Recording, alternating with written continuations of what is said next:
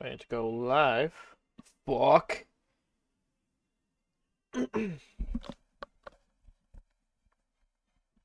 My ear itchy. Must scratch. There you go. Okay.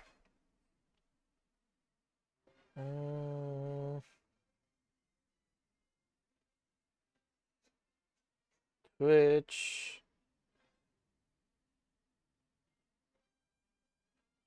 To live and we are good. We are good. All right. Put my phone on the side over here. Perfect. Hello there, stream, and hello there, YouTube. Today we're continuing playing Ace Attorney Investigations, and whatchamacallit, might finish this one. I'm not too sure how long everything is, I should say. I'm like kind of doing a quick glimpse of it right now. I want to say it's a good 3 hours, but if not, it's okay to go for like 4. Because I do kind of want to finish this up. But if we do get to finish early, maybe some raincoat, since I didn't stream yesterday. Because, your boy just had to do an update on it. Or not an update, what was it really, per se? It was, had like an issue. Oh, I got a corrupt file. Hey, don't mod your Switch if you don't want corrupt files to constantly keep happening. It happens a lot, trust me on that. But it's my personal issue. I decided to mod my Switch. This is what I get for it. But yeah, today we're continuing the final turnabout, which is not what the name is called, actually. What's it called again? I completely forgot the name of this. The Grand Turnabout, that's what it is. Okay. Yeah, but let's switch right to the game. Alright. Continue where we last left off. The Grand Turnabout. Middle part 1, yep.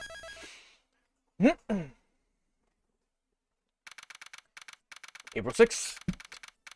Fuck my hair. There you go. April 6th, 2:52 p.m. Outside Grand Tower Temporary Film Lab.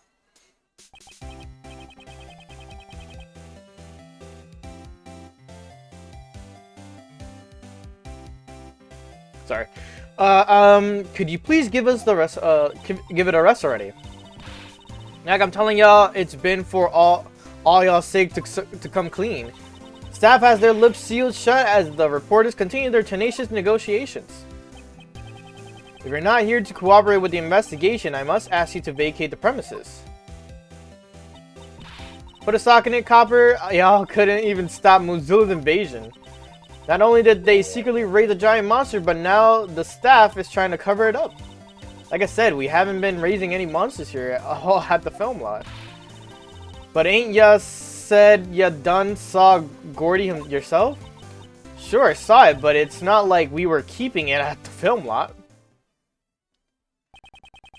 Fucking Lotta. Mind if we butt in? Ah, hell yeah. Ah, Miss Edgeworth. And John Doe. Oh, y'all come here to search for the monster too. We're searching for a criminal, not a monster. Langji says. Sorry, I somehow go into this weird voice for him. The darkness inside the criminal's heart can be likened to a monster. Well, when it comes to killing people, criminals aren't much different from monsters. Agent Lang, this is a problem. I can't let outsiders enter the crime scene.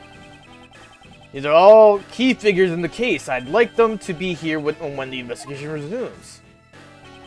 Agent Lang, regarding what you said about resuming the investigation, where do you intend to start? We'll start by revealing the case. Oh, good little recap actually from last week. Today, the body of President Hung was found here at the film lot. The president's whereabouts from 2 nights ago are still unknown. Seems he snuck out from under the eyes of his bodyguards and ventured outside. And that night was the last time he was seen alive. It was when he met with Judge Courtney on the roof on the Grand Tower. So, why did you meet with the president? That I cannot say. You can't tell us even under suspicion of murder. Can't say, why not? Miss Courtney, if you don't say anything, you'll only be more suspicious. Ha, she must have a reason to clam up. Think you're somehow involved in the president's assassination. The president's body was only discovered today.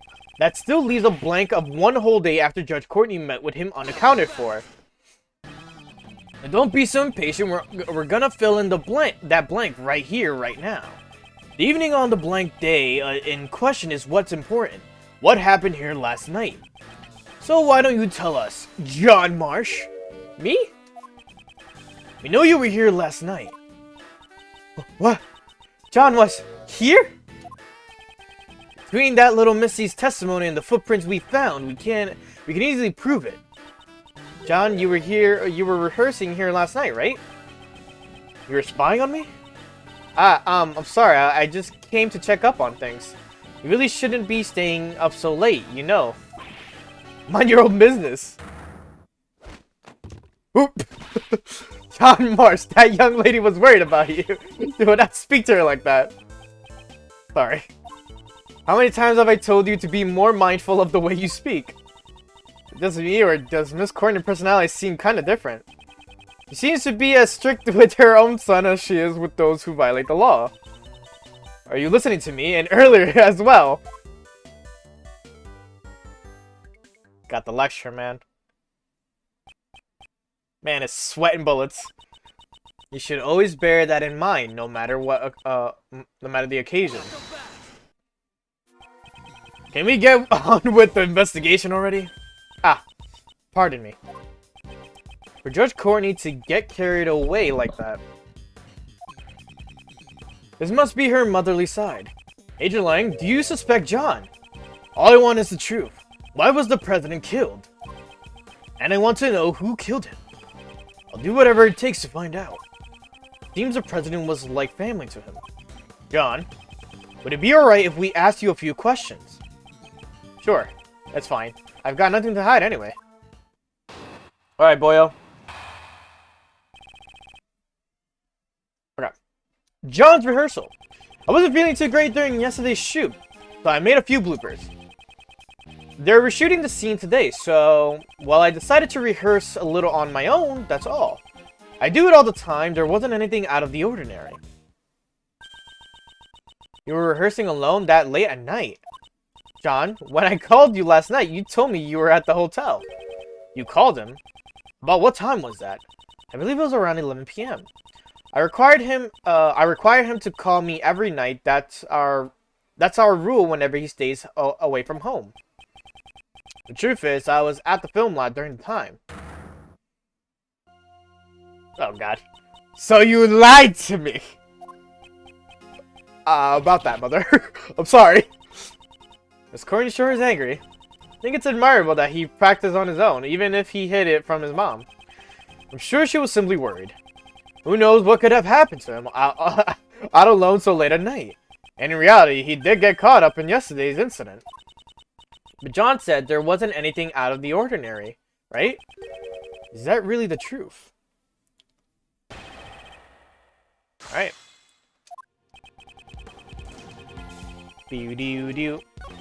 2, 3, 4.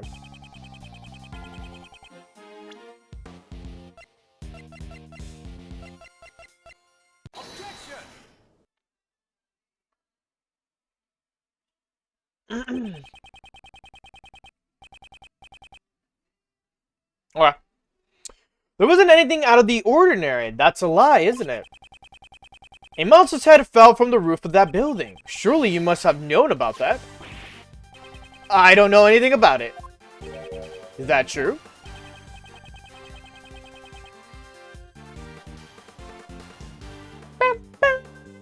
I told you I just practiced a bit and then I went back.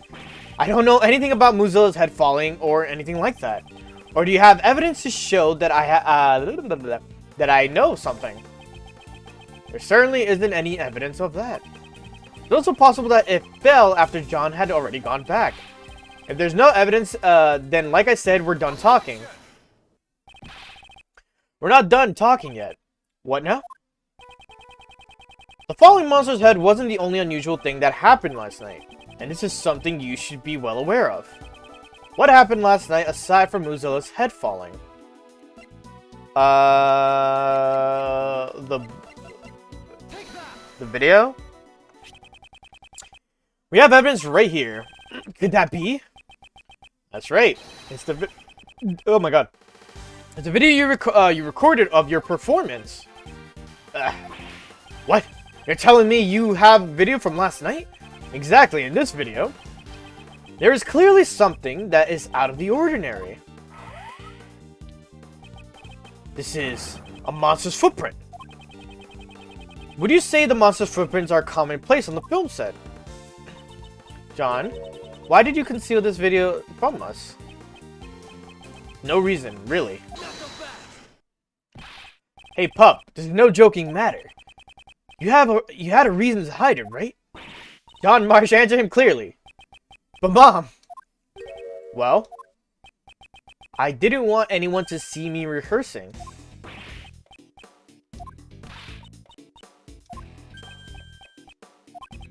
In other words, you're embarrassed about others seeing you practice. Yeah. Got a problem with that? You're saying that's why you hid the evidence. John! Beep! Quit nagging me. You've already busted me. What more do you want? Yeah, the footprints were there, but I just practiced and headed home. How come you're so calm after finding those footprints? It's a monster, you know, a real live monster. I thought it was just a part of the set. Besides, there's lots of other weird stuff around here too. Suspicious Chief, this kid's really... Can we just get Lotta and Nicole out of here? Like, please? They're adding to this more than they need to. Right, the smell of a scoop stinks to high heaven. Shut up, we're done talking. Wait up. Agent Lang. It's as I thought. Thank you, Mr. Prosecutor. This video backs up my logic. Huh? Is there something in the video that's related to the case? Yeah. Took a good hard look at the monster costume in the top left. It's Mozilla's costume. The Mozilla costume. Try comparing it with the one over there right now. Looks like it's just hanging from, hanging there limply though. And the zipper on its back is zipped up tightly. Zipper on its back. Oh, it's open. What the discrepancy is. Yeah, the difference is plain to see. In the video, the zipper is clearly open. That's right. Someone was inside. What? Mr. Powers, is the costume zipper usually... It's always zipped up tightly when it's not in use. Mr. Prosecutor, do you remember? My logic from before. 2 nights ago, Courtney pushed the president off the roof and killed him. Afterwards, she snuck into the film lot to hide the body. And here? Wouldn't it be easy to hide a body in a costume or behind all this equipment? And all she had to do last night was retrieve the body. You're saying the body was hidden inside the costume? Yeah, that's right. Judge Courtney. 2 nights ago, you pushed the president off the roof of the tower. You then hid the body inside the monster's costume. I didn't know such thing. Say what you want, but you're the only one who could have done it. That should have already been proven impossible. The film lot was locked at the time. Judge Courtney could not have entered this place. And what if there was an accomplice? What? I'll tell you my reasoning, so listen up. Alright. Mother and son theory. When the president was pushed off the roof, John was waiting at the film lot. If John was an accomplice, the problem with the locks would be resolved. The two of them then hid the president's body inside that monster costume over there. You think this crime had such an elaborate plan? To take the life of a nation's president. An elaborate plan is to be expected, don't you think? John would never take part in such a crime. You're the one being suspected. Your words don't carry much weight. I wouldn't think those two had sufficient motive for something like this, though. Well, maybe they had a motive that we didn't know about.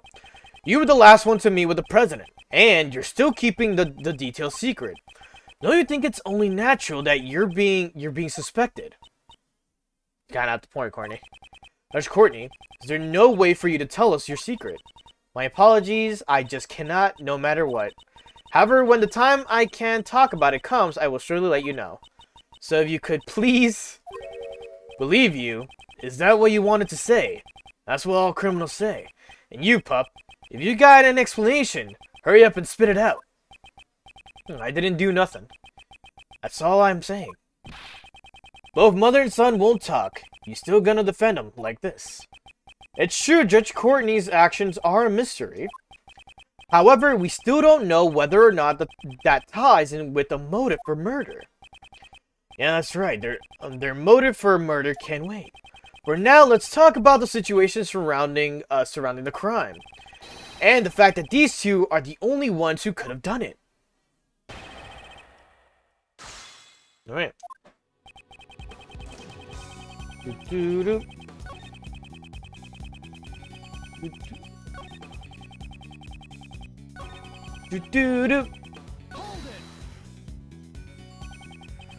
In the video, we cannot see the inside of the costume, so can you really say for certain that the body was placed inside?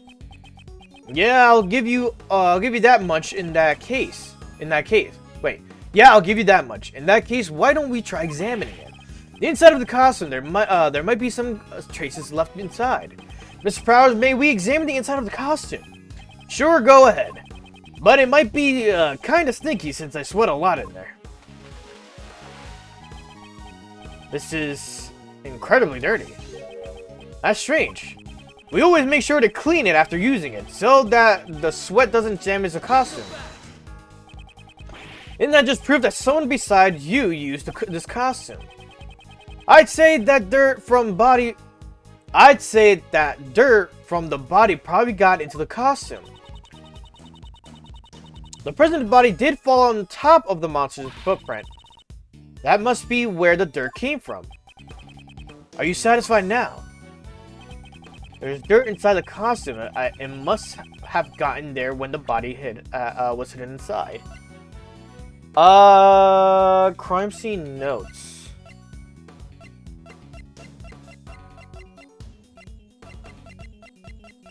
Oh, here you go.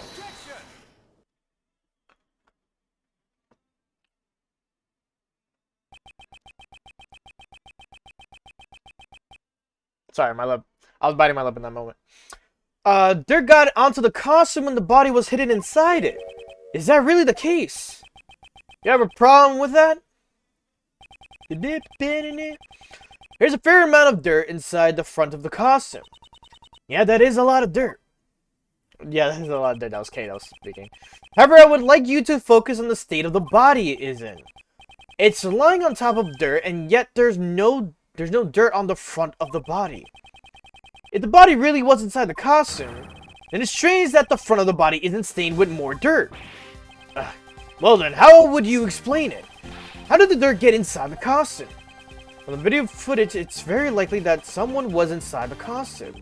But just who could it have been? Where have I seen this? What's the matter, Kay? I just feel like I remember seeing something like that looked like this dirt somewhere before. But where was it? There was these bits of gray fragments mixed in with the dirt. Gray fragments. There does seem to be something other than normal dirt mixed into it. Something must have gotten stuck to it, and lots of it might I might add. Something got stuck to it. This may merit a closer look. Where did we see dirt that looks like what's stuck on the inside of the costume?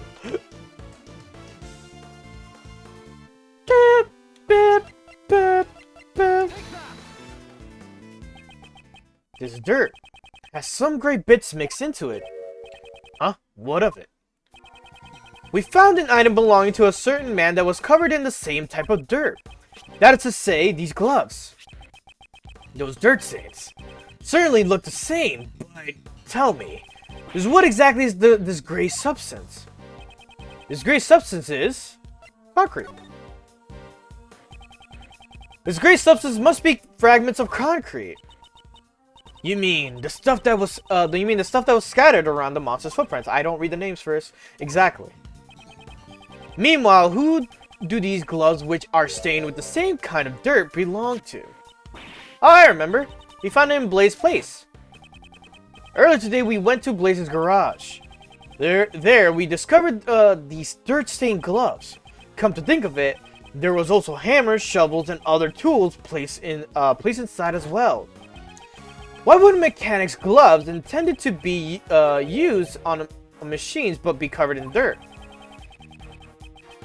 If he broke the concrete with the hammer and then dug into the soil with the shovel, then it's only natural for dirt like that to get on the gloves. Then maybe... Yes, the true nature of the monster's footprints has been made clear. It's possible that these footprints were dug up by Blaze the Best himself. It's possible. It's possible, you say? Please do enlighten me. Then I honestly have no clue why on earth would he do something like that.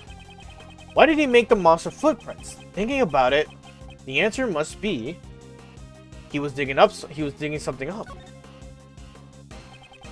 It's possible he was digging something up. It probably went something like this. Last night at the spot, there was something that Blaze needed to dig up. For that reason, he broke the lock on the back door and sneaked into the film lot. Using the hammer and shovel, he set to work.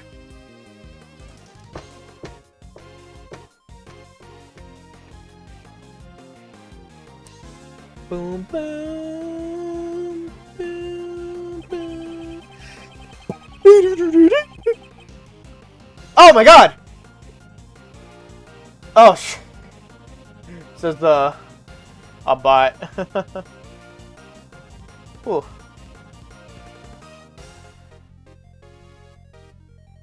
I looked at my chat. I got scared because I just saw a big message. He put his items he dug up into his bag, but before he could fill it into the holes, that's when John came to the picture. Exactly. Blaze panicked and had no choice but to hide himself in the Mozilla costume nearby. Think you would do so much from just a pair of dirty stained gloves. However, all of this is merely a possibility. There's still no proof that he was the one who was hiding inside the costume. For all we know, he might have left the scene once he finished digging. On the contrary, such proof does exist and can be seen in the video. When the video was recorded, Blaze was definitely inside the film lot. What? No, I can't blame Agent Lang for not noticing. The difference between the current film lot is that bag or box of things that he has there, the one in John's video, along with the state of Blaze's garage. It's all too clear that Blaze was still here. What proves that Blaze was still at the film lot when this video was recorded? That item in the back. The duffel bag, that's what it is. This bag placed near the costume. There was an identical one inside Blaze's garage. First, the dirt on the gloves, and now the bag. It seems there is a connection. Fucking hell yeah. And that's my proof. Blaze was inside the costume. Ergo, the president's body could not have been hidden inside it. Ayah. The guy is supposed to be like from a Chinese country. No. Yes. Maybe? No, not country. Wait, no, yeah, country, right? Or is it like a part of China? It's weird. I don't know how do you really state it? Because United States has states, and you can say that, right? But like, I don't know what other jurisdictions are for China. Japan is another one that I can think of. Like, yeah. It seems I was able to refute Agent Lang's reasoning. Someone needs to go investigate Blaze's house right away, pal. We need to know what was inside that duffel bag. Yes, sir. Hold it.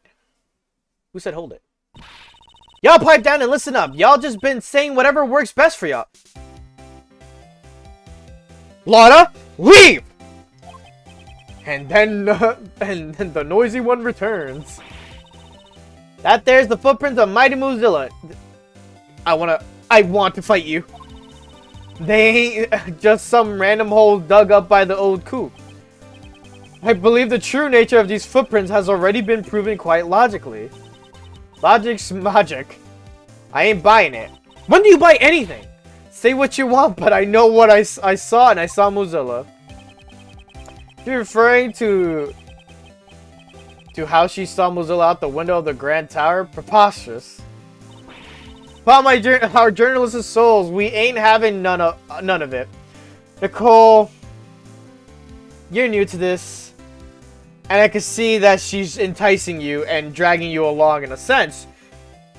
You're naive, so I'm giving you the pass, but Lana knows better! That statement is an insult to journalists everywhere. Oh, that's right. There's more to the monsters than just those footprints. I remember hearing that Sunny over there was seen with the monster earlier. I reckon that gal over there said she witnessed it herself. When these two are together, all meaningful talk grinds to a halt. If we only knew just what the monster really was, I think those two would quiet down. Mr. Edward, isn't there anything you could do? A monster's true identity. We don't have much choice. Let's see what we can do. Isn't there something y'all ain't telling us about that monster? Nicole, ask him. Ask him right now.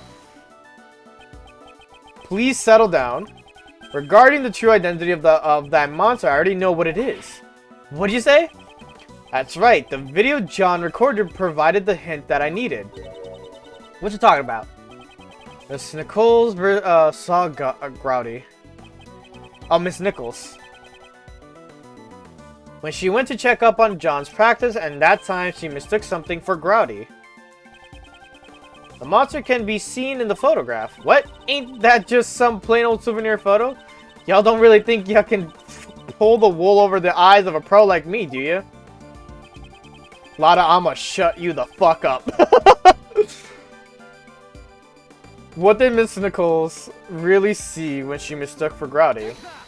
The camera.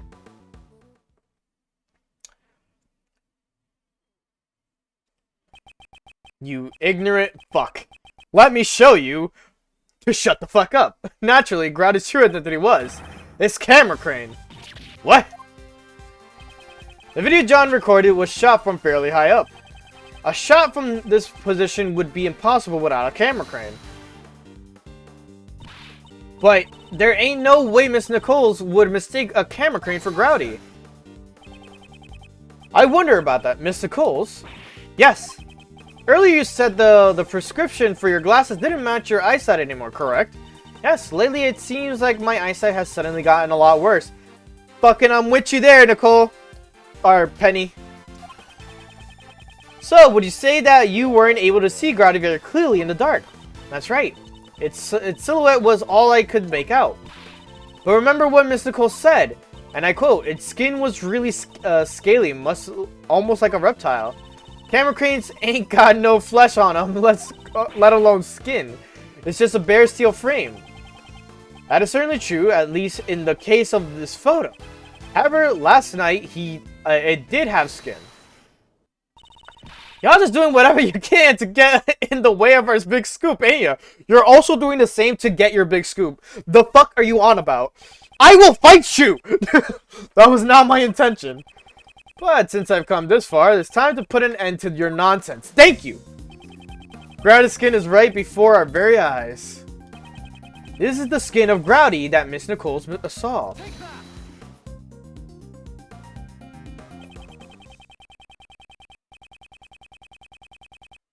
Alright, may you shut the fuck up? As Miss Nicole stated in her testimony earlier, it looks like it was going to rain last night. Well, it never actually rained. John still covered the camera crane with a rainproof sheet, which to Miss Nicole's looked like a monster skin. What?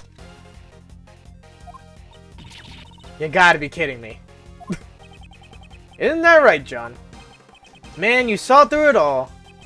Not bad, old man. Unfortunately, the gravity that Miss Nicole saw was nothing more than an illusion. Not again. Looks like my dream was shriveled up and died once again. And by gravity of all things. Now can the two of you shut the fuck up? Please. We are trying to solve a murder. Seems like things have finally settled down.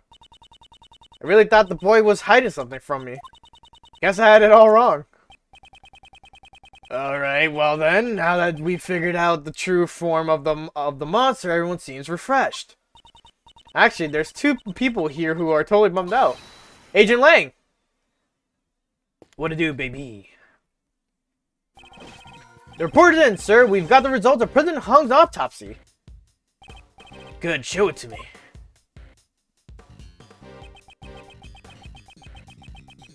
What the fuck? Contusions? Contortions? Contusions? I don't know how to pronounce this word. Contusions and bone fractures found across the body, resulting from tremendous pressure. So, this was the cause of death. In other words, he was crushed to death. I thought as much. Yeah, the fucking head fell on him.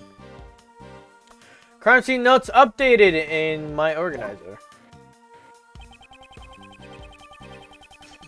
The yellow stain on his chest is currently under investigation, but it seems that gunpowder residue was found on his right hand. Sunflower residue?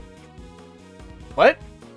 I didn't know the president was into gardening. No, gunpowder residue. How the fuck did you hear sunflower? What? Face of the pit and left behind when the gun is fired. Fucking Edward just like, he's talking about it, like he's looking at like Lang for a minute, and then when he's like repeating it to her, like, no, gunpowder residue. He's looking at Lang and then straight up just looks like Kay, like, what? Since it has been found on his right hand, it's probably the president's fired a gun. But we didn't find any guns when we investigated this area. Unexplained gunpowder residue. I'll have to look over the autopsy report later. Now then, Agent Lang, it seems we have our answer. The president did not die from falling off the roof of the Grand Tower. Rather, he died from being crushed under Mozilla's head. I can't deny it. Looks like your logic was right after all. This means the suspicion surrounding Miss Courtney should be cleared up, right? Yes, not only the cause of death, but the time of death proves her innocence as well. Judge Courtney met with the president 2 nights ago. However, according to the autopsy report, the time of death was around 11 p.m. last night.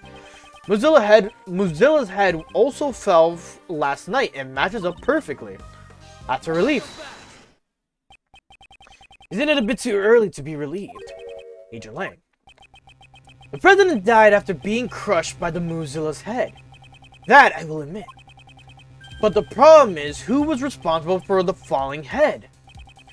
Mozilla's head fell last night, and last night, the one who was at the film lot was... What are you saying? Surely you are not implying... That's right. You killed him, didn't you? John Marsh? I know nothing of the sort. I'm innocent. That pup is hiding something. He was at the scene where the body was discovered last night. He also saw the footprints. And despite that, he still claims to know absolutely nothing about the incident. Isn't that a bit too Isn't that a bit too convenient? These footprint-shaped holes have not been proven to be related to the case. Just because he saw the holes doesn't necessarily mean that he's involved in the incident. You sure about that? Take a look at the pup's face. I'm not sweating, you're sweating. Shut up! He looks pretty shaken up to me. Looks like he hit the mark. But John doesn't want to talk about it.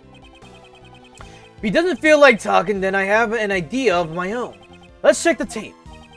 Agent Lang, what is your intention? The police have a device that lets you analyze the video footage up close and personal. Agent Lang, you would suspect John enough to go that far. As long as John's lips are sealed, this may be the only way for us to get closer to the truth.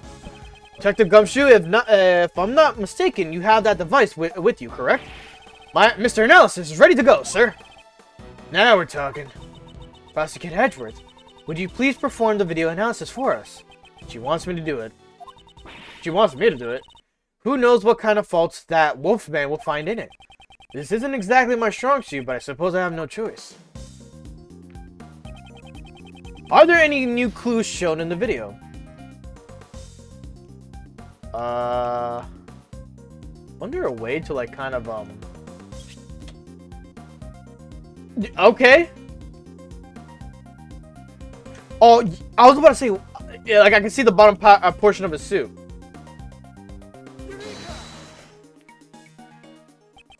This is... What's the matter? I want to see too.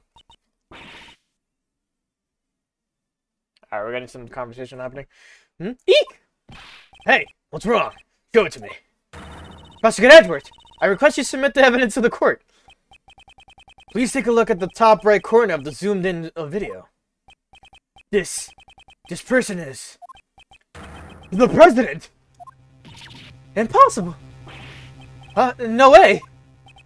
It seems we finally found it at last. The evidence that points to the true killer. This video places John at a major disadvantage. You're wrong! That's not right! I didn't know anything about this! That's not gonna cut it. It's clear that you and the victim were together at the same place where his body was later found. John Marsh, there's no doubt you killed the president. No, this can't be. Why would you... John, please, don't tell me. Did you really kill the president? Mr. Edgeworth, is this really decisive evidence? Mr. Prosecutor, looks like even you can't object to this. That pup said he didn't know anything, right? And yet, the president's right here in the video. John, what are you hiding? John, please tell us the truth. The truth is, it's all my fault. John Marsh, what did you do? Mozilla's head falling was all my fault.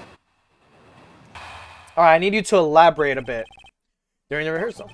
While I was setting up their equipment on the roof, I used the heater. After that, I went down to practice, but I forgot to turn it off.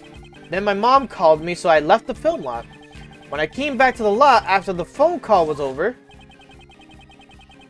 Mozilla's head that was on the roof had fallen, and right next to it was the president lying dead on the ground. How can that be? I see. There were indeed traces that something had caught fire on the rooftop. It was just a small fire, so I was able to put it out by myself. So, the president's death was John's fault. But wouldn't that make this an accident, sir? And then, what did you do with the fallen head? I took it apart, brought the pieces up to the roof, and put it back together. So, you put out the fire and even put the fallen head back on the roof. Which means you were hiding evidence. You can't be having that, you naughty little pup. I didn't do it on purpose. I really did just forget to turn off the heater. When the legs broke, the stand would have tilted if Mozilla's head was on top of the stand. It would have fallen off, so the head fell down because of the fire. Yes, and if that's the case, I also have a pretty good idea what caused the fire. There's a flammable can next to the heater. It seems someone is lacking in safety awareness. Was it really just an accident? If that's the truth, then what was the president doing here? I don't know. There was no one else around when I was there. You expect him to believe that? The president wouldn't have just come to a place like this without a reason, you know? Indeed, the president's reason for coming here is still a huge mystery. 2 nights ago, he met with Judge Courtney on the roof of the Grand Tower. And last night, he was here at the film lot. Did he meet with John? I'll have to listen to John's testimony very carefully. during the rehearsal. Alright. 2, 3, 4, 5, 6.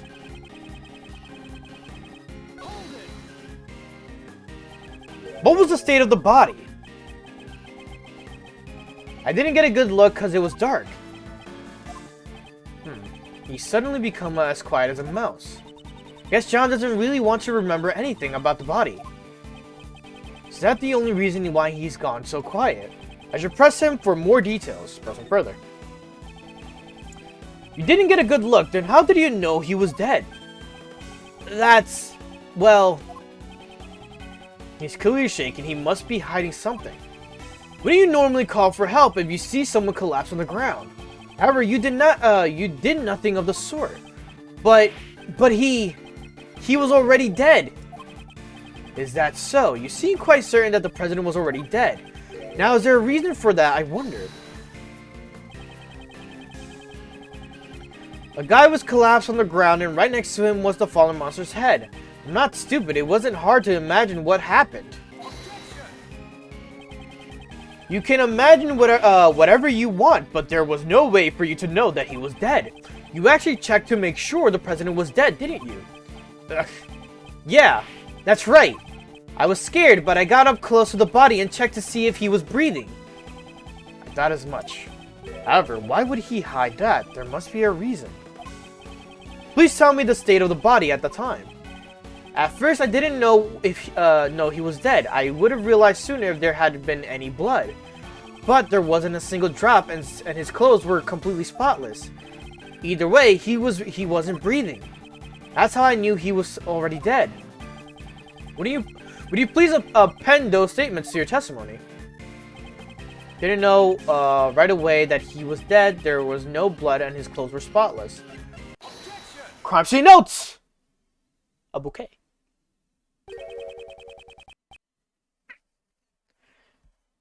About my eye. Okay. His clothes were spotless. Yeah, that's right. You got a problem with it, old man? John, it is painfully obvious that you are desperately trying to hide something from it.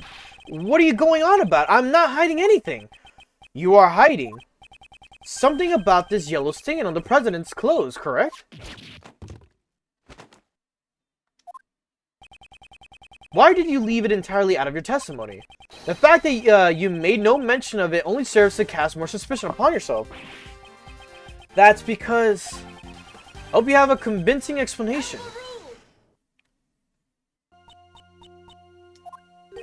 Judge Corney?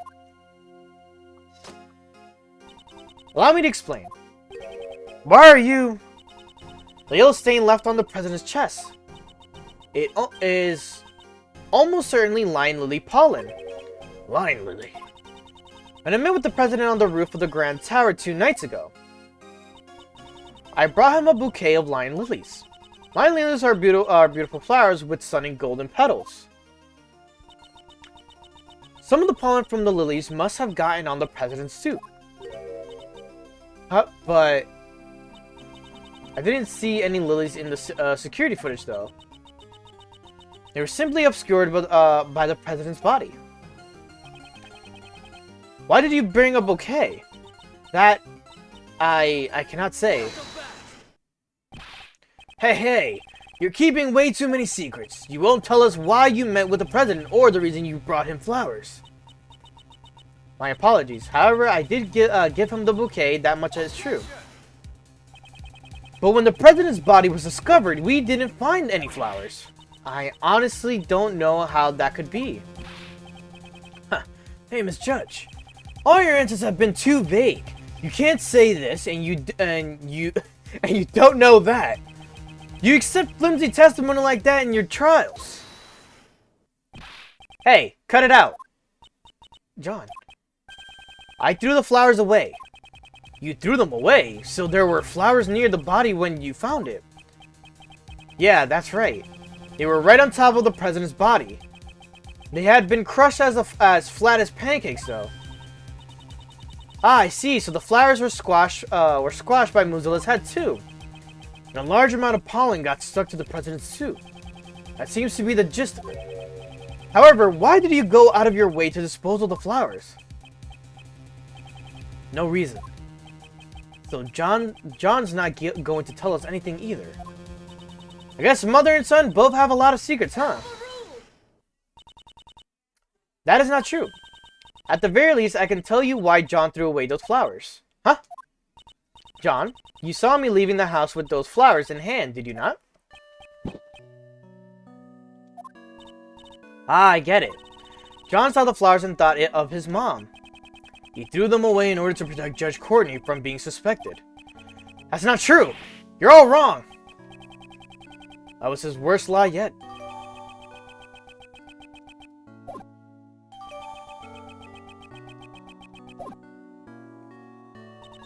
I often decorate our house with those flowers. The bouquet must have reminded him of me. So the pup just happens to find the flowers from his mother's bouquet on top of the body. That's why he threw them away and kept silent about the body. Ha! That's a tidy little story if I've ever heard one. And what's wrong with that? I suppose you prefer untidy, messy stories, Agent Lang? Don't tell me if you've forgotten already, Missy. The pup confessed that he caused the monster's head to fall last night. Oh, that's true.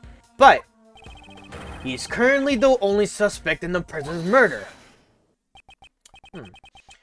It is true that there are many reasons to suspect John. However, there is someone other than John who is far more suspicious. What do you say? John himself was kidnapped by the very person not too long ago. We rescued him from a refrigerated warehouse near the harbor, pal. A refrigerated warehouse. That's right, pal. The refrigeration wasn't turned on, so he wasn't about to freeze to death. But if he hadn't yelled out for help, we would have never found him. Once the sleeping drugs wore off, he was finally able to call out for help. Sleeping drugs. Huh. If I recall correctly, when you were kidnapped... That's right. There was a bottle lying on the floor of the refrigerated warehouse. I think it was the same thing that was used on me not too long ago. The Sleepy ZZZ stuff. It's super powerful. Wow. Fucking I need that to sleep, bro. How about it, Agent Lang? John is clearly a victim. There's a mastermind at work behind the scenes of this case. I don't know anything about this so-called mastermind. You say they were here last night. I still don't know for sure yet. Ha! It's not like you to be so vague, Mr. Prosecutor. Indeed, I still don't have any evidence that ties the mastermind to this murder. Okay. Is there someone else? Is there anyone besides John who had the opportunity to murder the president?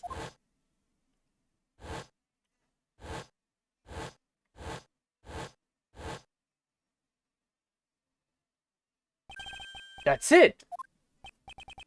As I thought, in the end, the pup is our only suspect.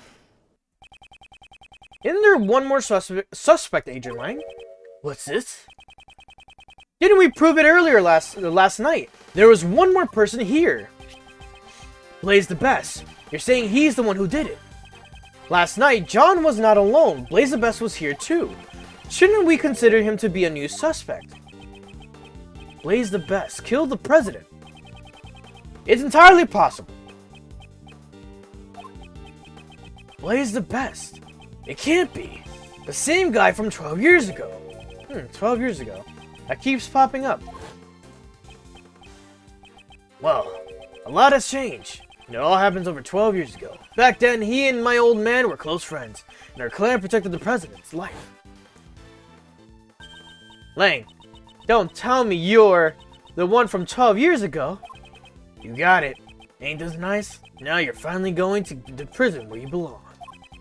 12 years is a long time coming for a suspended sentence, don't you agree? Agent Lang, what happened 12 years ago? Nothing that concerns you. On the contrary, it might just have some sort of connection with this case. Huh. And I suppose you have some proof, Mr. Prosecutor. Show me evidence that there's a connection between this case and the one 12 years ago. Evidence, you say? If you don't have any evidence, then there's no point in talking about it. Is there any evidence that connects this case with what happened 12 years ago? Letter of the unknown. Letter from unknown. The letter was sent to Joe Crane, who was murdered 2 days ago. Although the sender is currently unknown. Here it is written as follows. Please get revenge for 12 years ago.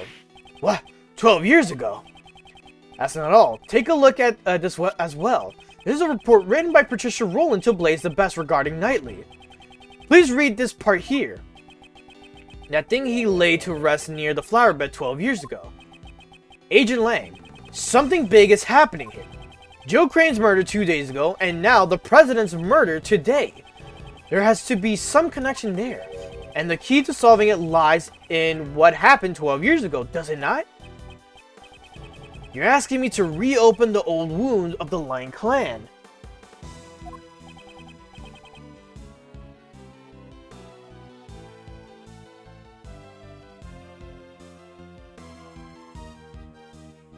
There you go. I'm like, sorry, I was trying to resize something right here on my left screen. Alright. Agent Lang, I beg of you.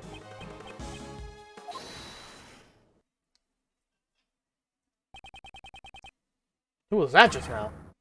Shifu! You guys, what are you all doing here? We followed you here, Shifu. We heard that Shifu was investigating the incident from 12 years ago. You idiots! I'm not your boss anymore. Get back to your own posts. Sir, we can't do that. What do you say? Are you disobeying my order? Shifu, we also beg of you. Reinvestigate the SS-5 incident from 12 years ago. None of us could ever forget that case. We know you feel the same way, Shifu. Agent Lang, even your former subordinates desire to reinvestigate the case. You think you could solve the mysteries of that case? Perhaps I can, with your help. I got it. I accept your invitation. Shifu, Shifu, Shifu. Shifu, Shifu, Shifu.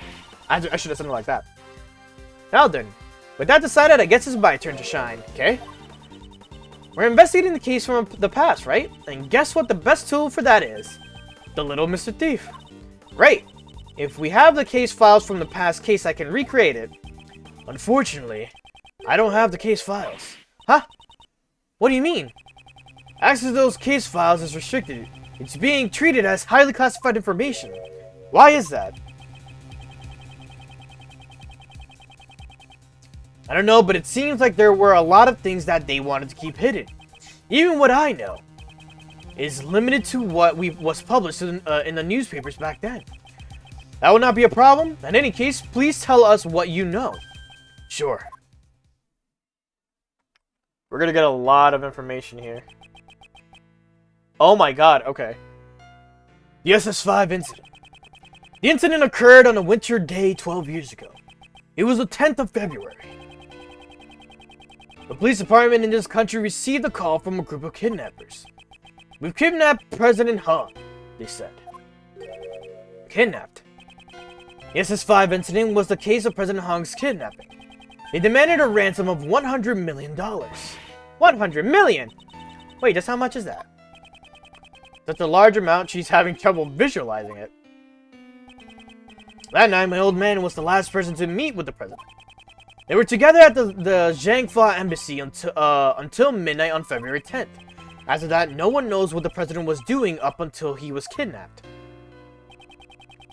With the president's life at stake, the Zhangfa government frantically gathered the money. After that, the ransom was delivered and the president was returned safe and sound. So, President Hung has been the president since 12 years ago. That's really amazing. Well, being in office for so long is just a small part of how amazing that man is. Lang seems a bit happy when he said that. And what happened to the kidnappers? Well, a top-secret covert investigation was carried out, then a secret trial was held. A trial? Does that mean the suspect was caught? The suspect was Patricia Rowland. Then, the reason you came to the prison a few days ago... Yeah, I was put on extended leave for a interview, but I decided to go back to investigate what happened 12 years ago. First, I have to get a look at the face of my target. So the trial 12 years ago ended with a not guilty verdict. Yeah. Back then, my old man was in charge of every aspect of the president's security. He took responsibility for the kidnapping and was relieved of his post as bodyguard. But he continued to investigate as a regular police officer until he finally found the culprit. And it was none other than Patricia Rowland. There was no way she could be innocent. However, the result was not guilty verdict. In the end, the case went unsolved. Crushed in both body and soul, my old man resigned from the police. What was the basis for arresting Patricia Rowland? There was a lot of evidence, at least that's what I think. But I can't see those documents for myself. So that's where my story ends. What should we do? With only this much information, even the little thief would have a hard time producing a recreation. Is there really nothing we can do? Looks like you could use some help. Who's that? Hey! Let's fucking just get the whole crowd in here. Francisca. And Mr. Shields, too. We finished up with the trial and finally managed to catch up with you guys. Here, take this. This is... Ah, it's the case files for the SS5 incident, sir. How luck just shines upon us. Roland mentioned 12 years ago during the trial, it caught my interest. I looked into it immediately and got in touch with Interpol. I expected no less from you, Francisca. Don't get the wrong idea, Miles Edgeworth. I didn't prepare these documents for you, the former prosecutor. I did it for the sake of the investigator taking up the case his father left behind. Sis, but I thought information on the SS5 incident was restricted to the public. The restriction was placed by the prosecutor in charge of that case, Blaze the Best. Blaze the Best was the prosecutor in charge. Him. However, as a result of the trial just now, Blaze's authority has been revoked. It's all thanks to his son, Sebastian. By bringing down his father, the door to the past case has been opened. Prosecutor the Best is currently wrapping things up in Patricia Rowland's trial. He told me to relay this message to you. Leave Pops and his cohorts to me. You guys just take care of this the case on your end. He's been quite reliable, right before our very eyes. Truly. Alrighty then. This is perfect. Now that we have the files, just leave the recreation to me. Indeed. Well then, let us begin. According to these documents, it appears that the incident took place right in front of the Tower Plaza. Then let's head to the plaza right away.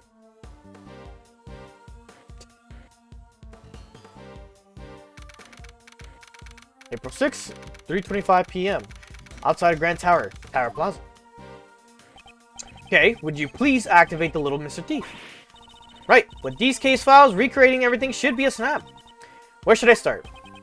Where indeed, according to these documents, it seems there was a witness to the kidnapping of the president, a freelance journalist by the name of Jack Cameron.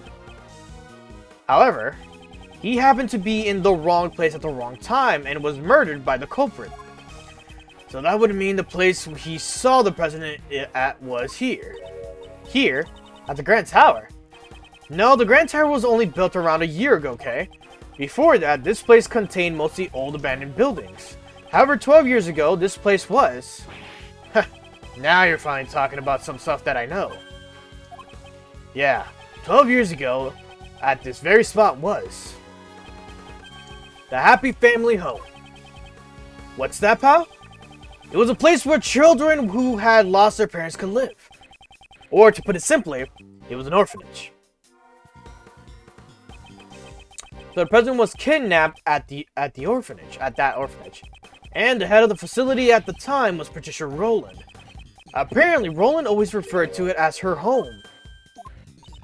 It seems that suspicion would naturally fall upon her. Patricia Rowland, Blaze the Best, and President Hung. The darkness that remains from SS5 incident still casts a shadow on the present case. Okay, I'd like you to input the investigation data from Jack Cameron's murder case. We can probably assume that he was killed by one of the kidnappers. So we solve the murder case, we'll know who the kidnappers were, right? Precisely. I'm counting on you.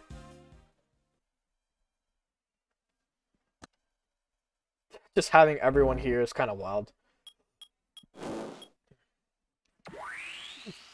A little smile. Alright. Here we are in the past. Look. What the heck is this? Everything's green. I've come to expect such reactions. It is a recreation of the grounds of the facility that stood here 12 years ago, based on the documents from the police investigation. I recreated the scene to show that it looked like when police are... I recreated the scene to show what it looked like when police arrived at 7 AM the next day. It appears a fair amount of snow had piled up here. Yeah, I heard that the footprints in the snow were prime pieces of evidence. The snow fell during the day on the...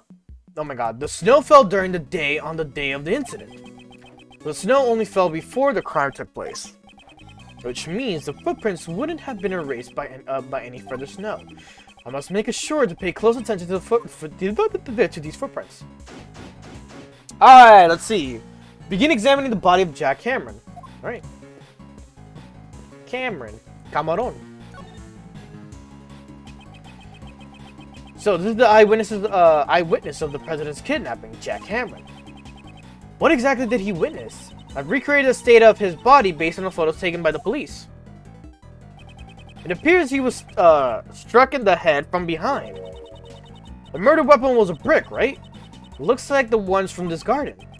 The blood that flows from his head is splattered all over the surroundings. Here, take this. It's Mr. Cameron's autopsy report. Perfect. I won't rest until I've inspected every suspicious looking nook and cranny. Alright, let's see what we got here. Examine the body. Jack Cameron was a freelance journalist. He was killed because he witnessed the president's kidnapping. The blood really stands out in the recreation. It's giving me the heebie-jeebies. Even in the original photo, it looks brutal enough. A lot of blood was spilled. The back of his head is covered in blood. That must be where all the blood spilled from. According to the autopsy report, he was struck in the back of the head with a brick. Hey, I'm just curious about something real quick. 58. I have concerns, but we'll come to those concerns in a minute. If it gets revealed as a premise, we'll come to this conclusion. According to the autopsy report, he was struck in the back of the head with a brick. Indeed, it's likely that the killer approached Mr. Cameron from behind. Is the victim holding something in his right hand? That's also written in the case files. It seems he was holding onto a button. A button? Did he tear it off the culprit's clothes?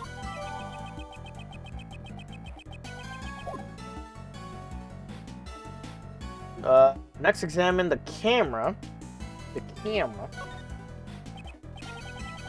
The victim was carrying a camera. Oh, according to the case files, it seems he only managed to take a single photo. Here it is. God damn! Isn't that the president? He's being held at gunpoint. This must be the scene the victim witnessed. So the person in the coat must be the kidnapper. Indeed, it seems like some sort of disguise. If the logic of Agent Lang's father is correct, then this person should be Patricia Rowland. But why is there only one photo? Perhaps he was killed before he could take any more.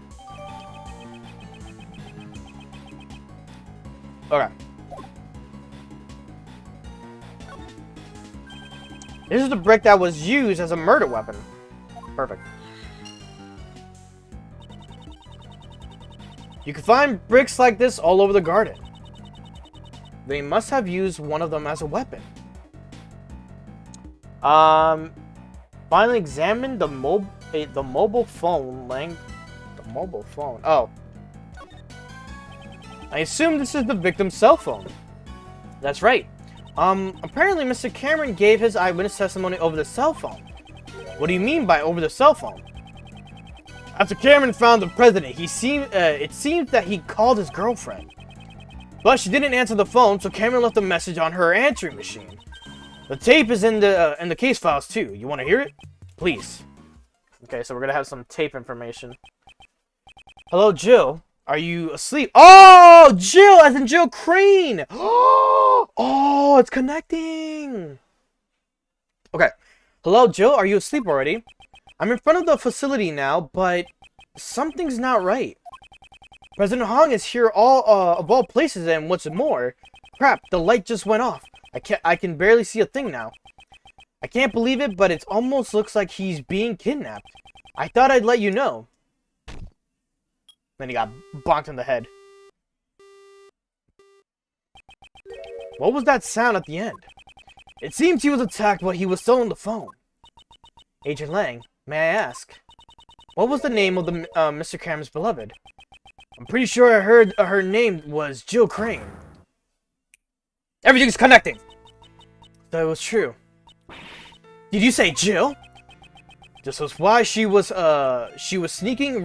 This is why she was seeking revenge for 12 long years. The feelings and the items Miss Crane inherited from her beloved brought her to the auction. She had come to exact revenge on the conductor Blaze. But Miss Crane tried to get revenge on Blaze, right? She may have wanted to get revenge on him for covering up the kidnapping case. Or perhaps she thought Blaze himself was the kidnapper. There's a lot of shit going on. Alright, I think we're good with this whole section now. So, Cameron's testimony is noted in the organizer. Wait, huh? Oh, this was added. Okay. Examine the flower bed to the left of the body. Okay. A flower bed. According to the data, this facility had 3 gardens. And each of these gardens contained 3 flower beds.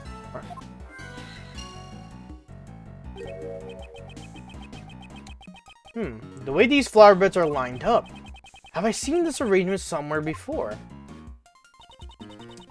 Since it was during the winter... Bleh. Since it was during the winter, there were no flowers in bloom. What a shame. What's that yellow flower? Huh?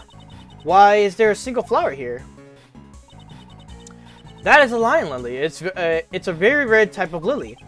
Did you say lion lily? That's the flower Miss Courtney gave to the president.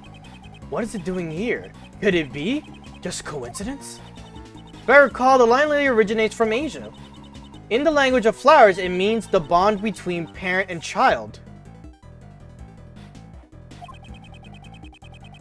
It's starting to connect.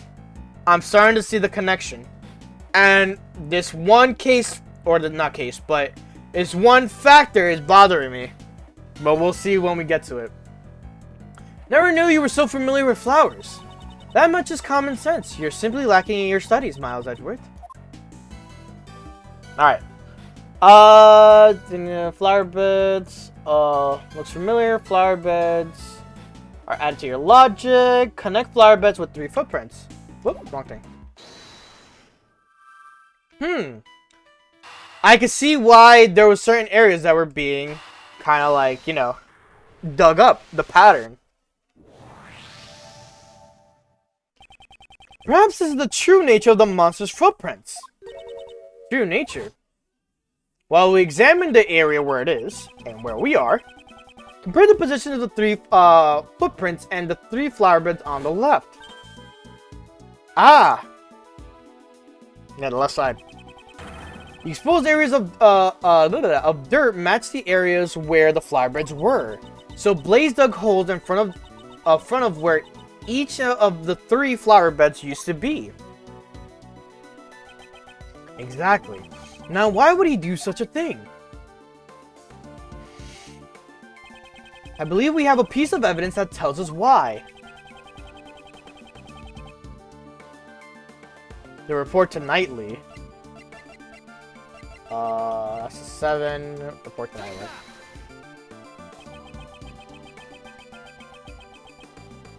A report from Patricia Rowland to Blaze the Best. It said that something was laid to rest in front of the flower bed. So Blaze was following Miss Rowland's instructions to dig up. Hold up, I gotta clean my nose a bit.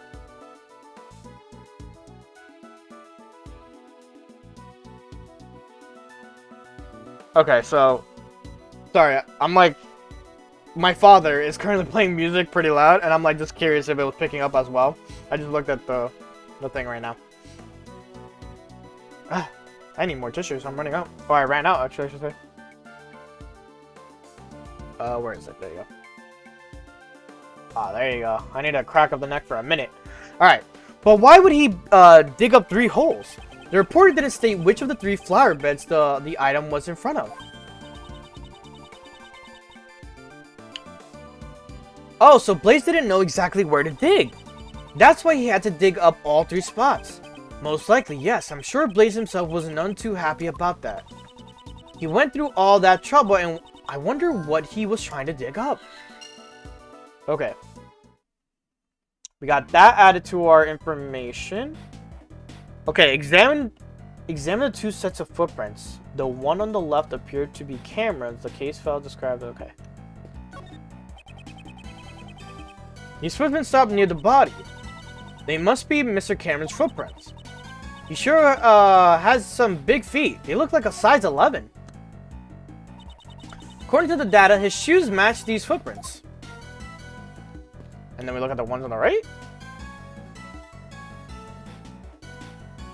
Oh, talk to Lang. Okay. Hey, guess what I didn't do? 3 flower beds in snow. Agent Lang, what's the matter? Something strange. I wasn't able to read the SS5 incident's case files until now. Since Blaze had all access to that information restricted. Yeah, that's right. And yet I feel like I've seen this exact scene somewhere before. What do you mean? Where did I see this? If I could just remember. He looks deep in thought. I should leave him alone for a while. Hold up. I gotta look at the footprints. The footprints here seem to lead to and from the body. These footprints were believed to be the culprits. The shoe size is about a 7. That's fairly average. It seems we won't be able to tell what the culprit is from these footprints. Alright, now we can talk to him. Father and the President. After the SS5 incident, the President's completely changed. Well, he must have felt like his trust has been betrayed. I guess it's only natural. He cut off all ties with the Lang clan, putting an end to our deep bond of trust. My old man wanted to at least apologize in some way, so he tried to go see the President more times than I could count. Of course, the President refused to meet with him. He wouldn't even give him the time of day. I don't know if it was from the bodyguards, but there were times he'd come back all beaten up. But me standing around talking about the past doesn't do jack, does it? I should be the judge of that. For now, just keep telling us what you know. You're still as tactless as ever. Well, I figured you'd say as much.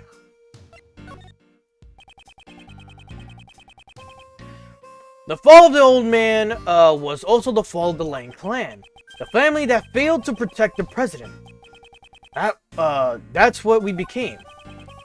My old man started to investigate the case like he was possessed.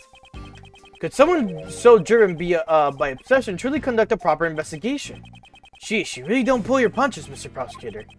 Don't think I blindly trusted in his investigation just because he's my old man. His investigation was meticulous. I don't fucking know how to say this word. Down to the last detail. Apparently, he even conducted a thorough interview with each and every kid at the orphanage. He interviewed every child. Wonder how fruitful his results were. Okay, so that's all you can do. It's a scene for now. As much as the key to recreate. Wait, huh? The information on the fire. Oh, wait, huh?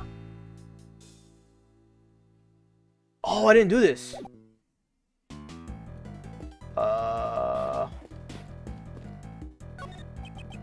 This pillar appears to be burnt. According to the files, it seems there was a fire on the evening of the incident. A fire? Let's see here. Huh.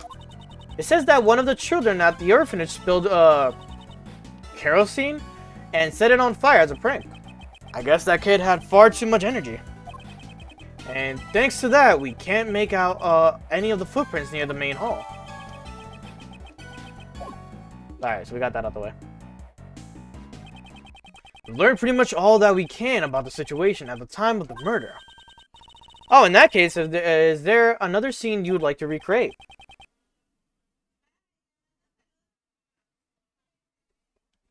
Yes, would you do the honors? I would like you to recreate the scene when the victim witnessed the president's kidnapping. Right, I'll recreate the scene based on Mr. Cameron's photo.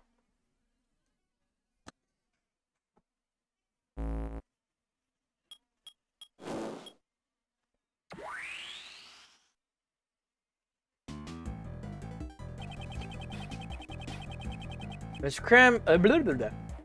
Cameron is standing in the middle of the flower beds. And the president and his kidnapper are standing on the road.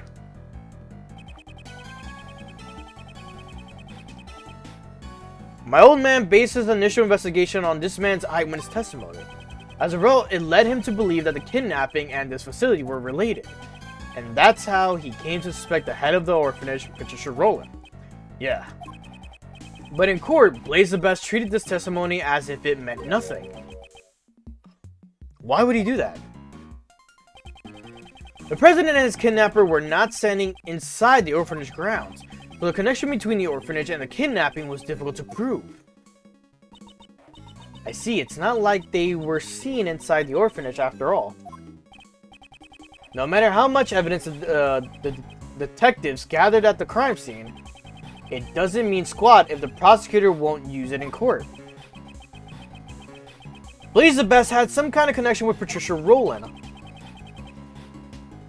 I figured they had some kind of deal going on. Hold up, I gotta clean my glasses because there's a smudge and it's been bothering me for a minute. Was Blaze the kidnapper? We'll find out.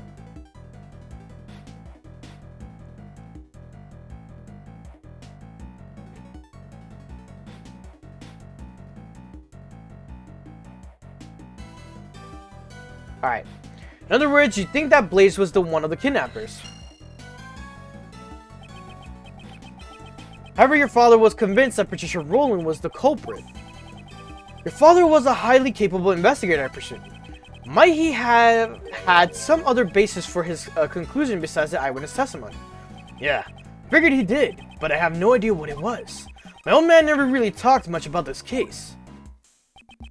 Agent Lang's father, Dai Long Lang, President Hung's most trusted confidant. The truth he discovered was suppressed by Blaze the Best. First, we must find that hidden truth. Danny wants me to connect. What did Blaze dig up? Oh, connect this with what did Blaze dig up? Okay, so what did Blaze dig up was Blaze the kidnapper.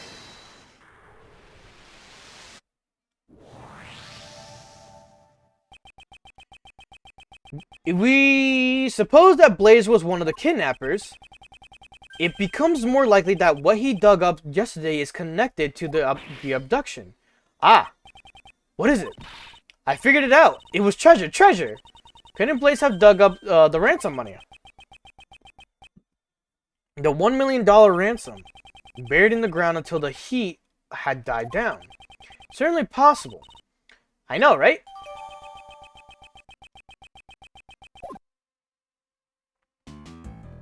Alright, now we gotta examine these. I won't rest until I've inspected every suspicious looking nook and cranny. Examine the snowman's head. About the snowman. When we created the scene where Mr. Cameron was killed, it had already melted. The scarf was all soggy and one of its its scarf was all soggy and one of its button eyes was missing. Indeed, at this stage, it appears that most of its original form was still intact. Though there's one spot that looks unnaturally lacking. Poor thing, I bet some naughty kid must have plucked it off.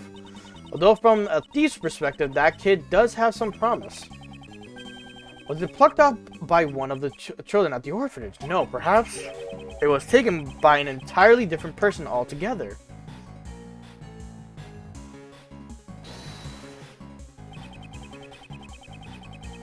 This spot someone connected to any of the evidence I hold. Yes, the bloody button! The snowman, wouldn't you say it's missing something? Ah, its right eye is missing. Precisely, and what's more than that missing eye happens to be in our possession. The button that Mr. Cameron was holding on to. It's got the exact same design as the snowman's left eye. We assume this button was indeed the snowman's eye. A huge contradiction arises. If this button is the snowman's eye, what contradiction arises in the location of the victim? Yeah.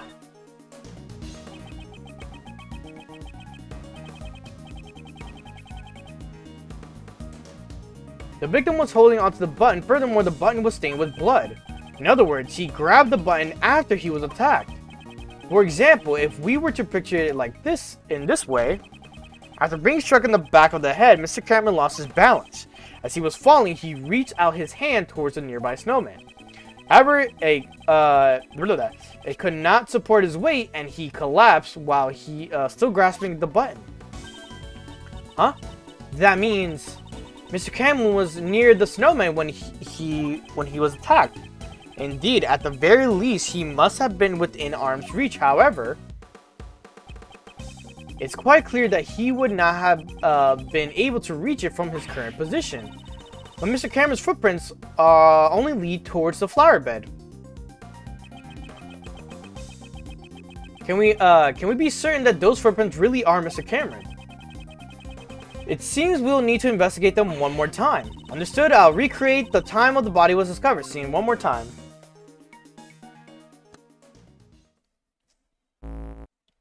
My nose has been like very itchy right now.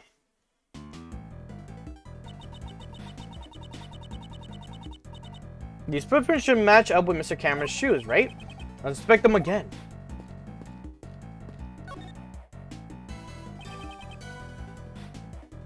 I won't rest it. Yeah. These shoes should match the footprints, however. These shoes, it seems like they were not the ones originally worn by the victim. What do you mean? If you look closely, you'll see the laces were tied up strangely. And the size doesn't seem to fit quite right either. They are false! That would mean these huge footprints leading up to the victim's feet were almost like made by someone other than the victim. So then the footprints leading to and from the victim's head must be Mr. Cameron's. No, not necessarily. They seem a little too small to be the victim's footprints. So none of the footprints are his. Then which way did Mr. Cameron walk from? It's quite simple. The victim did not walk here on his own accord, but rather he was carried here after he was murdered by the culprit. Excuse me, Jesus Christ. The question now becomes, where was he killed and carried from? Perhaps it was near the snowman after all. Okay, examine the area or not the snowman. Mr. Cameron's body was moved. If we consider the button he was holding onto, it's highly likely that he was killed near the snowman. I should take a closer look.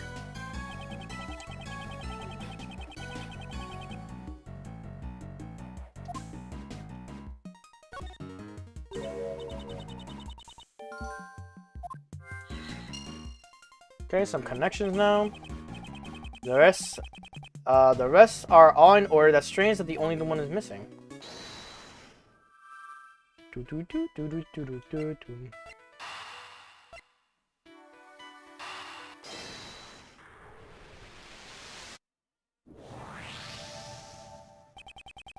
Perhaps the missing brick was the one used as the murder weapon. Ah, yeah, it seems to be just the right size to fit in the gap perfectly. Like these two.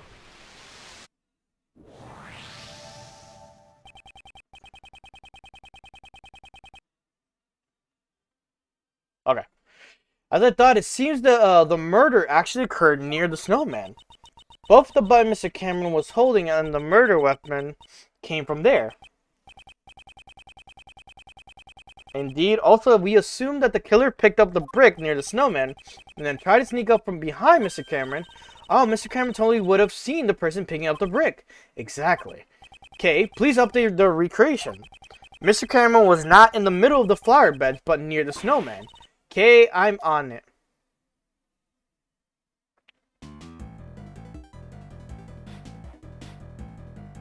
Examine the scene. No matter how you look at it, this is strange. All the people involved in the case are gathered in the same place. Did we make a mistake here or something? One piece of evidence this recreation is based on is odd. I have to choose which piece of evidence is fake. Which piece of evidence is likely the fake?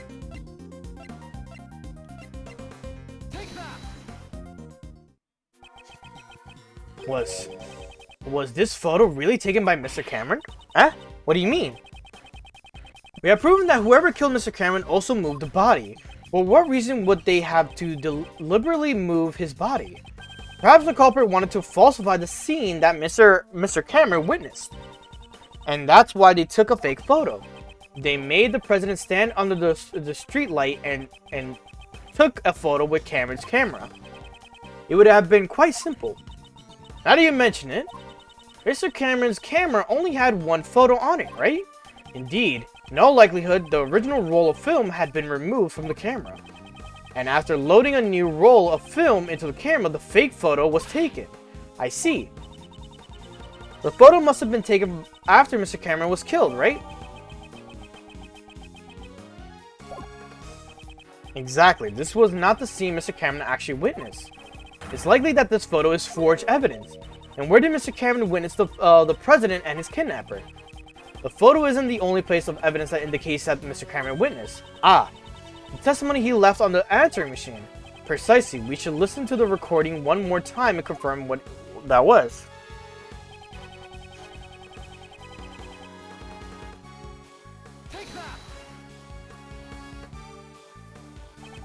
Mr. Cameron said this on the answering machine. The light just went off. I can barely see a thing now. There are only two places here where the lights are broken. The light by the orphanage. Okay, could you please update the recreation? Roger.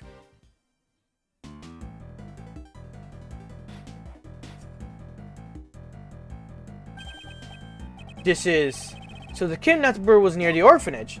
Indeed, with this, we've shown the connection between the orphanage and the kidnapping.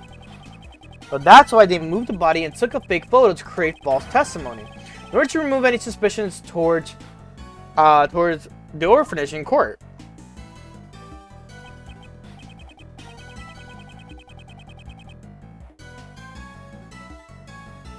With this, the state of the recreation has changed completely.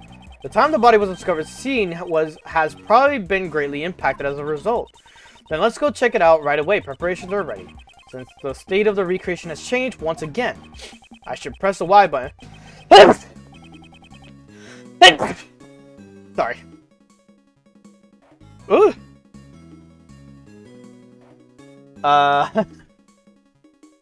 Where was I?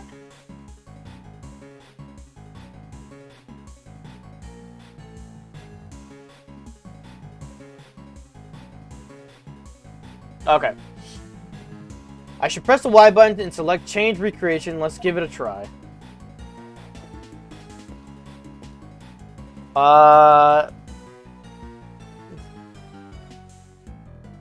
Choose Change Recreation. Yeah, what's up?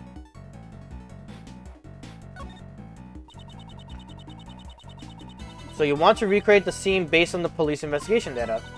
This is the time the body was discovered when the police were investigating the scene.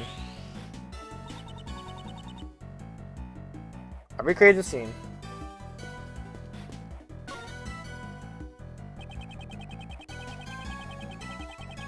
The area examined the blood stain.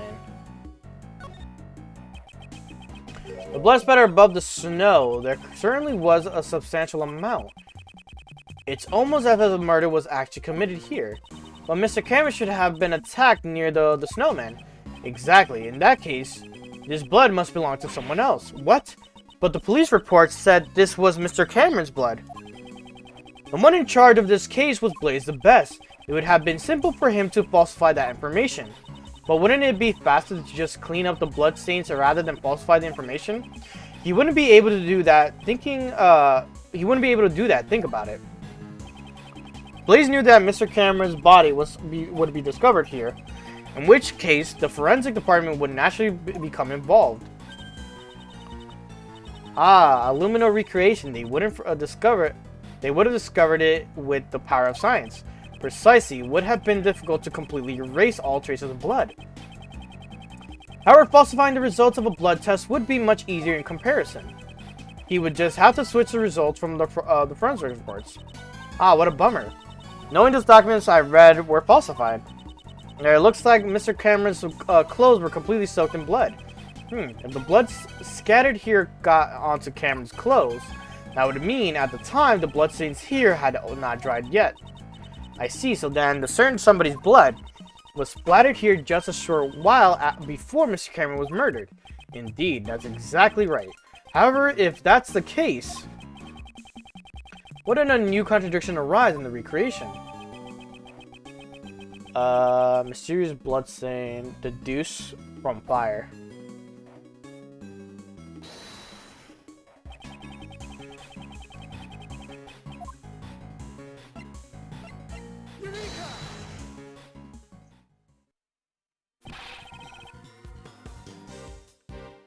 This is clear contradiction. Huh? You mean this bloodstain? Do you see how the bloodstain is broken up by the remains of the fire? This is proof that the fire occurred after the blood had scattered around the area. Huh? But I thought the fire occurred before the murder. It seems that information is suspect as well. If the fire had broken out after the murder, then the child who started the fire should have seen the body and the bloodstains. Why then did they not come forward as a witness? It's likely that would have been put. Oh my god, I'm like reading so terribly. Excuse me. It's likely that would have put Blaze at a great disadvantage. Give me a second here.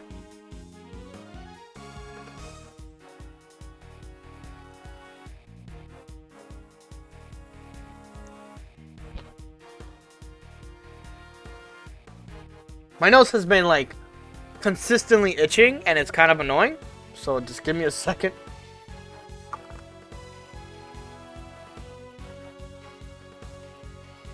Okay.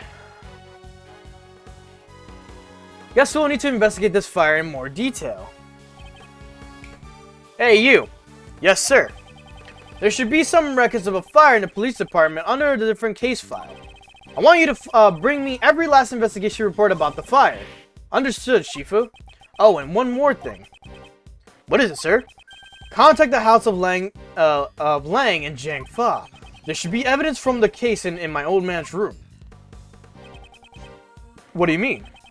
I just remembered. Why I recognize this scene. A long time ago, I saw a picture in my old man's room. It was a drawing resembling this scene. What did you say? However, I think it looked like something a child drew. A child. Then the artist may have been the culprit behind the fire. It should still be somewhere in my old man's room. Have them send it over here. Understood, sir. You guys got like express shipping? What the isn't Jiang Fa like somewhere the fuck else? Unless you mean there's an office here.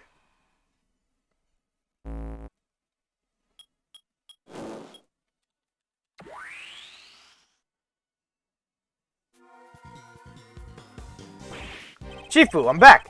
I brought the info on the fire the kid started and a photo of the drawing in your father's office. And also, oh, I've been waiting for this. Hurry up and hand him over. The information held by Agent Lang's father. It's exactly what I remember. This was the picture drawn by a child depicting the night of the incident.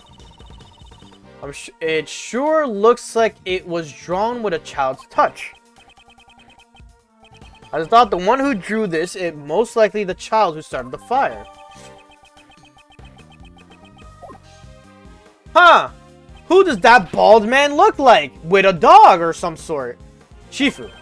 What now? Sorry, but it's gonna have to wait. Hey, Mr. Prosecutor. Why do you think my old man had this? Perhaps he obtained it during the course of his investigation into the incident. Although I don't know why he would have concealed it. Agent Lang, might I be able to see the details of the fire? Yeah, sure. Allow me to read it in post-haste. The boy who started the fire snuck out of bed on the night of the incident. Seems that this boy went missing several days later. What? Don't tell me that he witnessed something he shouldn't have. That's horrible. He was only a child after all. While I hate for that to be the case, we can't rule out the possibility entirely. Huh? Apparently the boy left some stuff behind at the orphanage and it was taken as evidence. What's this?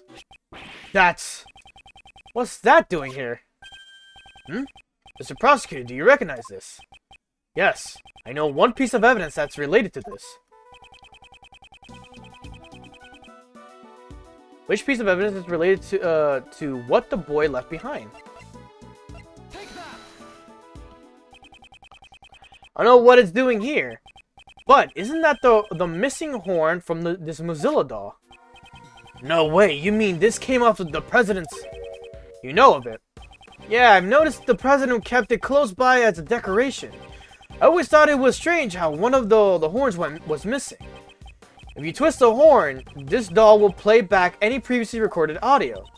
So we put the missing horn back in place, we might be able to hear a different recording. Indeed, it is possible the doll is currently on the 51st floor of the Grand Tower. Hey you heard that right? Yes sir, I'll be right back. We're gonna get more information. Oh boy, this is gonna be fun. Shifu, I got it, the mighty Mozilla doll. Well done, give it to the prosecutor over there.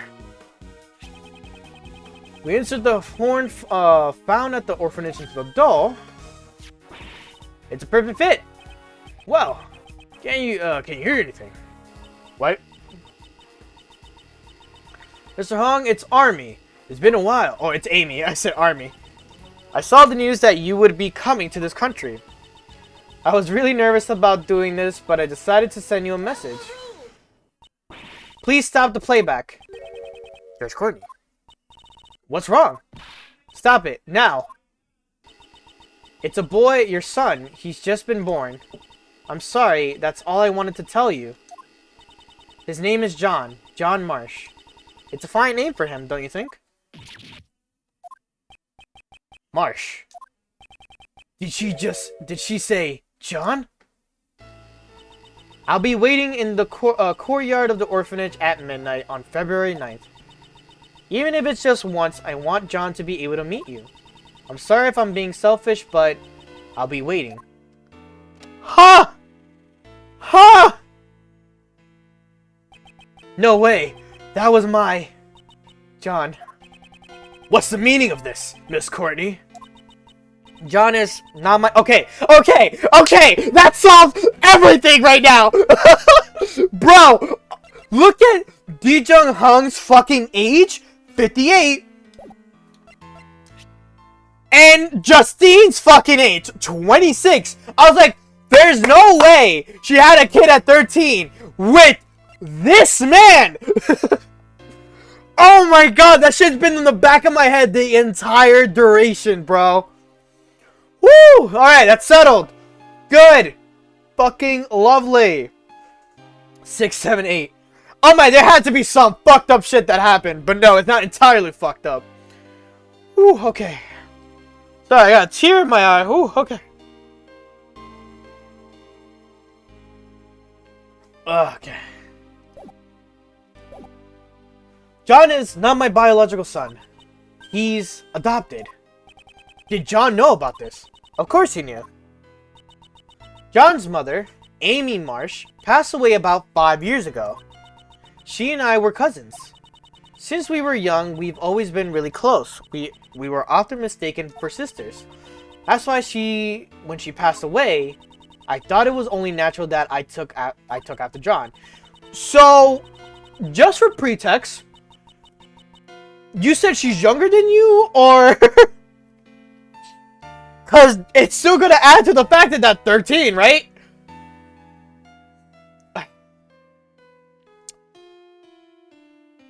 Everyone, kids, anyone under the age of 18, wrap your willy.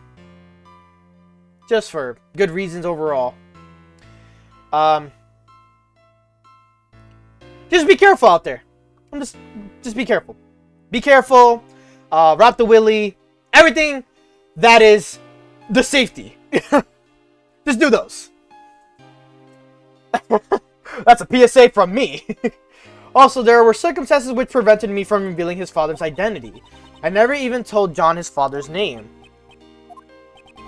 And now it's all been revealed thanks to the recording on that doll.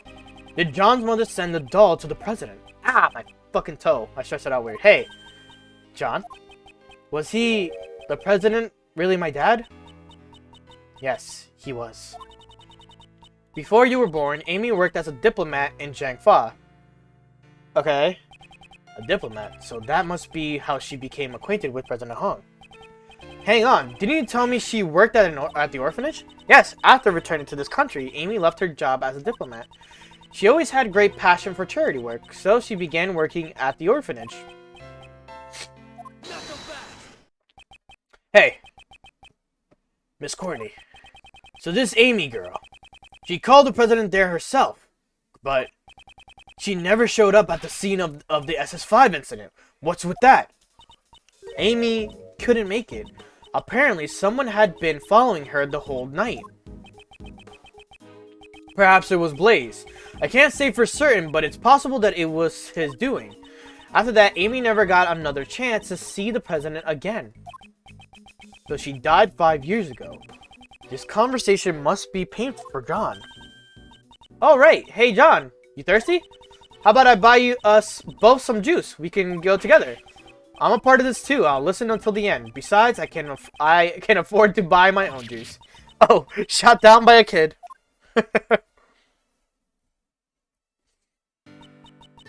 John, do you understand the reason I met with the president 2 days ago? A secret meeting from 2 nights ago. I wanted to tell him about Amy's death and that you were alive and well. But I see.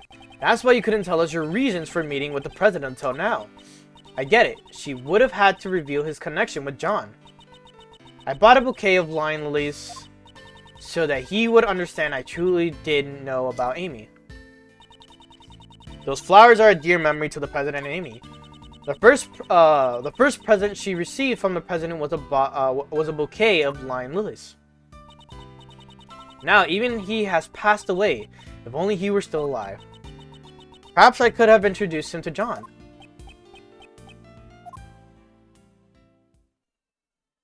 Something's bothering him. Shifu, I'm sorry to interrupt this atmosphere, but there's something I need to say. Oh, what is it now? Can't you just wait? Well, actually, there's one last item that's been delivered here from Jiangfa. I have here the president's will. What? The president's will? My old man received a great number of special medals from the president himself. As a token of his trust, the president left his will in the protection of the Lang clan. Those medals in that will, they were the pride of our clan, our family treasures, so to speak.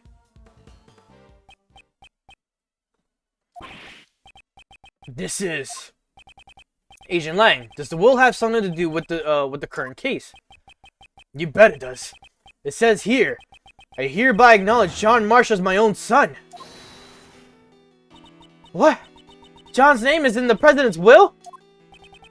Are you certain that will was written by the president? Yeah, he entrusted it to the Lang clan even before the SS5 incident took place. They have to appraise it back home, but by the name of the Lang clan, this is the real deal. Dai Junhong was the president of an entire nation. The existence of his son would have caused considerable controversy. However, he left behind a will just in case.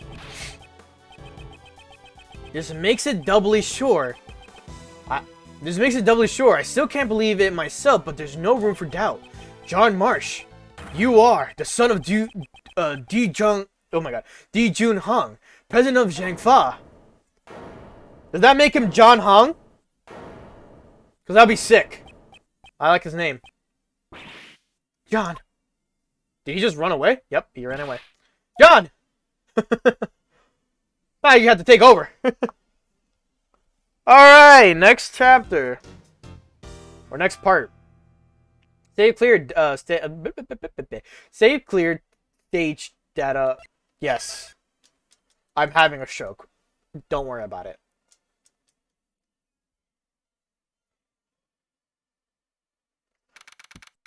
April 6th, 4:51 p.m. outside Grand Tower, temporary film lot. John. So that guy was my dad. He found out about his own birth so suddenly. And furthermore, his newfound father is no longer in this world. I'd always been searching for my dad. John, I get it, alright? He's the president. I know it's a complicated situation. But we even met face to face during the filming. So then why? Huh? Why didn't he tell me who he really was? I'm sorry, John. Mom, you don't need to apologize. No matter how you look at it, it's all my fault. Yesterday I broke my promise with you and I didn't even notice the fire on the roof. So I destroyed everything. I crushed it all. My dad, and those flowers that my mom carefully grew. John, please, for now, just don't think about anything. Just stay like this for a little while. Just for a little while, okay? The bond between a parent and child. That's the meaning behind Lion Lilies. I know it's not my style, but the flower is from Zhangfa. However, we have no means of protecting that bond. Agent Lang, allow me to say this. The case won't be solved by sentimentality alone. Therefore, shouldn't we do all that we can to solve it? Yeah, you're right. The recreation of the past has finished. Were your father's deductions correct?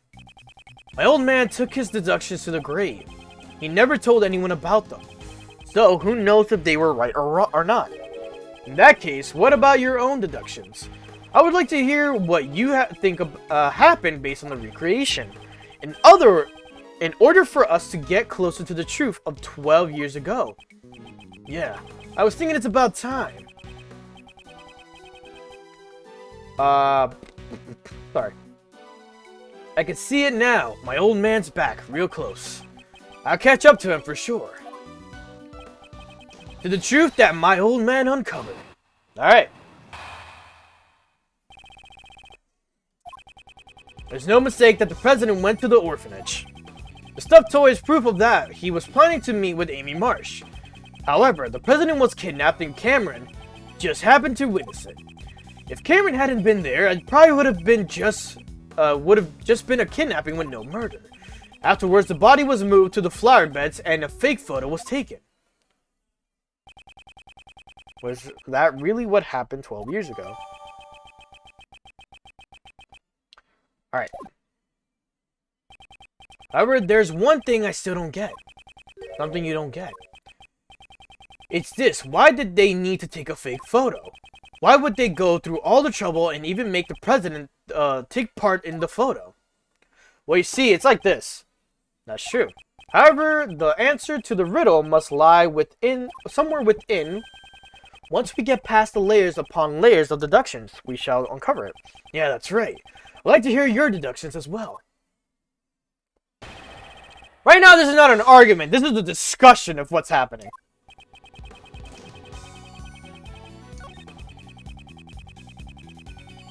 3,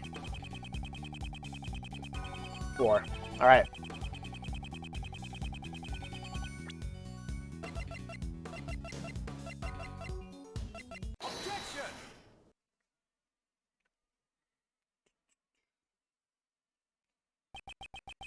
If the eyewitness Cameron had not been there, no murder would have taken place.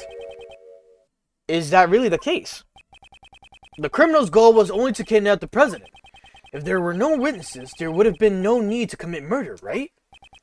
And what if Cameron wasn't the only one who was murdered? There was a large bloodstain near the flower beds. However, Cameron was murdered near the snowman, ergo, this bloodstain could not have belonged to Cameron. Someone else's blood was spilled in quite a vast amount at that. Hey, Mr. Prosecutor, do you have any idea what you're saying? I do. It's hard to believe. However, that is what the evidence indicates. On that night, 12 years ago, there were 2 murders. Are you saying that the other murder was covered up? Who? Just who the heck could have been killed? A murder that was cleverly concealed. All traces of it were erased, and the incident itself was completely deleted from the case files. However, there's one piece of evidence that still remains intact after 12 years. This piece of evidence shows that something happened that night. Bam! Bam! Bam! Bam! Alright, the other murder incident was buried in the dark by Blaze the Best. However, there is still one piece of evidence that remains. Agent Lang, it survived by your father's hands. My old man, you say. Please recall, there was one more thing that was hidden along with the traces of the murder. And that is the existence of the boy who caused the fire. Why did Blaze make the boy disappear? It's because he saw something that he wasn't supposed to see. Well, what was that thing he wasn't supposed to see? Everything is drawn in this picture. The drawing my old man had. The person drawn on the right is most likely the president. The Mozilla doll is also drawn near him. And the person standing opposite him is... I was about to say, where is he? Sir Hondogan! A man with a knife and a large black dog. He is none other than Sir Hondogan. What? The assassin? Why would an assassin appear before a president? The answer is clear. Indeed, what occurred that night on the orphanage grounds 12 years ago was not a kidnapping. It was a presidential assassination! Huh! Then, Miss Roland and Mr. Blaze were, yes, the 2 were likely partners in crime. One furnished the orphanage to use as the scene of the incident, and the other covered up the young boy's testimony. Likely that Mr. Cameron was murdered because he witnessed the assassination itself. After all, the kidnapping never actually happened. Stop messing around. You're saying that the president was assassinated 12 years ago. We just found his body today. He's been alive up until now. That's right, I mean, we met him ourselves.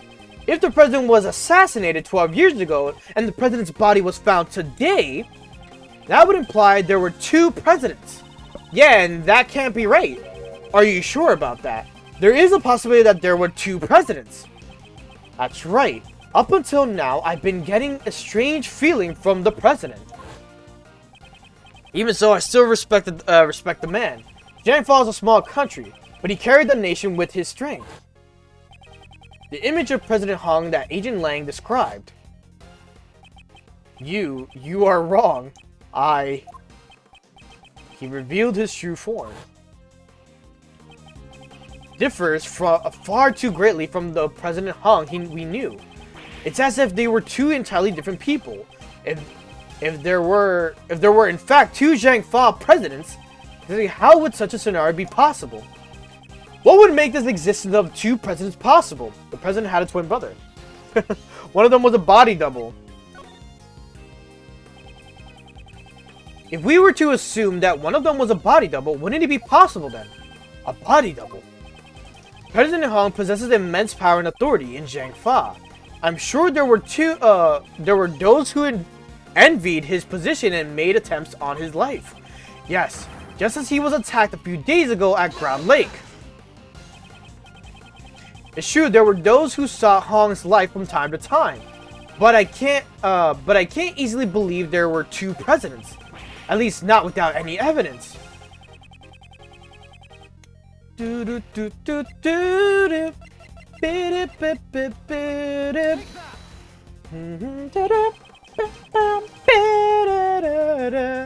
gonna miss the song a lot. Has Agent Lang not noticed this contradiction? Or has he noticed it but can't admit it? What is it, Mr. Prosecutor? Don't shout something out only to suddenly clam up. According to the recording on the doll, the president visited the orphanage at midnight. However, that should not have been possible. Huh? Why is that? Why? Because at the time, the president should have been at the embassy. He was together with Agent Lang's father. So, Agent Lang, you really didn't notice. He was in two places at the same time. Ergo, there must have been two presidents. Oh! Then which of the two was the real president on that day 12 years ago? Most likely the one who died. Who contracted Dogen to murder Hong? In order to learn that first, we must have a look at the evidence that we proved was false earlier. And the piece of evidence we know to be false is Cameron's photo.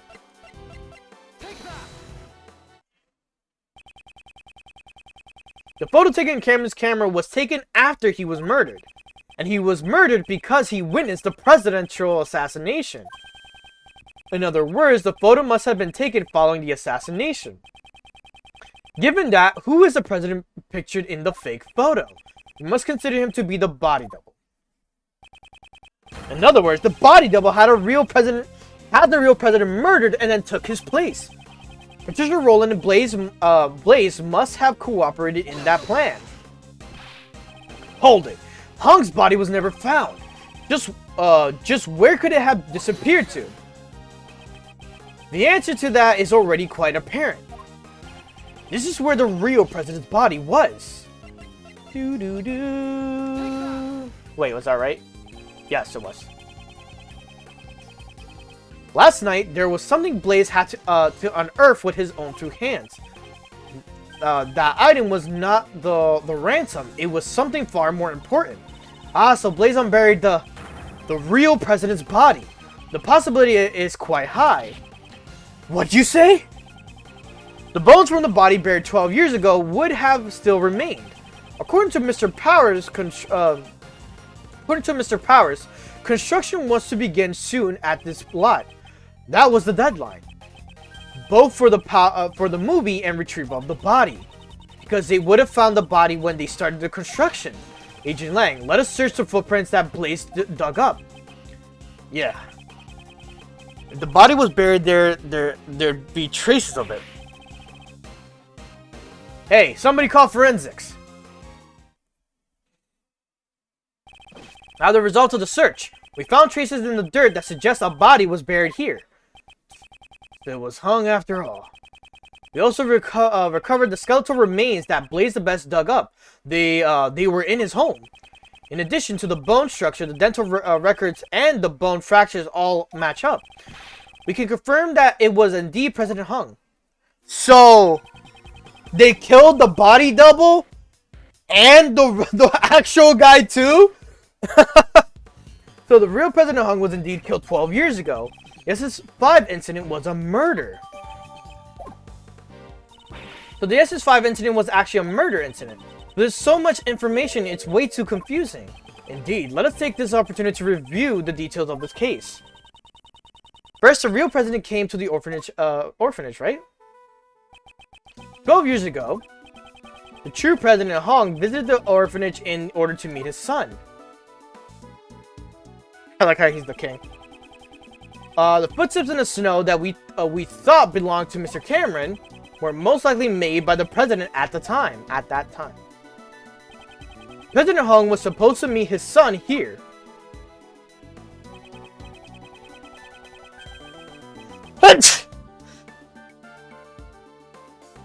There you go.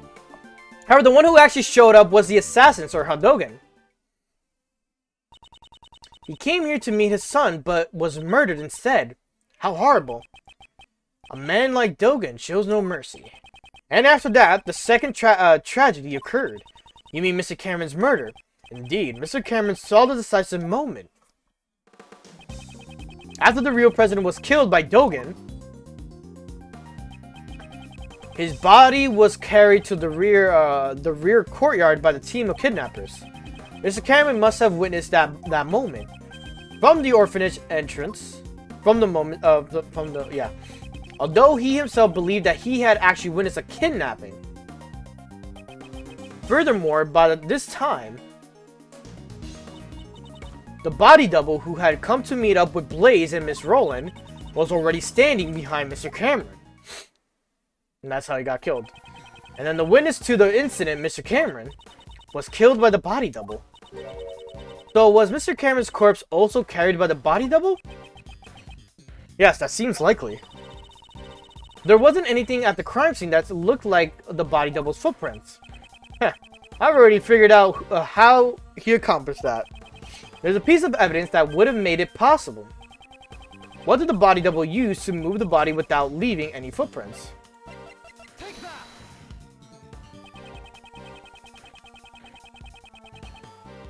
Oh my god, what the I just spoiled something for myself, but it's okay. This is almost certainly how the body double carried Mr. Cameron's corpse. After Mr. Cameron was killed, the president's body double carried him into the middle of the garden. I suspect the body double was wearing the same shoes as the real president at the time. He had made sure to step precisely on top of the footprints left by the real president. Since the shoes were the same, there would only be one set of footprints left behind in the snow. I think I've got a pretty good grasp of this SS5 incident now. But there's still one thing I don't get. What's that? Why did they need to stage the abduction? Because Mr. Cameron witnessed the incident. He saw the president at the orphanage.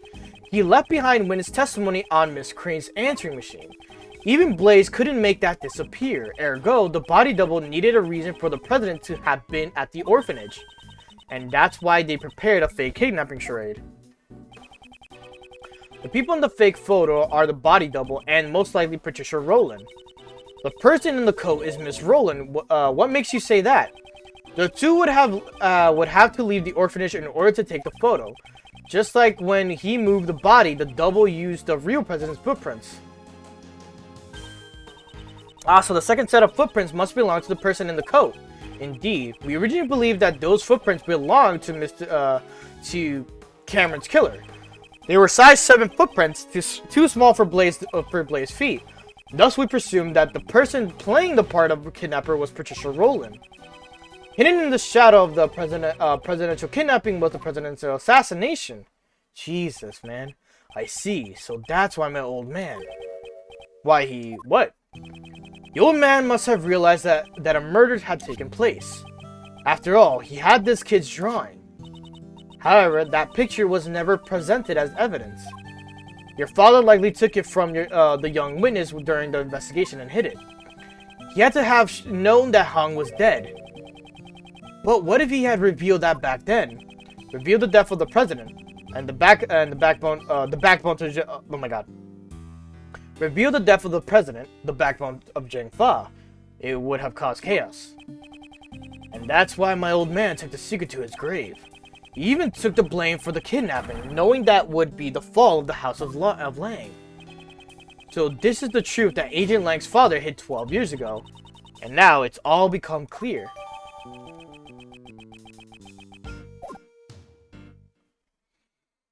Whew, boy, okay. Is that really the case? I wonder. Huh? What? Who's there? That bell. It's Sir Dogen.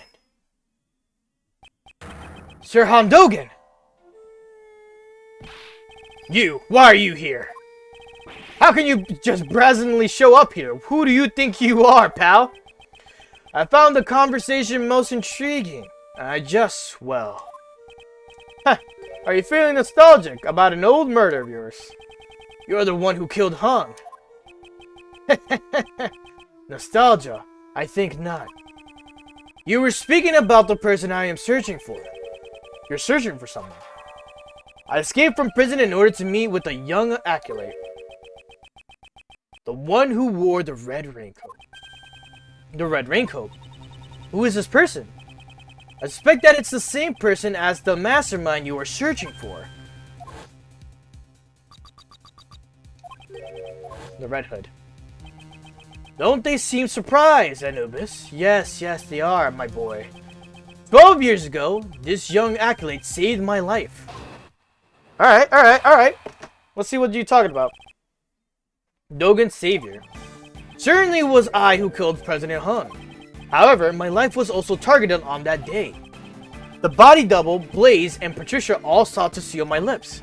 Had I not been reunited with the young acolyte back then, I would have been in danger. But alas, even to this day, I do not know what has become of the young acolyte. Okay. So your client was indeed the body double who was the main perpetrator of the crime. It was a long time ago, but I remember his words even now. There have been countless attempts on my life. Not just once or twice, countless. And yet, why must I be the only one to face the danger?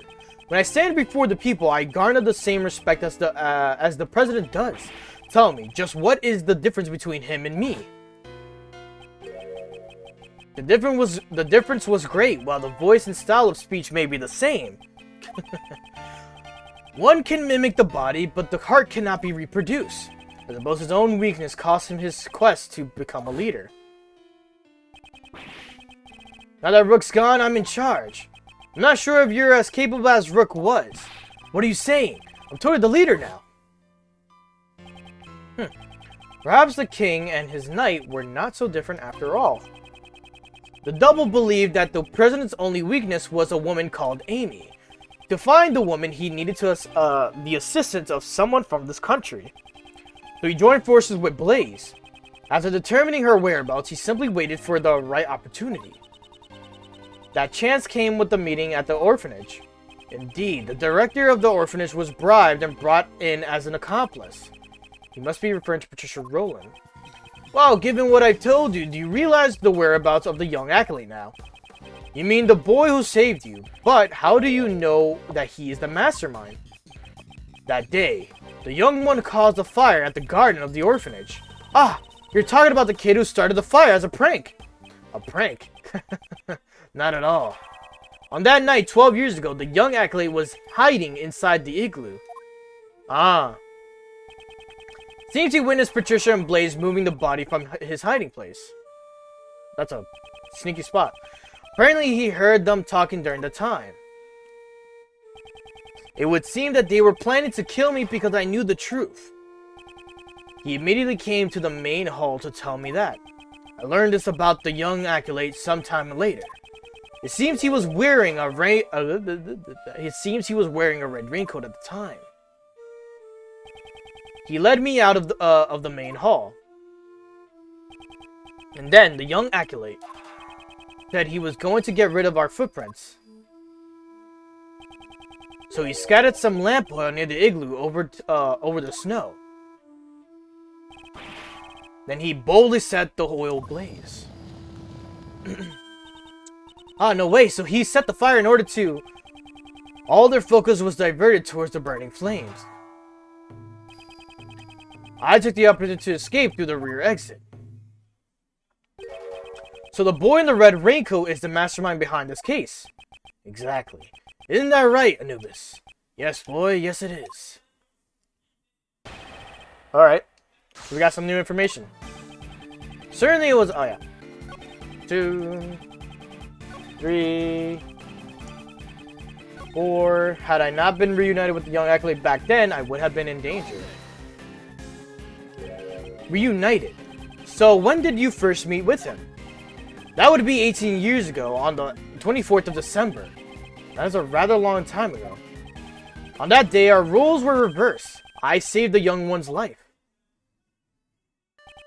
There was an unusual snowstorm on that day. The temperature was well below freezing. I took Anubis for a walk in the snow. That's when Anubis noticed something and started running. I followed after him and found a car. I had a great difficulty opening the door. It had been frozen shut. In the back seat, there were two young children, shivering from the cold. Two children. Had they remained in the car for an hour longer, they surely would have frozen to death. I brought the two of them to a nearby orphanage. Is there anything about Dogen's story that concerns you? There is something.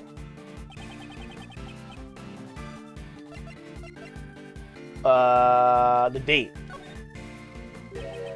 The 24th of December, 18 years ago. Oh, shit! I'm just realizing what connection this is. Are you sure about that? There is no mistake. Could that mean... I know. The significance behind that date. What shows the significance of that date in Dogen found it... I just realized what the IS-7 incident is. Take that.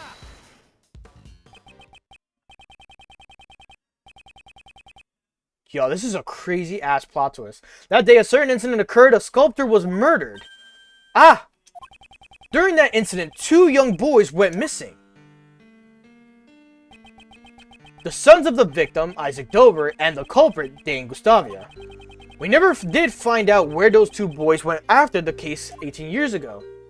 And they were in that car. Oh, they were the sons of the victim and a culprit. It all makes sense now. What makes sense? One of the youths was bound so that he could not move. Mr. Dover did it so that Mr. Gustavia's son couldn't come to the contest venue. Indeed, Gustavia was using his own son as a tester. To think that was what transpired. Neither child seemed to recall what had happened. They lost their memories. He actually told me this when we were reunited 12 years ago. The pair were placed in an extreme situation on the verge of freezing to death. That trauma led them both to suffer from amnesia. Neither could so much as remember his own name. So they didn't even know that they were the sons of Mr. Dover and Mr. Gustavia. Indeed, while we cannot say conclusively, the probability is quite high. However, we still don't have enough information to deduce the mastermind's identity. Dogen, would you please continue your story? Very well. Alright, what's going on? I continued my correspondence with the young acolyte even after entering prison. Recently, that has all come to an abrupt halt, however. It left me quite concerned. Furthermore, those involved in the crime 12 years ago were all drawn into incidents one by one. I grew more and more curious, and so I absconded briefly from the prison. Those involved 12 years ago were Patricia Rowland, Blaze the Best, and President Hong's body double. Miss Rowland was the warden of Mr. Dogen's prison. I blackmailed the warden. That woman had tried to kill me. Perhaps the good prosecutor has already deduced the reason. You murdered President Hong. However, the world still believed he was alive. If you were able to prove the president was a fake, both Patricia Rowland and Blaze the Best would have been in danger. That is correct. And I had heard the proof with my own ears.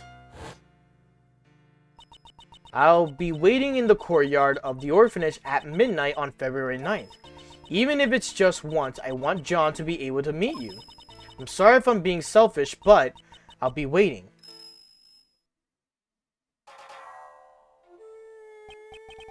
Who might you be? My apologies, but I am presently waiting for someone. I am well aware of that, President Hung. Are you not meeting with your son? However, I do not spill blood needlessly. You may relax. I seek only the president's life. It can't be. Please wait. I'm just about to meet my son for the first time. I'm sure this will be the first and last time. Please, at least wait until we are finished. I thought the president would beg for his life, but he was of a different sort. Officially, the president had no son. However, he shook his head and said, this illegitimate son was his, and he intended to recognize him publicly. Furthermore, he claimed that he had already made preparations towards that end. Would that son of his be the boy with horns over there by any chance? Boy with the horns. Wait, you can see John's horns? There is no need to see them. From the moment I escaped the prison until now, I have been closely lending an ear to your voices. He said that the president made preparations towards recognizing his son. But the word preparations alone would be insufficient for blackmail. That's it! There was one thing that could improve Hong's words, the will held by the House of Lang. It was also proof of his trust in us. His son's existence would have been revealed to the world. The name on the recording, the mention of preparations, and the will in Zhang Fa. Together they suffice to make the warden bow to my words. With those three pieces of information, one could prove the identity of the double. By using John. John's like, fucking, why am I involved in this? I just want to know who my dad was. Fuck! The president blocked the first strike of my knife with something soft. As pieces of it fell atop the snow, I shook once more. This time, the blow proved fatal. So Dogen cut off the Mozilla's drill horn. None but I heard his final words. Only myself and that child knew of the president's secret son.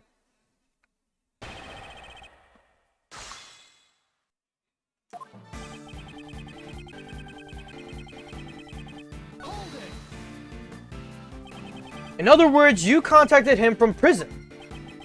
That is correct. A post office box was used. A post office box. It would allow one to send and receive letters without revealing the recipient's location. I cannot use a form of correspondence that would reveal the acolyte's location. There was someone keeping watch over my correspondence, after all. He must mean the prison warden, Patricia Rowland.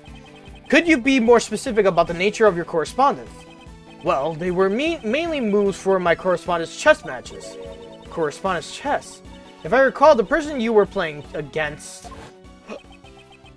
This might be hard to believe, but Dogen's chess opponent was... are you saying he was playing against Mr. Knightley? Wasn't it Horace Knightley? We certainly found the correspondence chess memo in Knightley's cell. Correspondence chess memo jotted down... No. Does that mean Knightley Boy was the kid from the IS-7 incident? Could that really be true? Is there any evidence connecting Knightley to the IS-7 incident? Correspondence chess memo? No, President Knightley's mementos.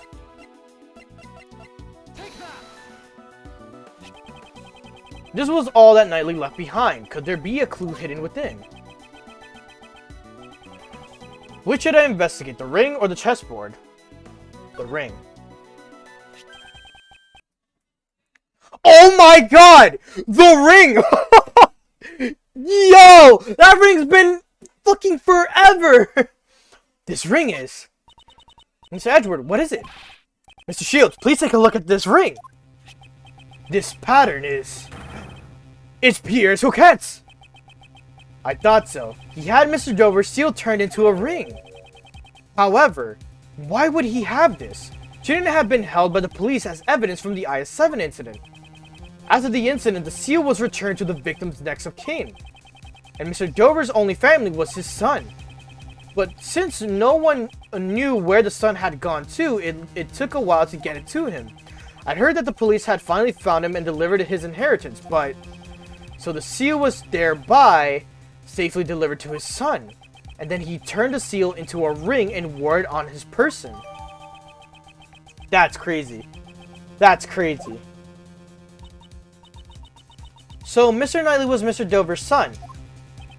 The police aren't fools. I'm sure they did a thorough check before handing over the seal. If someone involved in the IS-7 incident was his chess opponent, Knightley, huh? Then that man must be a mastermind behind the case. Well, you see, Knightley's dead. But Knightley is dead. He cannot be involved in this incident. How about that? The only one who could be the mastermind was himself a murder victim. But the dead guy can't be the culprit, so there's no way that's right. It certainly is strange. Is that in that case, who is the culprit?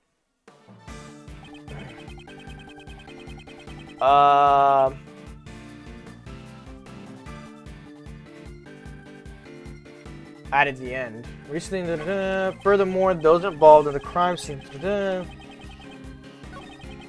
even more and more curious, and so writing letters in Braille can be a rather enjoyable pastime. Oh! Whoop, my bad. Excuse me, but you wrote your letters in Braille. I meant to present. Indeed, for I possess the tools necessary to write in Braille. Wow, so you need to use tools to write in Braille. I never knew. Then would you please tell us what you wrote? Everything, letters of course, and also the movements of the chess pieces. He wrote the movements of the chess pieces by hand. That statement is intriguing. So, then how does your handmade dog what? Okay, that question can wait. So then, what did you do with this letter? Stop. Within the prison, I grew increasingly concerned about the acolyte's whereabouts. Okay. But even so, do you really get it? Who exactly is the acolyte? Indeed, Dogen himself has not yet made that clear. What's important is the thread connecting Dogen and this acolyte, their correspondence. Not just the letters, we should pay attention to the means that was used as well. There you go. Present.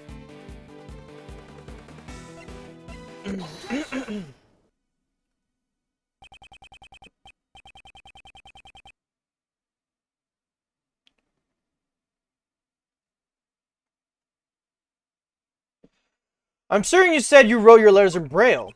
Correct. The good prosecutor must know what I'm lacking in sight, do you not? The correspondence chess letter we found has been typed out using a word processor. What? That cannot be. What do you mean? So, someone went out of their way to retype the letters on the computer. Could another person have acted as a middleman between Dogen and Knightley? What do you mean? Dogen wrote his letter in Braille, however, by the time it reached Knightley, it had been rewritten on the word processor. We must assume that some middleman rewrote those letters. And the reverse can also be said.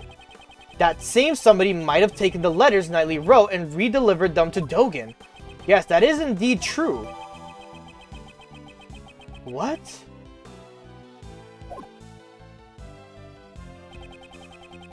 Knightley and Dogen both communicated through a certain individual. Dogen, were the letters that reached you, they were in Braille, of course. So Knightley Boy's letters must have been transposed by the same person as well. Oh, then that somebody must be the mastermind behind the case. You're saying there's someone else who's the mastermind behind the case. Then who the hell is it? Dover's son, Knightley, is already deceased. In that case, there is one more youth that we should consider to be a mastermind. You mean Dane Gustavia's son? But who the heck is he? Yo, if Knightley is Dover's son and Gustavia's son must be, well, we're the only friends either of us had since childhood. He was the same as me. We never had real families. It can't be. Could it? Could it really be him? Mr. Edward, what is it? You've gone all pale. I figured it out. The identity of the mastermind who's been controlling this case from the shadows. What? Who in the world is it? I don't want to believe it myself. But it is someone we know quite well. The mastermind is... Bro. Simon Keys, dog! Nah. Dog, nah. Yo, the mastermind behind this case. Sent a letter to Joe Crane which the sea blazed. Furthermore, he kidnapped John and eavesdropped on us. However, of all his actions, the one I have not been able to get out of my mind.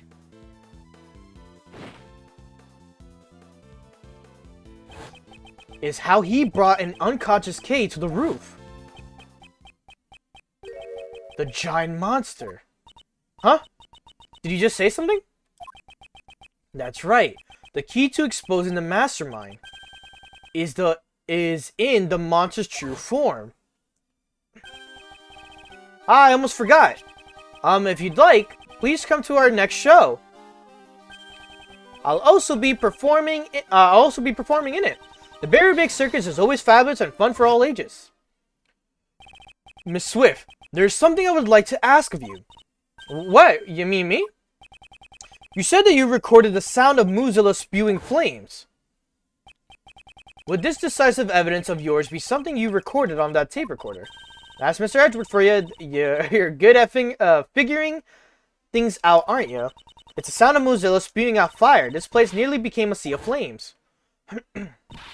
That's right. I didn't actually see it with my own eyes, though. Could you let us listen to that tape? Sure thing. There we go. That sound, it's as I thought. So it seems that my reasoning was correct. The true nature of the monster and the mastermind. All of the logic is coming together. Miss Hart, you said that you captured a giant eye on film, did you not? Sure did, right here in this photo. Though we cannot confirm it like this, Detective Gumshoe. Yes, sir. Lend us your film analysis device. Okay, but what do you want to analyze? What do you want to analyze, sir? This photo, please. I'm on it. Bing! There's a new clue in the photo.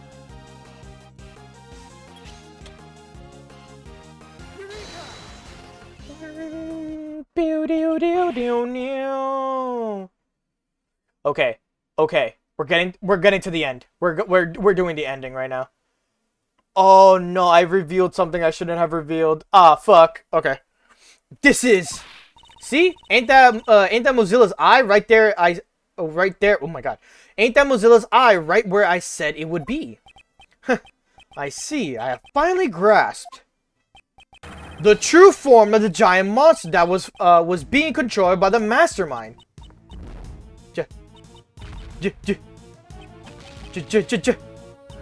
Giant monster? Are you admitting it? You are, ain't ya? You're admitting that the mighty Mozilla is real.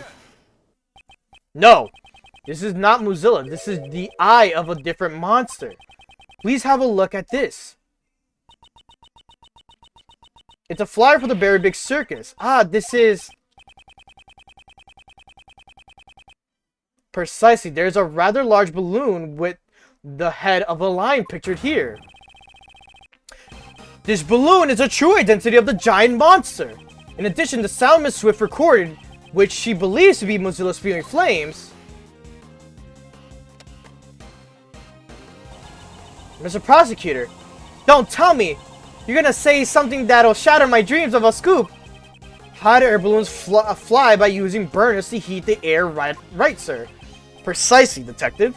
The mastermind used this monster of his to bring Kay to the rooftop of the Grand Tower without using the elevator. Wouldn't that mean that the mastermind is someone connected to the circus? He's a member of the circus, Knightley's friend, and Dana Gustavo's son. Dane Gustavo's son. Who'd have thunk it? An apprentice beast tamer, huh? He's no amateur. Yo, he's been playing us like a fucking fiddle! For the beast he has tamed is none other than the entire case.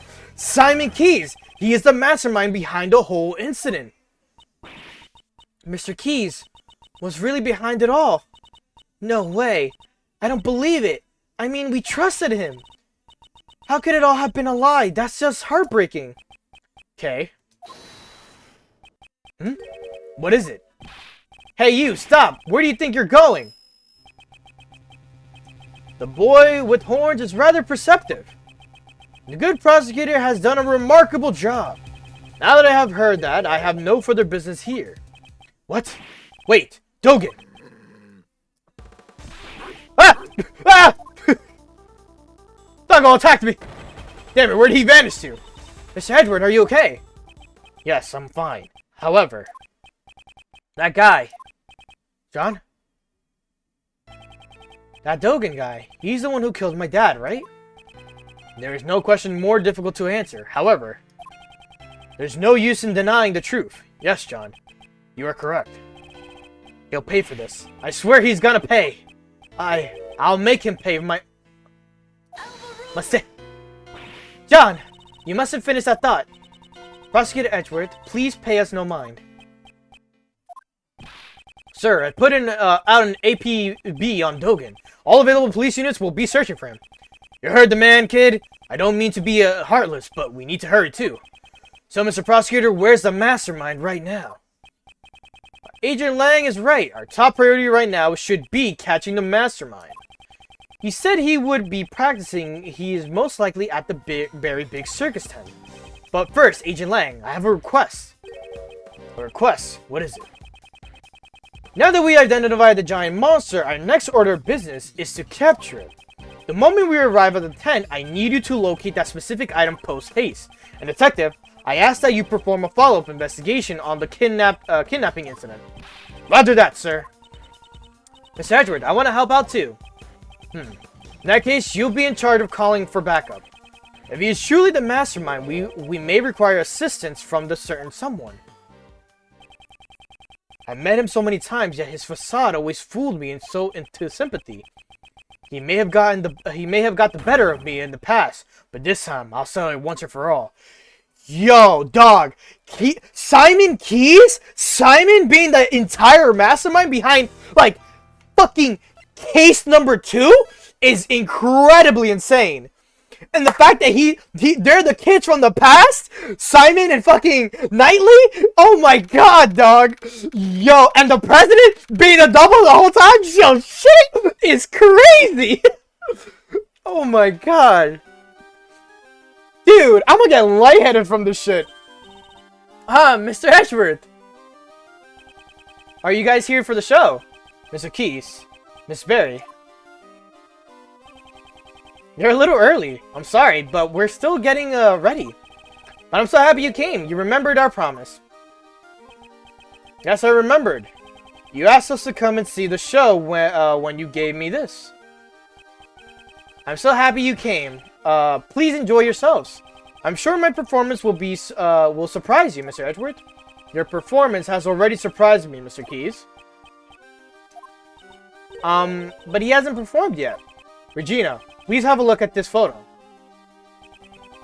Is this balloon the property of the very big circus? Ah, it is. Did you see it flying around somewhere? It's highly likely that this balloon was used by the culprit in the case we are investigating. Huh? Who is in charge of the balloon? Well, that would be Simon, but are you saying... Mr. Keys, you flew this balloon in the middle of the night. You do not. I do occasionally practice alone at night. I'm not much of a pilot, though. I'm a little clumsy. So for practice, you'll do something as challenging as flying a balloon at night. Wouldn't that be rather difficult for someone who is clumsy and not much of a pilot? Then what do you think I was doing, Mr. Edgeworth? You brought Kay to the roof of the Grand Tower in order to frame her for the murder of Joe Crane. Not a single security camera recorded Kay using the elevator. Therefore, the only way she could have gotten up there was through flight. And the only one who could have flown her up there was you, Mr. Keys. No way! Mr. Edgeworth, how can you say that? That's not all. You drugged John at the garbage pickup and kidnapped him. Wasn't that why you were late when you came to watch the trial at Patricia Rowland? No way, I have no idea what you're saying. There's no way I could do things like that. Please believe me, Mr. Edgeworth, please. I wanted to believe you. However, you have broken the trust yourself. That's horrible. Why would you say that? Didn't you once say that you would trust me? That you'd believe in me? Don't you worry about that. We're your allies. That's because we're like birds of a feather. Right, Mr. Edgeworth? Birds of a feather, huh? I suppose that's true. We have sufficient information about your past. I doubt you had a motive to kill Knightley. Rather, You are probably the most affected by his death. And I doubt someone as timid as you could work up the courage to murder someone. Alright, I'll get you out of here. We'll believe in you. I'm so sad. Those words were all lies. It wasn't a lie. We really did trust you. Kay, even you? You said we were like birds of a feather, and yet I'm hurt, Kay. Wounded, even. You've hurt me deeply. Hey, Mr. Edward, maybe Simon isn't a bad guy after all. I see, so that's how you operate. Understand now, all too well. No matter who you face, you find an emotional weakness and exploit it. You guide each person towards the outcome you desire without them even noticing it. That is how you were able to mastermind the entire case. I may have fallen for your tricks before, but not this time. Simon Keyes, I indict you. So it's come to this after all. You were always so full of confidence, Mr. Edgeworth. But I rather like that. Because now, I can rip that confidence to shreds. My man, Snap, the monkey, the birds, the squirrels, they coming over for him. Gave him that mean look. It's always the squinty-eyed bitches. They're always the ones to be the villains. Good work, everyone. His personality has completely changed. So, the animal tamer who could not tame animals, that was all a facade. This is the real Simon Keyes. The Simon? That's not true, is it? Truth or lie, what difference does it make? Mr. Edgeworth just made me a little upset, that's all. Nah. Him having the pig, the squirrel, and the cat be an arm stool for this man is wild. You'll take responsibility for upsetting me, right? Balloon practice. It's sure I practiced with the balloon 2 nights ago. That photo must have been taken when the balloon and I passed near the building. I often fly around the area for advertising purposes. There's nothing unusual about that, right? You often fly around the Grand Tower in the balloon. Yeah, even the circus needs to advertise. Regina, is that true? Yep, it was Simon's job to advertise using the balloon. Most people who live around here should have seen it. That balloon was used in the crime we are investigating. Like I said, it's just a coincidence. I simply happened to pass by the Grand Tower when the photo was taken. I shall determine whether or not it was a coincidence after I hear your full story. Alright. Issue.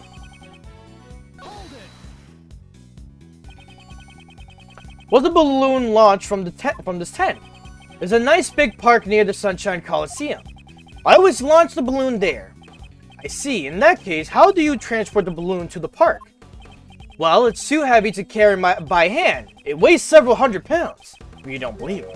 And yet, it can fly in the sky. Amazing, isn't it? I asked you how you transported it, not now answer the question. I can't even make small talk. You're mean, Mr. Edgeworth. I use a truck. The balloon is loaded onto the back of the truck. A truck? Yeah, the last time I took the truck and the balloon out was 2 days ago. I cannot overlook this piece of testimony. Last time I took the truck...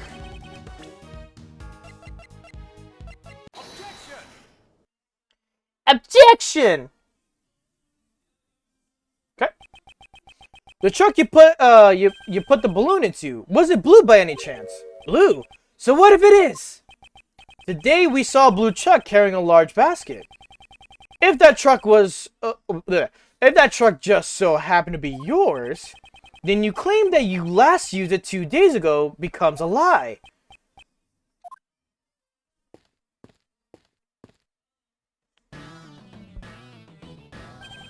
Agent Lang, Emma. Mr. Edgeworth, I finally found you. I've been searching for you ever since the incident yesterday. I dashed right over after Kay contacted me just a little while ago. Prosecutor Edgeworth, the thing you were looking for. I found it. It was placed in a blue truck at the dressing room parking lot. A blue truck, as I suspected. The truck is, without a doubt, the one I saw today. Did you say objection? There are a number of blue trucks out there, you know? Who's to say you're not mistaking it for a different one? It's definitely that one. I got a good look at it. At it. Huh, Mr. Edward? Was that? It wasn't me. Okay, words have no strength without evidence to back them up. Oh my God, he can mimic voices. Is that Mr. Edward's voice? Evidence. Present evidence. Do I have any evidence to prove that this was the truck I saw today? Huh? What's wrong, Mr. Edward? Why are you touching the truck? The truck's body is cold to the touch. Seems to have been parked here for some time. You can figure all that by just touching it. Ah! What could prove that this is the truck I saw? Dusting for fingerprints. I like to dust the truck for fingerprints. Eh? Fingerprints? What for? I don't see any point in that. A certain person's fingerprints should be left on this truck. And these fingerprints will prove the truck was parked in front of the Grand Tower today. Whose fingerprints prove this truck was in front of the tower? My fingerprints. Edgeworth. Your fingerprints. Indeed. Earlier today, I touched the truck at the plaza in front of the Grand Tower. I'd like to dust for my prints. Emma, might I request a scientific investigation? That's what I'm here for. Just leave it to me. Alright, we're all set. Go ahead, Mr. Edward. Wait, you want me to do it? Of course. Who else but Mr. Edward would be up to the task? Here, I'll show you how it's done. Alright then. You're the scientist. Why don't you just do it yourself? First, we sprinkle some aluminum powder over the area you want to investigate. Like this. Touch the screen to sprinkle the aluminum powder. The powder will adhere to the fingerprints, so once you've sprinkled enough, you blow it away. Blow it away. Yeah, just blow it on it and with your breath. Whoosh. Blow the powder away by blowing it into the microphone. Got it? Yes, I think so. I guess we'll do it for real this time. Just so you know, the key point is to sprinkle the powder all over.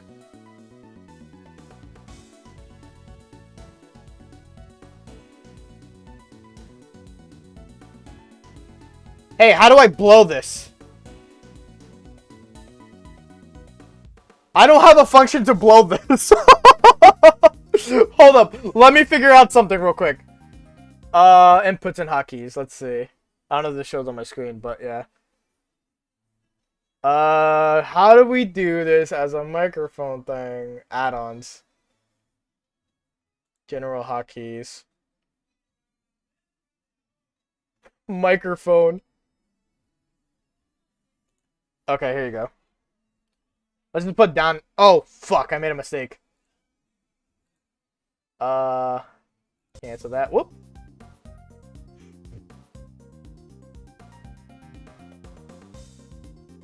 Config, and then input in settings again real quick.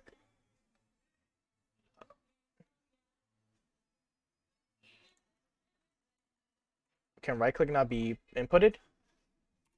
Okay, we'll do that. Let's see if this works. I don't know if it's working. How do I go beyond this?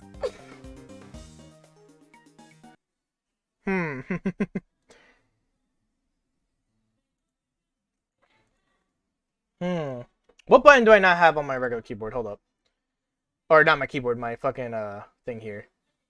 A, B, so all the regular buttons, left, right, up and down, yep. L and R, select and start.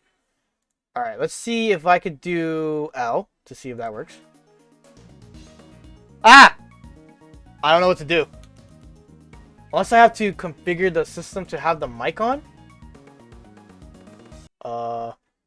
Hide mouse. No. Configure.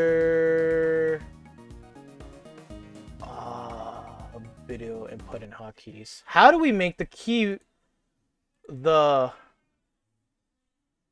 the thing work? Like the screen.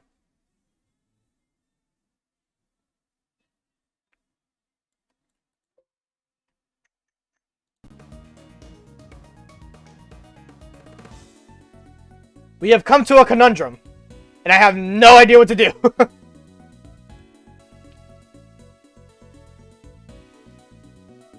Wait, what did I say? Microphone input. Oh! Let's see. External microphone. Blow noise. Ah! What do you mean, blow noise? Let's have to, like, really go crazy with this. Okay. One more time to figure out this whole thing.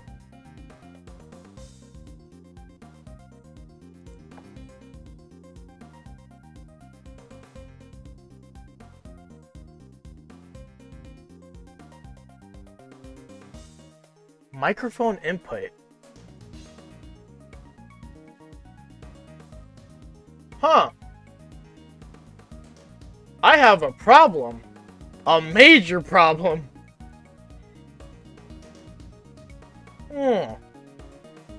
Huh. This is a concern in every way possible.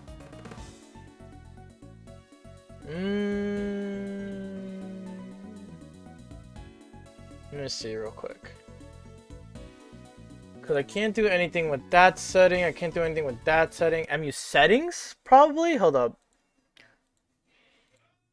No, nothing here. Oh. No, I made a mistake there. My mic is not picked up, which is weird.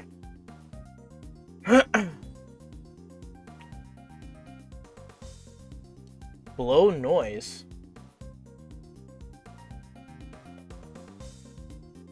Oh my god, it worked! It did it for me! I don't know how it worked! I just kept pressing M! Okay. Noted. If we ever need to play a DS game and we need to blow into the mic, remind me it's M. Oh man, okay. Okay, cool. Yo, that fucking was cool. I'm not gonna lie. I'm just figuring that out. Alright, we got one. That's nice. Clean fingerprint. Let's run the prints against mine post haste. Alright, just leave it to me. Oh, now you want to do something. These are definitely your fingerprints, Mr. Edgeworth. Well, it seems to me that we have just proven your statement to be a lie. Ah! What were you doing when you were driving this truck around? Just taking it for a joyride. Just taking it for a joyride? Kay was abducted 2 nights ago. Your balloon was sighted not far from the scene. Today, there was another kidnapping in which a garbage truck was used. And once again, your truck was seen nearby. This all sounds like nothing more than a pure coincidence to me. So it was a pure coincidence that you parked near 2 separate kidnappings. I doubt that. You were involved in both kidnappings, weren't you? Isn't it a bit rash to automatically assume that the 2 kidnappings were connected? And what if I had evidence to prove that the 2 crimes were performed by the same culprit? Oh, you're serious! I can't wait to hear this! What did Kay and John's kidnapping have in common? Sleepy time. Kay was knocked out with a powerful sleeping drug, and a bottle of sleeping drugs was found lying in the place where John was confined. The contents of the bottle were a match with the drugs used on Kay. So that's all you've got, huh? And here I was, getting my hopes up. So the same sleeping drugs were used. So what? You think that connects the 2 incidents? Surely you must realize it yourself. That doesn't prove a thing. Nah. There must be something. Evidence that proves he is connected to those cases. The police, prosecutors, and even you, Mr. Edgeworth, in the end, you're all the same. You make up evidence as you see fit, just so you can send some poor soul to prison. Isn't there someone like that here, a poor soul who was wrongly accused in the past? You're wrong. Who would do such a thing? Then show me the evidence. If you're going to accuse me of a crime, it's only natural. Ugh, it's no use. Can't seem to find any other threads linking him to the kidnappings. Now then, have you finally run out of ammo, Mr. Edgeworth? I still have preparations to make at the circus, so if you'll excuse me. Objection. Now, you two, no need to get so heated. And Simon, you're looking good in that clown getup, or clown makeup. Hey, what's your deal? Don't just butt in like that. Uncle Ray's not so good in such a stiff environment. I mean, why so serious, right? Is that a Batman reference? Hey, Kay, how about a little trick? At last, my moment has arrived. The great Cade Faraday presents a Simon impression. Objection! What? Why you? Enough already. Hey, Miles, I'm buying you some time to get all of your ducks in a row. There's probably a better way to stall for time than this, but whatevs. Woo, nice one, Kay. I'm not so sure about this method either. But I have to find something that connects Simon to the case. I need to find out now. I need to find it now. Is there evidence not related to the kidnapping that's connected to the mastermind's identity?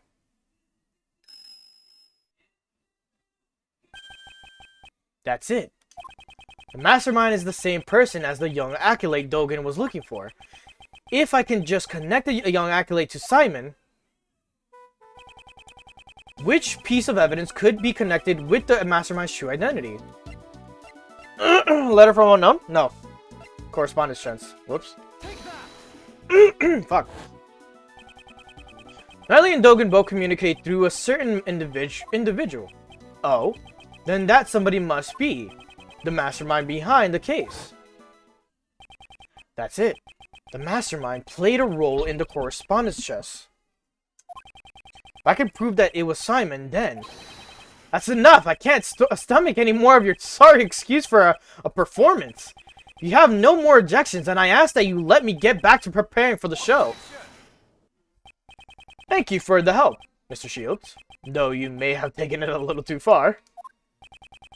Sure look happy. I take it you found something. Look at me. I'm Zimon. Zimon Zino, a clown. The funny clown. That's something familiar. I can't remember from what. Okay? You can stop now. Now then, Mr. Keys, do you happen to like chess? That was rather out of the blue. But since you asked, I can't say I dislike chess. Mastermind played correspondence chess with Sir Han Dogen. If I recall, it was Knightley who had been playing chess with Dogen, wasn't it? Are you saying that he was a mastermind? There was no way Knightley could have been the mastermind. The reason being, the mastermind had continued to work behind the scenes even after Knightley's death. That being the case, who could have written this letter? I believe someone acted as the middleman between Dogen and Knightley. So you're saying that you think I'm the middleman? And just why would I have to go to all that trouble to do something like that? Most likely to make it appear as if there was a connection between Knightley and Dogen. And as a result, Knightley was killed by Patricia Rowland. No way, are you saying it was all set up so that he would be killed by her? What are you saying? There's no way I could manipulate a person that far. Look at me. It takes all I have just to get the animals to perform tricks. If only just a scrap of the letters that he exchanged with Knightley still remained. It'd be decisive evidence. I'd like to investigate your room. There could be decisive...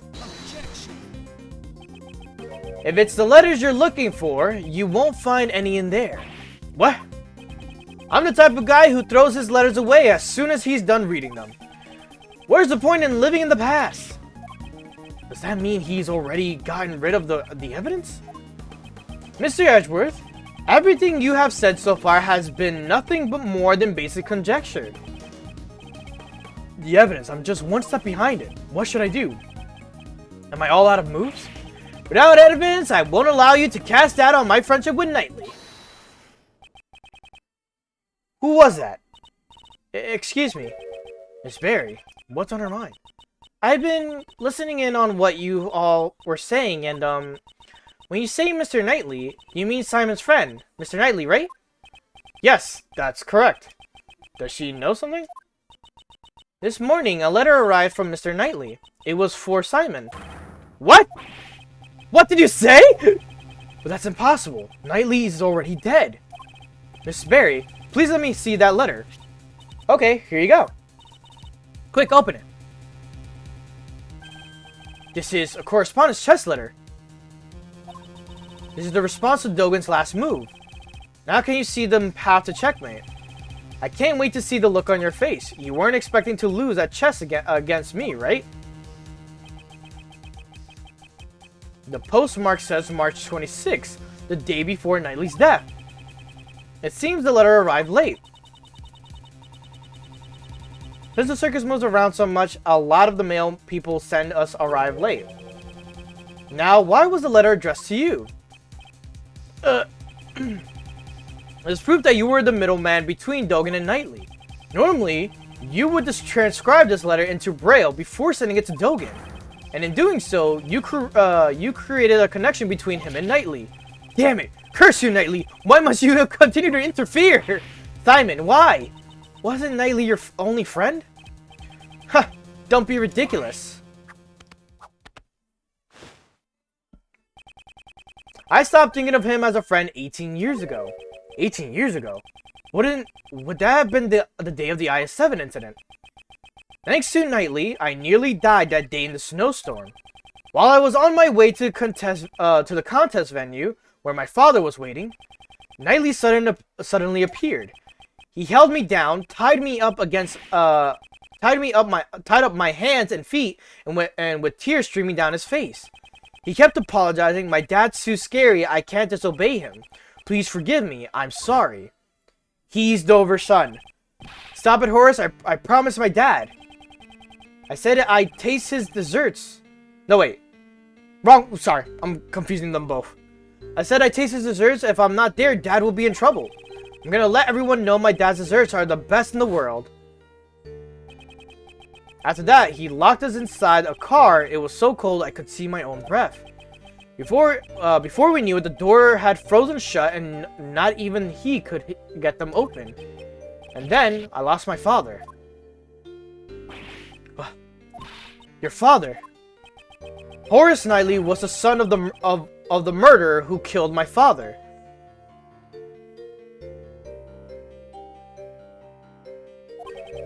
What could this mean? This confession runs contrary to the information we have. But the name of the victim in the IS-7 incident was Isaac Dover. Isaac Dover is my father's name. 18 years ago, my memories were muddled from the shock of my near-death experience. So it wasn't until later that I learned the truth. On that day, my father was murdered. The culprit of the IS-7 incident was a confectioner by the name of Dane Gustavia. Heh, so that was the name of Knightley's father. That lowlife scum of the earth killed my father. Just the thought of him makes me sick. So you knew who the culprit was all along? Huh, of course not. Had I known, I would have tipped off the police a long time ago. All I knew was that Knightley's father was trying to set up my own father. That's why I immediately knew that the one who died that day was my dad. Knightley had a hand in my father's murder, that traitor. He was the son of a killer, and it's only natural that he'd end up dead. He's confusing two information then. It appeared that you were a victim of very serious misunderstanding. Misunderstanding? Just what are you talking about? Isaac Dover, at the time, he was actively working as a sculptor in France, under the name Pierre Hoquet. Is that right? Well, I'm sorry to say I don't remember that at all. Huh. It's only natural you don't remember. After all, he's not your real father. Huh? What? Is that supposed to be a joke? I'm not amused. You won't be able to laugh at all once I reveal the truth to you. This piece of evidence proves that you are not Isaac Dover's son.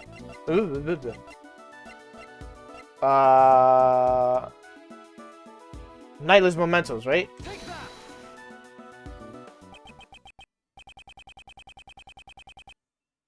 Wait, did I skip something? Oh no, okay.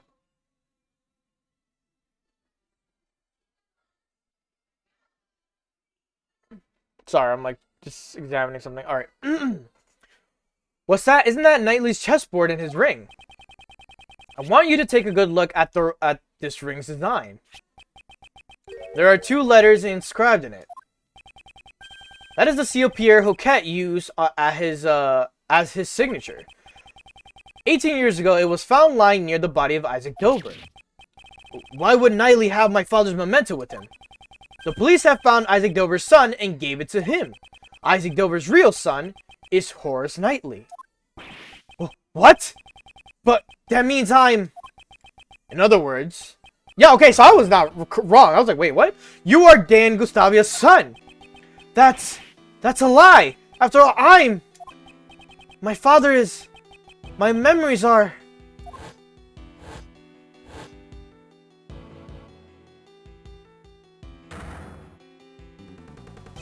I lost my father because Knightley locked me up in the car. That's why I thought it would be fitting if he were killed as well. Really? I'll be able to see a circus show even in prison. Huh. I enjoy playing chess with you, but I'm looking forward to your performance as well. Yes, please look forward to it. Alright, you better drop by again. I'll be thinking about my next move. Oh yeah, I've left something special inside the chessboard for you. You should check it out later. Something special? I'm not quite sure what you mean, but thanks. I owe you one, Simon. If only you hadn't stopped me 18 years ago, I wouldn't have had to come to this. Huh? Did you say something? Nope, not a word. Goodbye, Horace. After all that, you're saying it was my father who killed Knightley's. Then that means... Was it all for nothing? I didn't want to become some weakling who could be killed by anyone. That's why. I thought I'd follow in Mr. Dogan's footsteps. This finally proves it. Simon Keyes, you are Dogan's correspondence chess partner. And the mastermind behind this case. That's right! It was me! I'm the mastermind behind it all! He's finally showing his true colors. As you all know, I witnessed the incident 12 years ago. President Hung's assassination. So the child who drew the picture with was Simon Keyes. When I was found out, I was subjected to horrible interrogations over and over by that heartless Patricia. I spent the nights trembling in my bed, terrified of what the next day would bring. I'm sure you could understand why I want to sneak out of there, right? However, Blaze would have likely sent pursuers after you. Exactly. I was on the run from them every waking moment, 24 hours a day, 365 days a year. I couldn't even sleep at night. I jump at the slightest noise. And that's why I became a circus performer. Blaze the Best was a chief prosecutor. Patricia Rowland was the warden of a prison. No ordinary person would be a match for those two, and there were no adults I could rely on. Furthermore, behind the scenes was the body double who had set those two in motion. Though he was a fake, I was up against a nation's president. Talk about utter despair, right? My only ally was Mr. Dogan. He saved my life after all. He actually helped me out, unlike Knightley. If this story is true, it's ironic. Dogan, the Phoenix assassin, was idolized by the child he saved. By following in his footsteps, I'd no longer have to worry about being eaten alive. That's right, now it's my turn. My turn to devour those who would feed upon me. I suppose you never thought to seek help from the police. No way, no way, no way. As long as Blaze was around, any evidence would be destroyed by him. Actually, didn't something like that almost happen today during Patricia's trial? I knew from the very beginning that things would turn out like this. The evidence for Patricia Rowland's trial. So he's saying that he expected the evidence would be destroyed. I see, so that's why you kidnapped John. To force a guilty verdict even if the absence of evidence. Who's to say? But in order to expose the crimes of 12 years ago, there was no other choice. That's according to you, however, Blaze is also Blaze also attempted to kidnap John in order to manipulate the trial in his favor. Your methods are no different than those of people who you so despise. That's only if I were actually the kidnapper. But I would never do anything so evil. No way, no way, no way. I just simply couldn't. Besides, Mr. Edgeworth, I'm actually quite thankful to the real criminals for giving me the opportunity to extract such sweet revenge.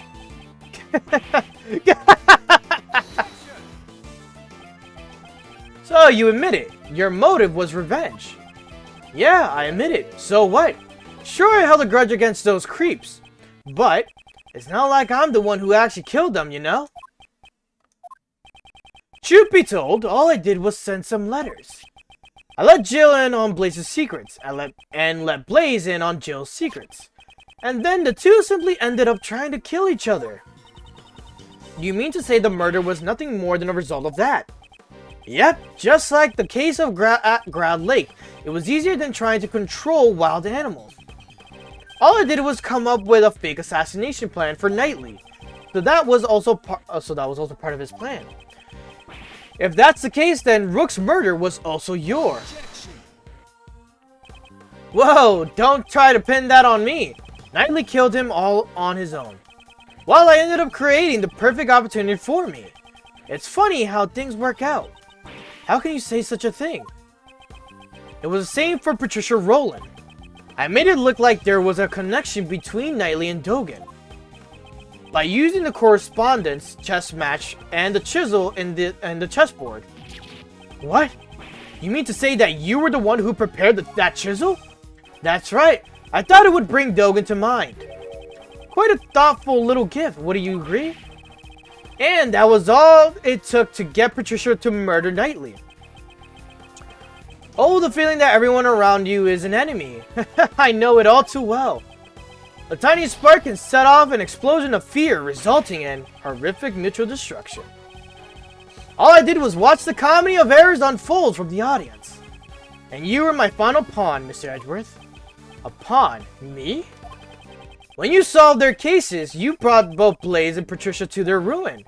And that weapon that delivered the coup de grace was your own logic. I didn't solve those cases for your sake. Oh, I know. I never really cared about saving me. You just wanted to pretend to be a defense attorney, didn't you? What did you? All I had to do was go no way, no way, no way, and act all scared. And you totally believed me. You were giving it your all trying to save me. Ugh. So even your arrest was just a ploy to make you use my logic.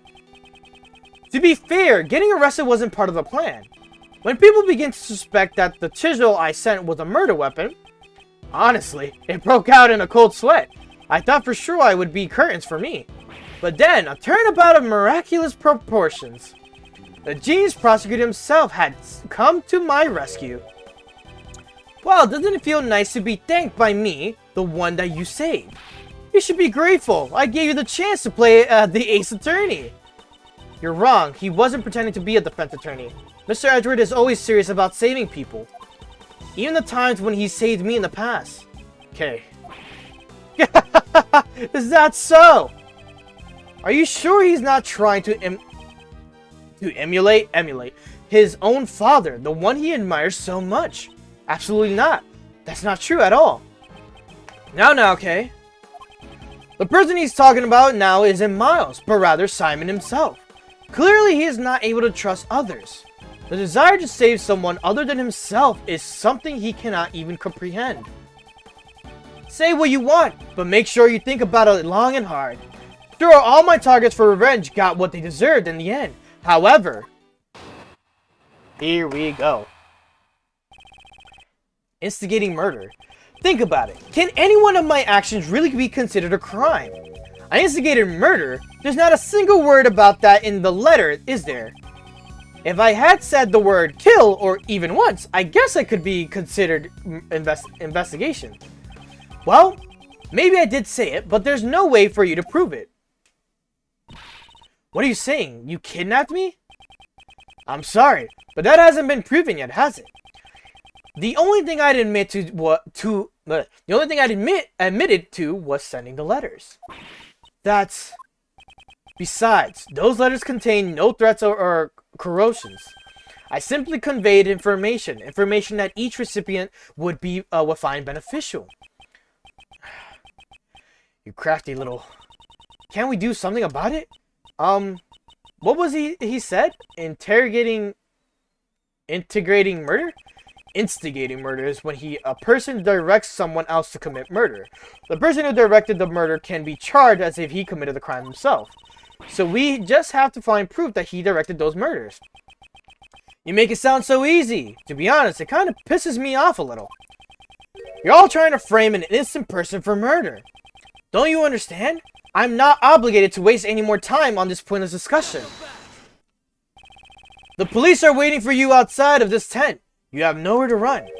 Really now? You think I wouldn't have an escape route prepared?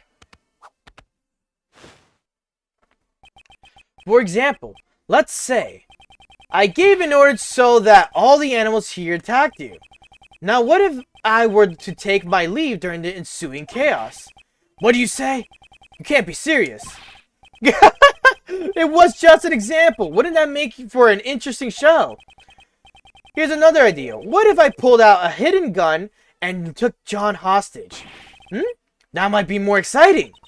I would never allow you to do such a thing. Can't tell whether or not Simon is being serious. However, when it comes to him, we should consider everything a possibility. If you continue to bore me with your drivel, I'll end the show right here. I'd like to keep that in mind before you make any baseless objections. Cannot make any careless remarks. Isn't there some way I can charge him with his crimes? Okay. That's 1, 2, a 3, and the 4th statement. And then I need Nicole's tape recorder.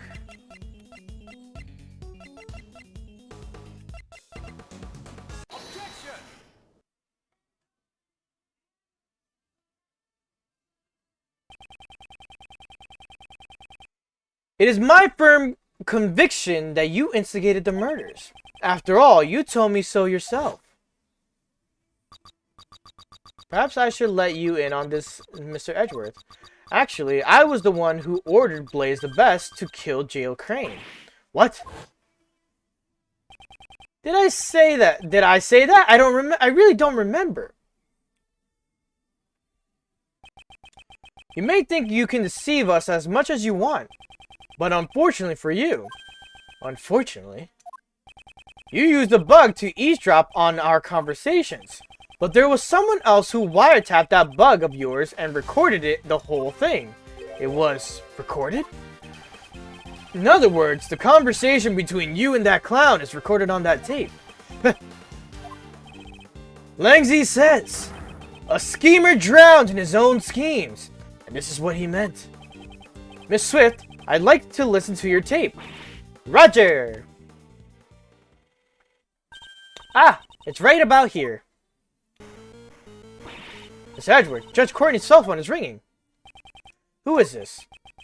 Are you the person who ambushed Kay? Mr. Edgeworth, I want to listen, very well. This is where it starts. Well, I must say. Huh? That's odd. What's wrong? Well, there ain't nothing recorded past this point. What? Why? Why wasn't it recorded? Too bad! So sad! Did you really think I'd leave behind any incriminating evidence? The bug I planted has a special feature. It can be tuned on and off with a remote control. What? That sort of thing exists? Certainly remote-controlled listening devices do exist, however. Are you saying you switched off the device so that your own voice would not be recorded? Precisely! Impossible! You couldn't have done that unless you knew you were being recorded! Isn't it obvious I knew? I guess you just don't get it. You could call it a hunch. I had a feeling I was being wiretapped. Miss Swift, was it? I figured things out because you knew about the kidnapping. Don't tell me. You were listening on the conversation. That's right. Though, come to think of it, I'm surprised you didn't realize it until now. Some genius prosecutor you turned out to be, Mr. Edgeworth. Oh my, and what was the end result of all this? Ah, since you don't have any proof of the instigation charges, it's game over. Mr. Prosecutor, was my recording no help to you at all? Ain't there something? Anything at all, in my recording? Miss Swift. Okay. Yes. A bug was planted in your badge, right? Do you have any ideas? How do you expect me to come up with an answer right off the top of my head? You were the only one who came into contact with the culprit. Currently no. I am still looking for one. Kind of a weird abrupt question to come out of nowhere with. How unsightly you're all fussing over useless evidence. Let's move on to the next topic. What's this? He seems a bit eager to change the topic of conversation. You were the only one who came into contact with the culprit.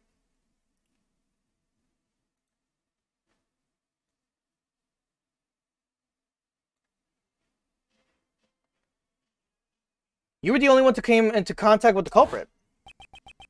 Only Kay came into contact with Simon. If any sound was recorded at the time, she was with the culprit. Miss Swift, how long have you been recording? Since 2 nights ago, I reckon.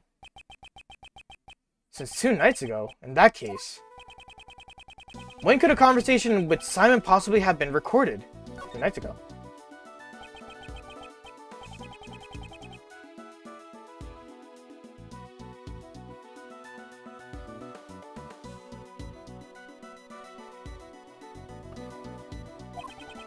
To the roof. If we listen to the recording from that time frame, Miss Swift, please let us listen to the recording from 2 nights ago. Huh? Okay.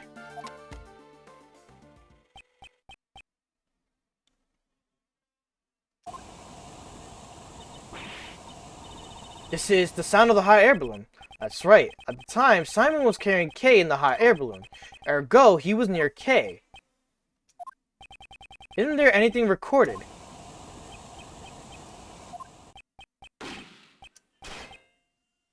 What? Hi? I'm not gonna lie, I don't know who this is. Hello, though. Ah, that was a gunshot. Huh, seems you were quick to deactivate the bug. However, you were a little too late. You can't run anymore. That gunshot ties you to the case. Huh? What are you saying? There's no gun involved in this case, is there? No. There should be someone connected to the case who fired a gun. Let's strike with evidence that points to the person. Which piece of evidence connects the gunshot to the case? Crime scene notes.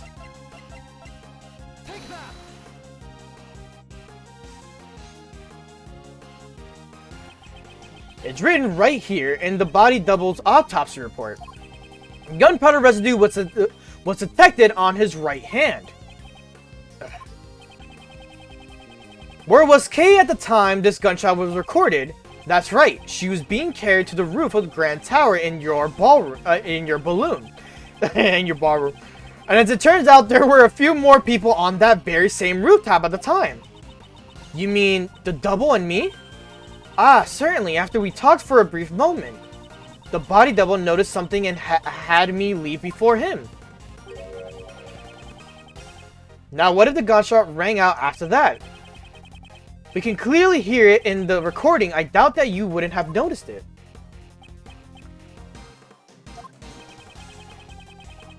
Do you intend to feign ignorance until the very end? There's nothing more than mere conjecture. What we heard on the recording was not just a gunshot. Then clang. If you listen closely, you can hear the bullet hitting something. The body double was aiming at Simon, then... The bullet may have struck which piece of evidence? That heirloom.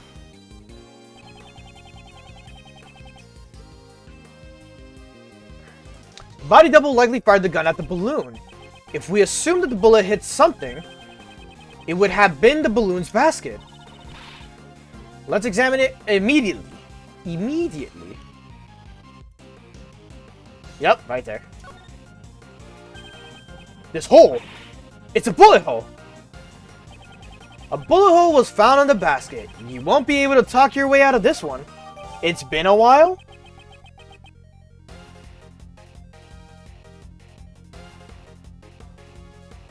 I'm gonna be honest with you, Chief. I have no idea who you are. Only because East Coast Wasteland, I don't know anyone by that name, or anyone who told me by that name.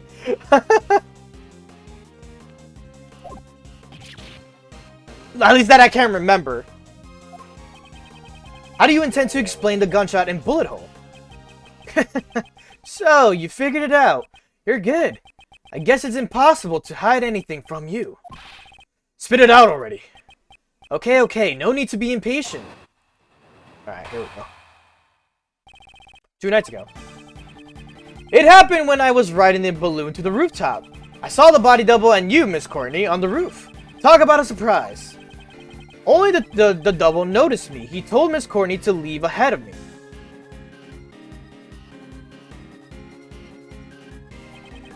He then pointed a gun at me and fired. Why did he want to shoot down that balloon? It's simple. The body double had intended to kill Miss Courtney. He'd kill me? That's right. You talked to the double about John, didn't you? Well, it's not like the body double would have met with you otherwise. From his point of view, it was like showing him evidence that he was a fake. You mean he was afraid of Judge Courtney because she knew about John's past? Afraid? That's exactly right. The body double was a coward after all.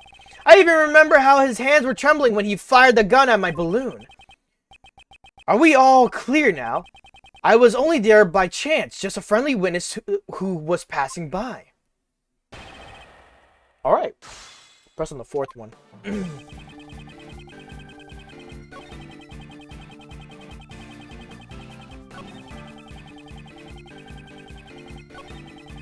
He then pointed a gun at me and fired. Wait. 2, 3, 4. Yeah, that's 4. Press. The bullet stuck the balloon's basket cleanly. I panicked and quickly tried to get away so he wouldn't shoot me down, but talk about a close call. You say you tried to get away right then. That's right. Is there a problem? Is there a problem with this statement? There's a problem.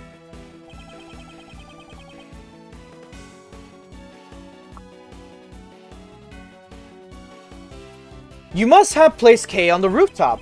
You couldn't have gotten away before then, correct? Yeah, that's right. I forgot.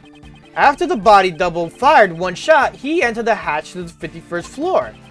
I looked around for a bit and then landed on the roof. Please add that statement to your testimony.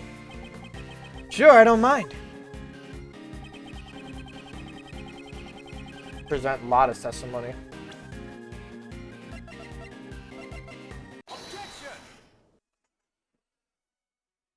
You fucking fool. Once again, you lied. Lied. The body double could not have entered the storeroom on the 51st floor 2 nights ago. Miss Hart's testimony proves it. What? How can you trust that sham journalist's testimony? What do you say? You can insult my mentor. You can't insult my mentor like that. 2 nights ago, that lady was staking out the 51st floor. Given that, just how did the body double leave the roof? Indeed, that is what we must now prove. If he did not use the elevator or the 51st floor to leave the roof, then only one route remains. How did the body double leave the roof without using the elevator to the 51st floor? The balloon! Alright, we're gonna be in more. The body double flew. He flew? Diamond Keys, he rode in your balloon. Hey, stop joking around. Why would I have needed to give the body double a lift? The elevator had a security camera, and the 51st floor was being watched by Miss Hart. Your balloon was the only way to the body double could have left the roof. At the circus, we often perform dangerous stunts in order to surprise the audience. You think you've got me cornered? Sorry, but the show ends here. What? Hey you, Lotta, was it? I'd like to ask you something. Are you saying you stood watch on the 51st floor the entire time without any breaks? Well, reckon course, there ain't no mistakes in my testimony. Really now? But didn't the sound of Mr. Edgeworth's assistant falling into the storeroom cause you to faint? I didn't mention it before, but after that I might have dozed off a little. To be more precise, I fainted. Well, something like that. Something did happen. Miss Hart, I have determined the sound that made you faint. It was likely the sound of Kay falling onto the storeroom floor. What's your point? Nobody's perfect. Look at her, Mr. Edgeworth. That's the kind of person you're relying on. Kay fell into the storeroom after the body double had left the roof. In that case, I have a theory of how things happened. After that coward body double fired a shot at me, he went and hid in the shadows until Kay fell into the storeroom. What? So what if he was hiding? Good grief, you guys still haven't noticed. What if the body double stayed hidden until Lotta had fainted, and then he went to the 51st floor? That can't be. Precisely. The locked room mystery on the roof has been unlocked. He even said it in my voice. But wait, there's more. I told the hidden body double about John Marsh. That's why he attacked John the next day during practice, but got himself killed instead. In other words, the one who murdered the body double was none other than John. John had no motive to kill the body double. He knew he was a real president's son. Huh, and how would he have known that? Because I told him so, in a letter. What did you say? That is a lie. Yep, it's all a lie. Huh? But then again, maybe not. Maybe I really did tell him. Right, John? It's true that I caused Mozella's head to fall, but I didn't know about my dad until today. I'm not lying. Oh, really? Wonder about that. I found out about the head falling thanks to the bug. Now, if you were the one who caused it to fall and the body double was crushed to death, that settles it. You're the culprit. You successfully carried out your revenge. Congratulations! All the pieces of the puzzle are now in place, as Mr. Edgeworth would say. The logic fits. Now then, any rebuttals? Fucking Simon, man. He's a devious fucker. Manipulating humans into fighting with each other. Sounds just like me, right? I did the same thing to Niley and Blaze. At any rate, there's no way the body double could have gone for a ride in my balloon. The double was crushed by the monster's head, right? And who was it that caused the monster's head to fall? Do you understand now who the body double's real killer is? The truth that I provided them with gave them a big motive for murder. I'm having a stroke. Get it? Those two tried to kill each other because of the truth you're so fond of. Impossible. Hey, you detectives over there, hurry up and arrest this murderer. What's wrong? Why aren't you moving? Damn. I thought so. Just admit it. In the end, aren't you all the same as Blaze and the body double? You ignored the prime suspect and come after me without any evidence. How easily it can be distorted to best suit your needs. This law you all believe in. That it is by no means true. Huh. If you're not gonna arrest anyone, maybe I should have a talk with the policeman outside. If I tell them that John Marsh is the killer, they'd be forced to take action. Simon Keys, your testimony isn't over yet. Still wild that he commands these animals to just become an armrest. Really? I figured you'd try to stop me, Mr. Edgeworth. You don't have any evidence, do you? Which means there's no chance for you to win, right? But if you still plan to stop me, you should be prepared to take on this much risk. Thank you for showing my health bar. That's that much. What a bit of a fourth wall break. It's only natural. After all, the fate of the true culprit, John Marsh, is at stake here. Hey, Miles. Why don't you take a nice deep breath? Mr. Shields. At times like this, you should take a breather and think back. Defense attorneys always remain calm in a pinch and smile in the face of danger. A point of contention between your logic and his claims lies in the body double's escape route. How's about, for example, we think of it like this.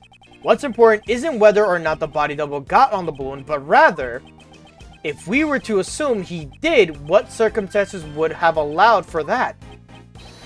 Turn my thinking around. Well, all I'm doing is a cheap imitation of your old man. Did it help? Circumstances that would have allowed the body double to get on the balloon. That's right, the body double not only had a large build, but he also had a gun. And in spite of that, no traces of sleeping drugs were found in his system. Which means... they can't be. Mr. Edgeworth, are you ready yet? Hope you haven't forgotten about this. I'm good, no worries about that. This is bad, I must break his testimony somehow.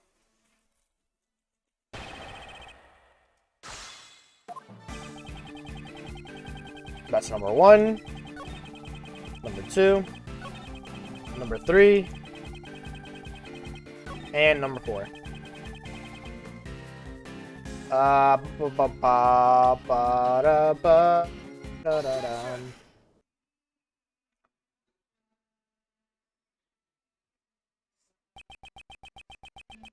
Sorry, I'm biting my lip again. John was not the one who killed the body double. He was crushed by a monster. Quit clowning around! This isn't like you at all! Oh, I get it, since John is supposed to understand the heart of a monster. The one who understands the heart of a monster is you. Not even I have monsters for friends, you know? Stop being so modest. Didn't you have one very important friend? A monster you control at will. Simon Keys, you're the one who killed the body double. That's the lion balloon.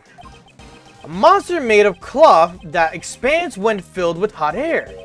It suits you quite well, would you agree? Sorry, but I have no idea what you're talking about. You've been fixated on your claim that you manipulated John and the body double. Probably because it's an impossible fantasy of yours. After all, even an animal tamer cannot tame the dead. The body double had already been murdered while he was on the roof. And the murder weapon was the balloon you were in.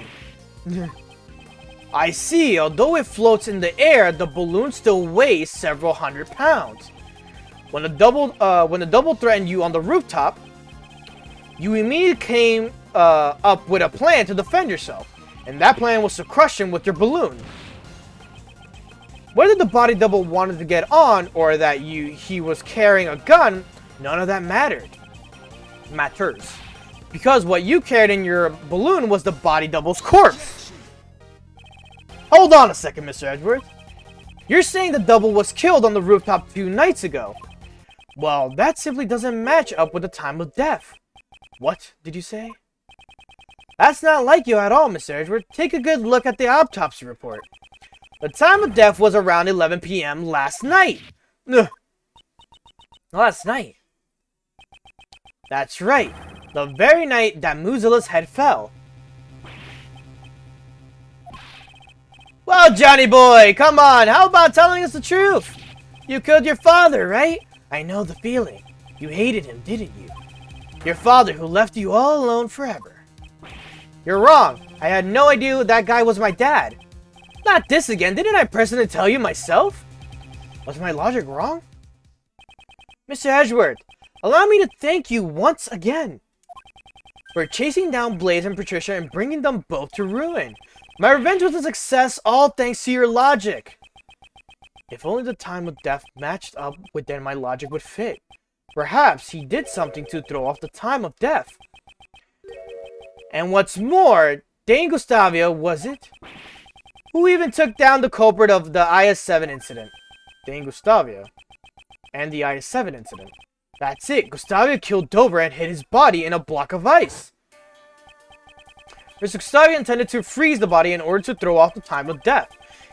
If the time of death had coincided with the Tea Party, Mr. Gustavia would have been suspected. No, that is correct.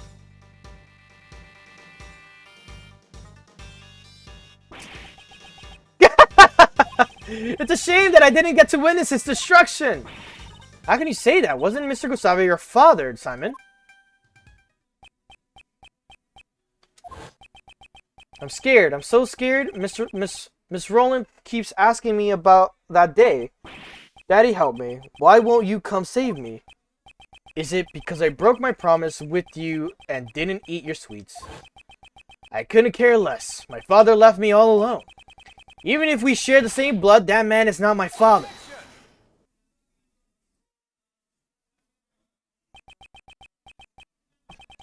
I hate to say it, but like father, like son, you're the spitting image of him, Simon.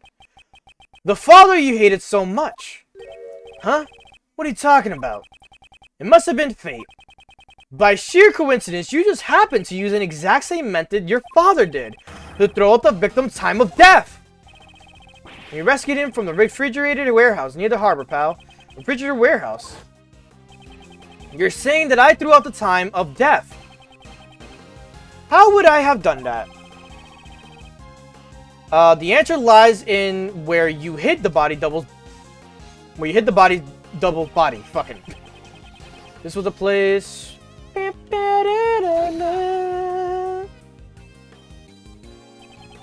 Throwing out the time of death by freezing the body along with John's kidnapping.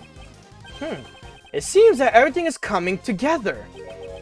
The kidnapping. Why are we going back to that? I don't know a thing about it. Don't forget, John was confined in a refrigerated warehouse. That's right. You kept the body double's corpse in that very same warehouse. 18 years ago, your father hid a body in the same way. What? My father? The one who abandoned me? Did the same thing? Yes. Who would have guessed that both father and son would use the same method? Stop it. Don't let me in with that guy. My father, I'm nothing like him. There's not a single connection between us. You may think so, but even now, your bond with Mr. Gustavia still remains. Didn't you say once before, I don't like sweets? That may have come from the shock of losing your father, don't you think? You guys have no idea what you're saying. Even if you deny your father, aren't your thoughts and actions the same? Particularly your belief of sacrificing others to protect yourself. And finally, your crimes were brought to light just as his were.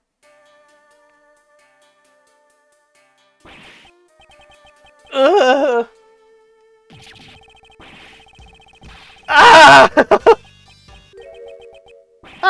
Just kidding. I don't know anything about that warehouse. I had nothing to do with the kidnapping after all. In order to threaten Judge Courtney, it's clear that you partook in kidnapping.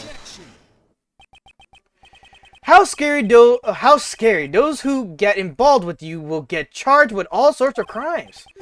In the end, there's no evidence for the instigation, and for the kidnapping, none at all. Or what? Are you gonna forge some evidence, just like Blaze and the rest? I'll do nothing of the sort. I can't let him provoke me. You always say, I'll pursue the truth no matter what, right? Huh. Don't you mean only the truth that's most convenient to you? After all, that's how the police pull the wool over the eyes of those without power. This man is convoluted as fuck. And that's why my revenge was necessary. None of you can catch me. Not Patricia, not Blaze. And not even you. Mr. Edgeworth, at this rate, isn't there something? Is Jay ring a bell?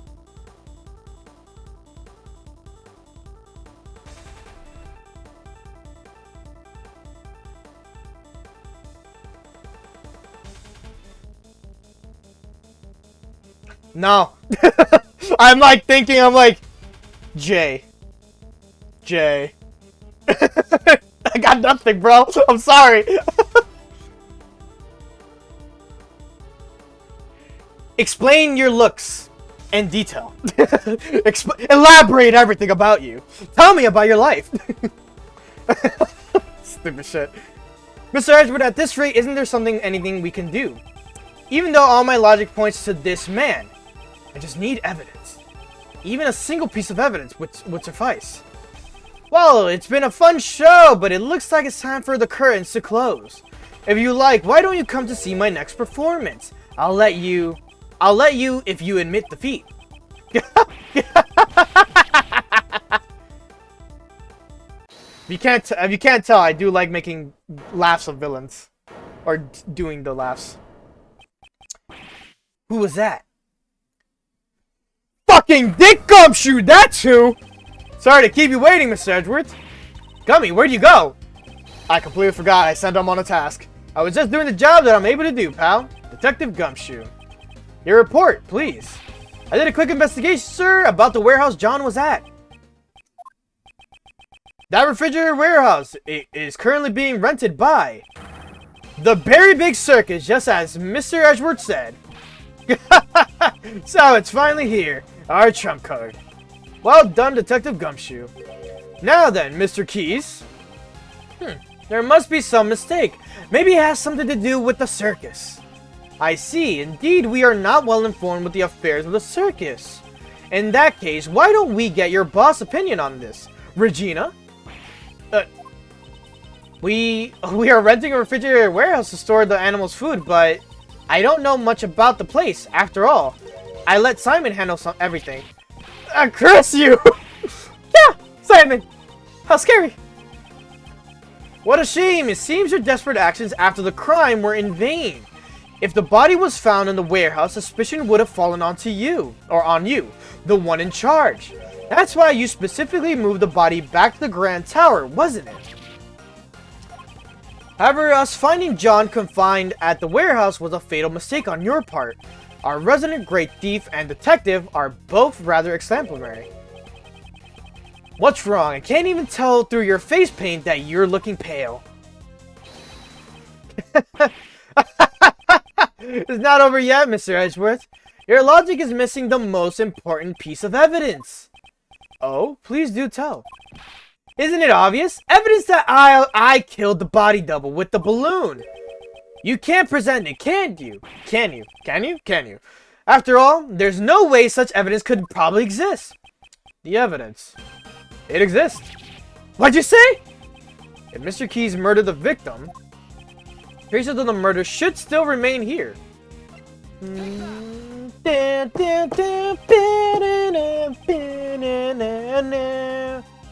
Oh, we're almost fucking over with this shit. Jesus. It should become clear once we examine the basket of this balloon. The balloon again? Didn't you already find the bullet hole? There's no way you'll find anything else there. It'll be fine. Right, Mr. Edgeworth? Mr. Edgeworth is a hero who always finds the truth, no matter what he's up against. That's right, pal. Of course it's gonna be fine. Mr. Edgeworth has gotten out of more impossible situations than I can count. Miles, I believe in you too. But more importantly, I'm sure your old man watching over you believes in you as well.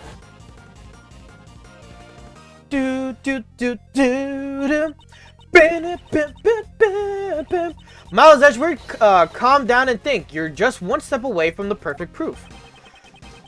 The body double was killed. The body double was killed by this balloon. The proof lies in the traces left on the basket. Simon Keys, it's time for you to atone for your crimes. I'll see it with my own eyes.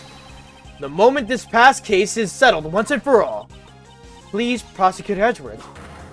Deliver the final blow to this unforgivable person. The final piece of evidence that proves your crimes. What traces were left on the balloon that crushed the victim?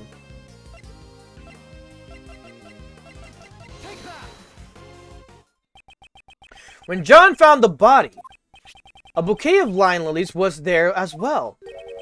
Lion lilies. The flowers from Zhang Fa that represent the bond between parent and child.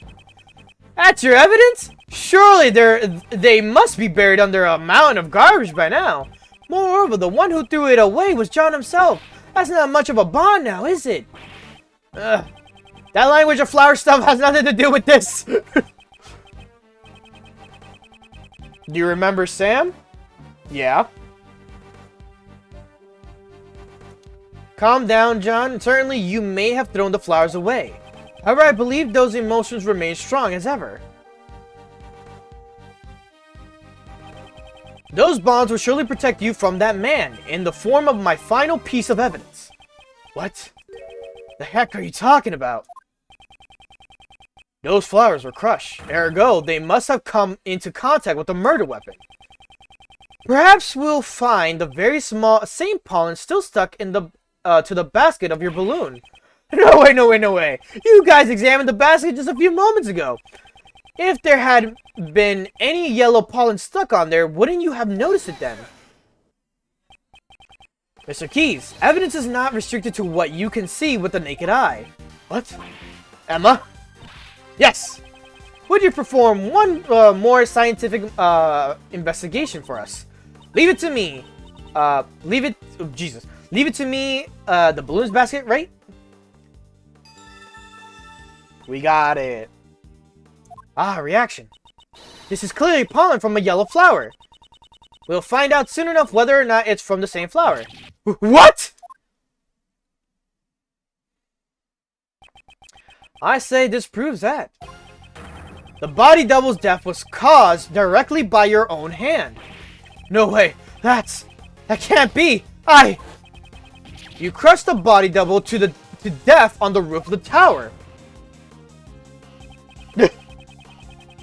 Then you retrieved the body and hid it in the warehouse. Why did you have to go to the trouble of retrieving the body? 2 nights ago, he knew that a separate incident would occur at the tower. Ah, Miss Cranes.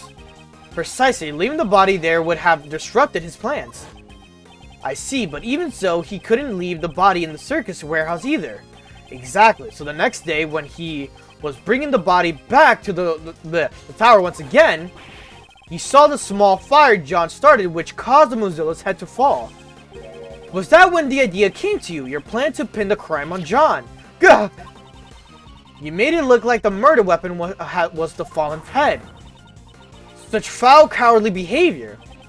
For that reason, you carried the double's body in the balloon and lowered it into a film lot. At that time, the figure of the body double being lowered down by a rope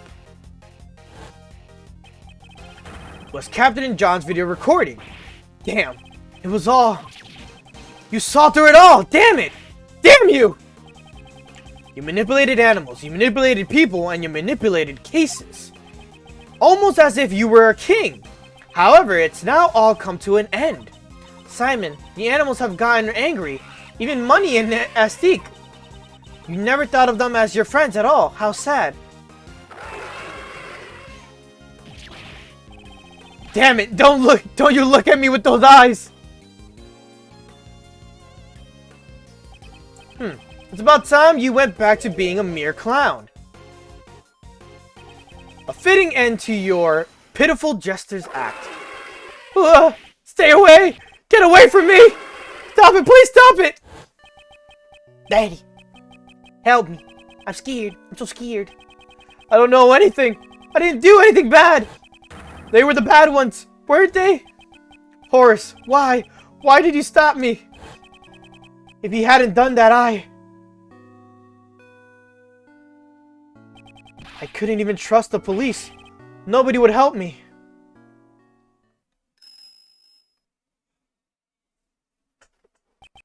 But that man, back then he saved me.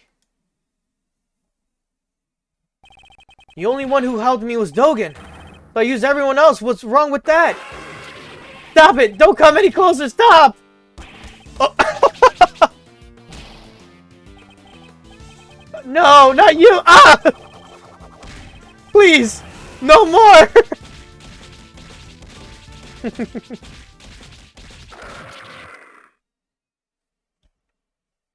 So, did you learn your lesson? Seems the game is finally over. Shelly the killer! Mr. Edgeworth, I must thank you. You have exposed the true identity of the mastermind. Now I am free to... What?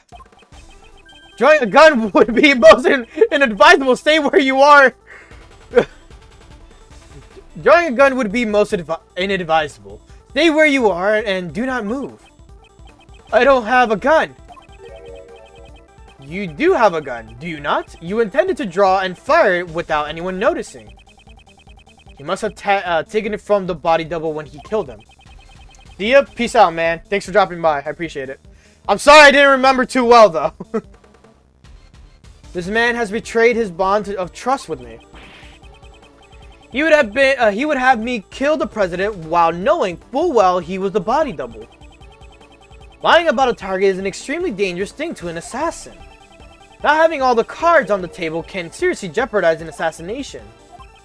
However, what is even more unforgivable is your deception and your attempt to manipulate me. The time has come for your retribution. Stop!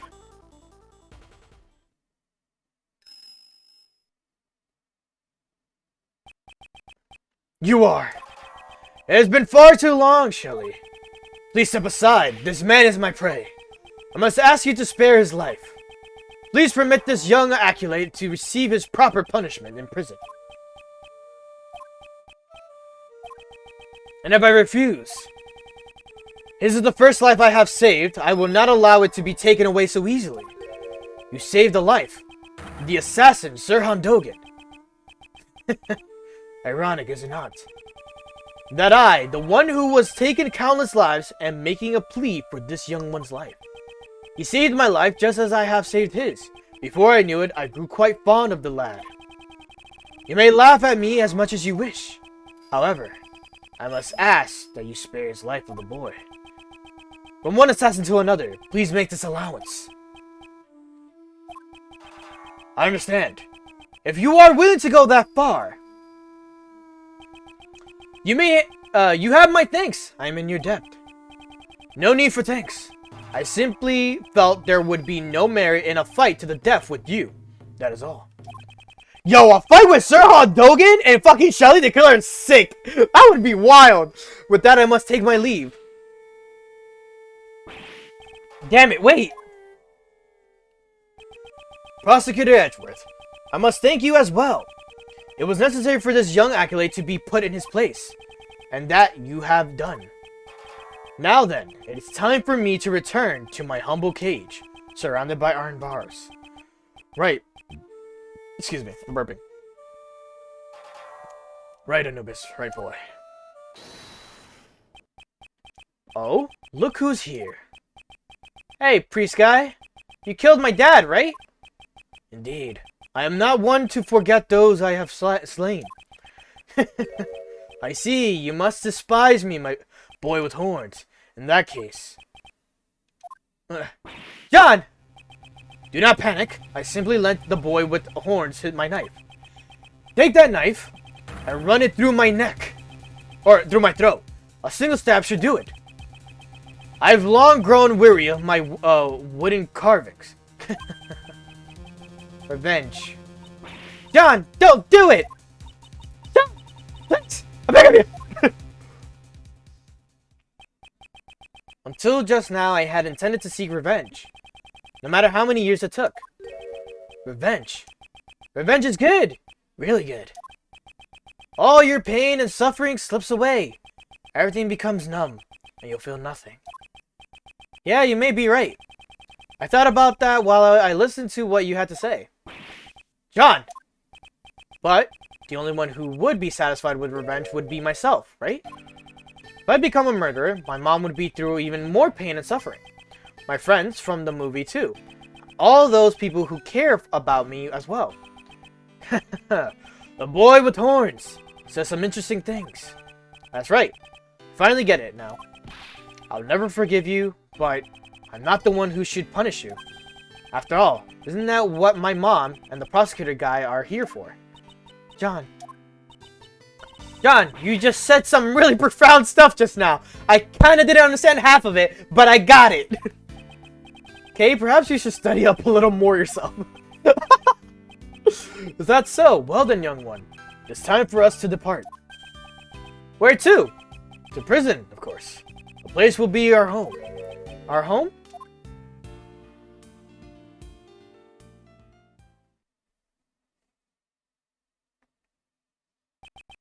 And with that, the case that involved and affected so many people came to a close. However, there was still one last thing I had to do. Yo, dog, honestly, it's insane how this all tied in together, bro. Jeez.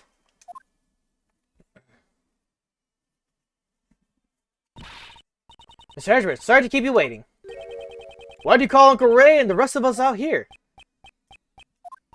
Mr. Edgeworth? The formal proceedings have just come to a close. What are you talking about? This is the place where I once relinquished my prosecutor's badge. This is your prosecutor's badge. Prosecutor Edgeworth, what is the meaning of this? Consider this my resignation. I am no longer a prosecutor.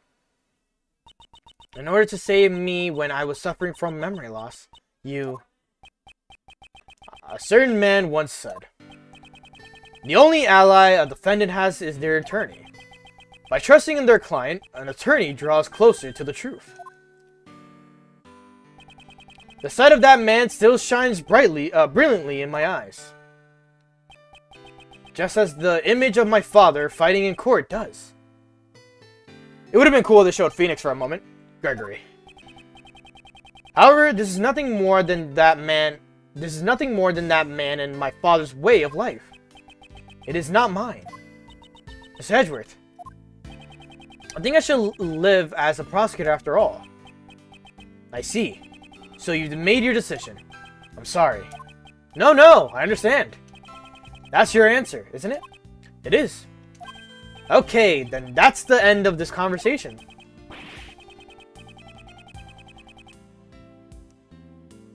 Don't regret it, even if you beg me later. I won't let you work for me ever again. Understand? But you know, Miles, mind if I ask you... mind if I ask why you chose to live as a prosecutor? Mr. Shields, you asked me this before. To fight crime as a prosecutor or to save people as a defense attorney? I want you to think carefully about how you want to live your life from now on. I've thought it long and hard about that question ever since. How should I live my life? And after this case concluded, I finally found my answer. I want to save people as a prosecutor. As a prosecutor. Simon Keyes, he too was a victim.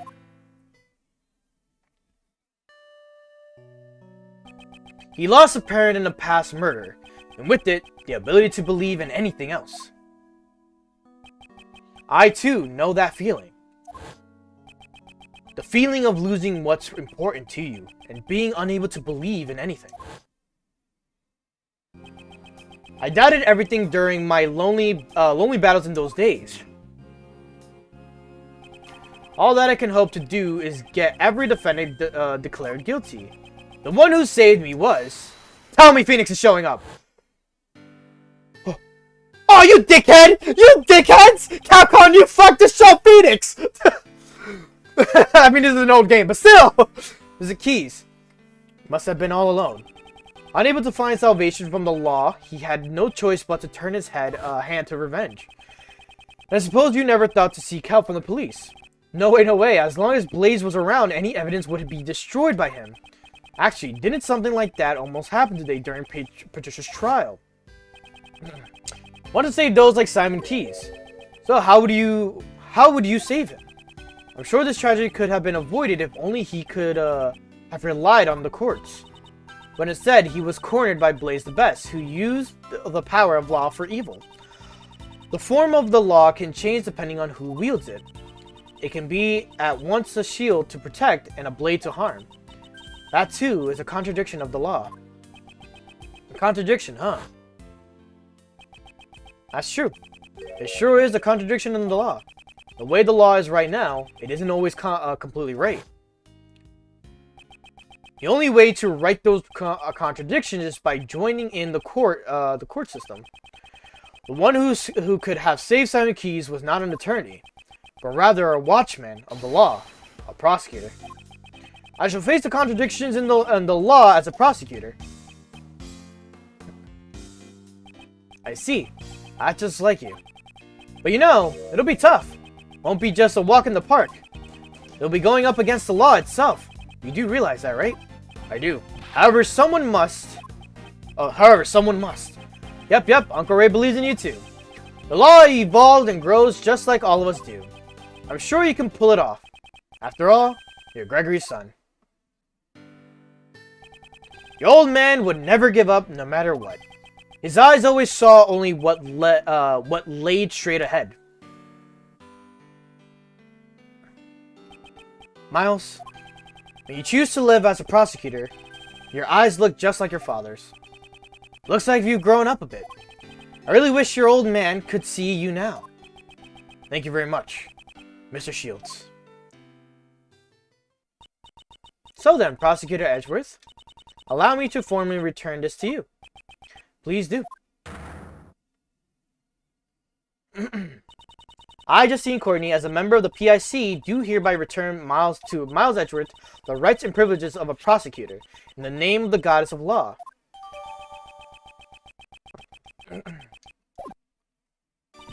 And with that, Prosecutor Edgeworth is revived. That's great, sir. So then, Prosecutor Edgeworth, it's time for Uncle Ray to make his exit. I have to report to your old man all about the traitor in the Edgeworth family. Thank you, Miss, for everything. Truly. Next time we meet just might be in the courtroom. I hope you'll be ready. Uncle Ray might not look it, but he's an ace attorney after all. I look forward to seeing the attorney my father trained in action. Take care. There goes cool guy Ray. Prosecutor Edgeworth, welcome back.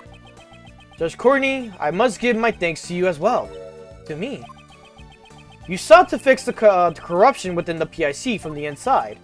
That must truly have been a lonely battle. No, it was not, for I was never alone.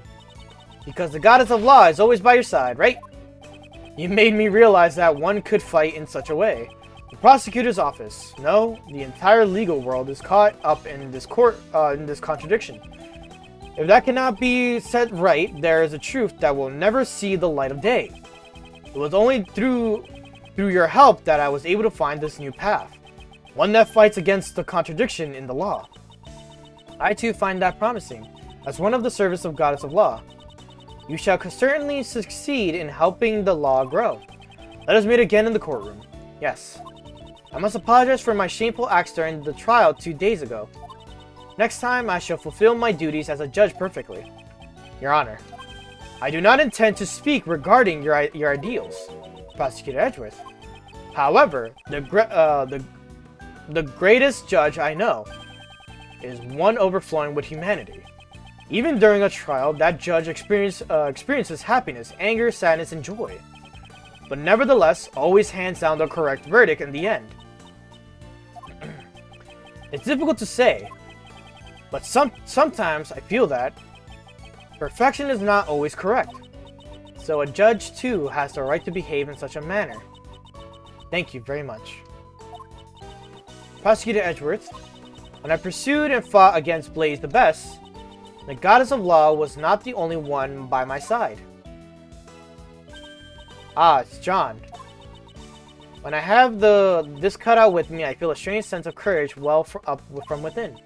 No matter how painful things became, no matter how strong the foe, I remember that I am not alone. I am able to keep moving forward. Wrongs must be put right for John's sake as well. John too lost his father in the past crime. That is more important to me than even the words of a goddess of law. Though I'm sure the goddess would be angered by those words. Your bond with your son is the secret to your strength, I imagine.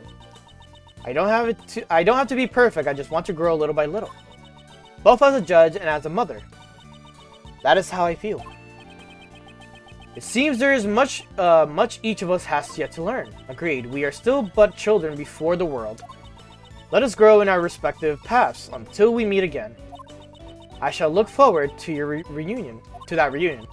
May the blessing of the goddess of law be upon you as you follow your new path.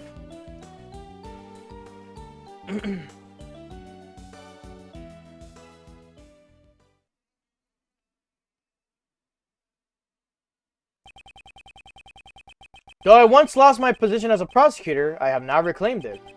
But I may tread a new path as a prosecutor.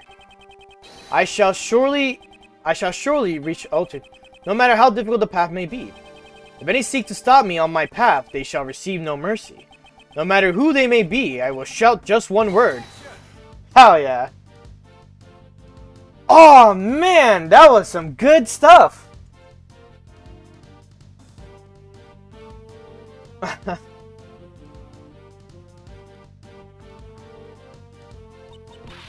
Chief, what sort of scoop are you aiming for next? Hey, you a journalist? There ain't nothing more important than information. You may be my apprentice, but you're still my business rival. I ain't gonna tell you everything. That's my mentor, alright? I reckon you're even more prepared than me. I understand, I'll get my information using my own 2 feet. Yeah, that's the spirit.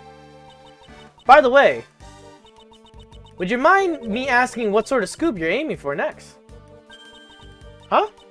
Chief? Ain't no need to be stingy. I'm your mentor after all. That's just heinous. I think I skipped out on the ending on one of them. I forgot which one. I think the last one. There was like an end credit scene.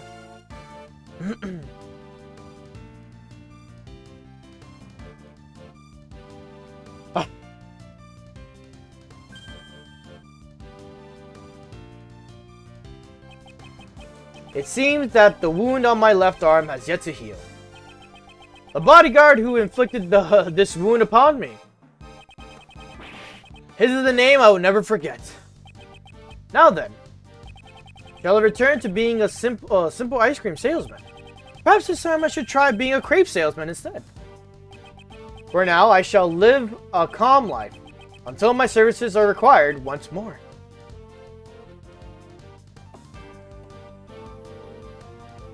"3D graphics!" There are 3D graphics when you turn them around and shit. I might have been knocked out once by that prosecutor named Edgeworth. But I'll keep on trying to escape. I won't let him dampen my fighting spirit. Ain't that right, Rocky? Okay. Until then, let's keep working out.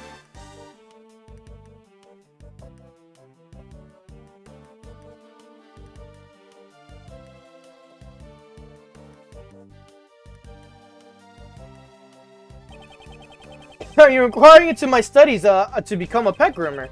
I am working as hard as ever. I spend every day covered in mud. Perhaps this suits me my true nature far better than the life of a newspaper salesman.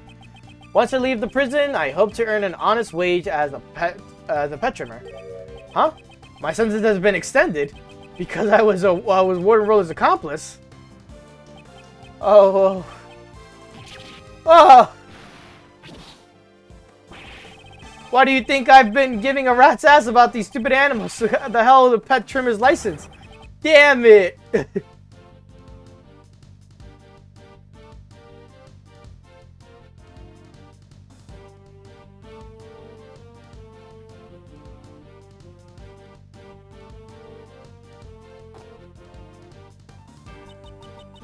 Regina was really shocked by the truth about Simon, too. I mean, I trusted him as my subordinate. But there's no use fretting over the show. I have to do my best so that I won't lose the magic or ventriloquist divisions. I'll put on the greatest performance ever, one that'll blow away this entire case.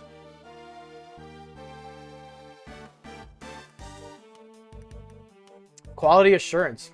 It was good. It was good. It was weirdly slow paced for the first two fucking like episodes. It seems I've grown soft in my old age, right, Anubis? Right, boy. To think that the life I saved on a whim 18 years ago would drive me to such lengths. Thanks to that, I am confined to a humble cell once more. Well, this time that child is here as well. Perhaps it won't be such a bore, right, boy? But yeah, like as like the episodes kept going, once it got to like episode 3 to 4, yo, it just became better and better. Today's there's a chocolate cake. That gently melting moment of allure. I will wait for you forever, Kate. I shall come here every day just as you and Raymond did for me. Monsieur Shields, Prosecutor Edgeworth, I am truly grateful to them. I cannot believe I am able to eat your desserts once more, Monsieur Master. Oh ho, I have been allowed to distribute my treats in both the detention center and the prison. Well, the past 18 years I have brought joy to one and all with my delicious sweets. Yeah, so like, once it got to episode 3 and then 4, that's where shit started colliding and like, yo, this is getting fucking for reals. And then like, this episode brought everything, dog. Yes, see, thanks for everything, boys. Of course, I owe Gregory my thanks too. After all, I get to stuff myself with Jeffy's delicious desserts once again. Oi, next time, maybe I'll use one of Jeffy's sweets to create a new drug. The tuck-in diet. You'll tuck in your stomach while you tuck in into desserts. It'll be delicious and slimming, as also good for your health. Contributors.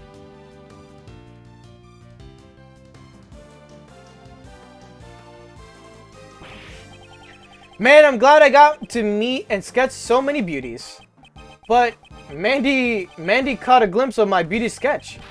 She had a misunderstanding and clobbered me in the face with my sketchbook. So in exchange for my sketch of beauties, I had one beauty walk out on me. Maybe it's time for me to start getting more serious about my life. Now? Do I take the path of an artist? Or do I follow the path of my heart? Oh, and by heart, I mean the heart of my new lady. Oh, Larry, you don't change, man. Don't change, buddy. You are good at heart. We love you.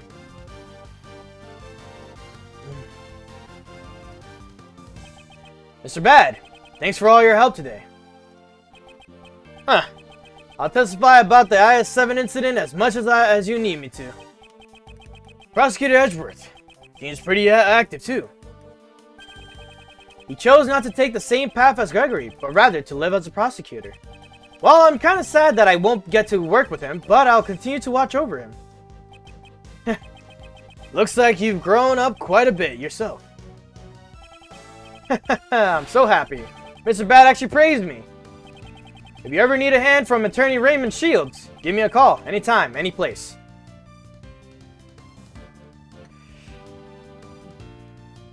Sprite, script, and there was like some program there. My crimes were punished far more leniently than I expected. Once I was proven that I had been threatened... Ouch!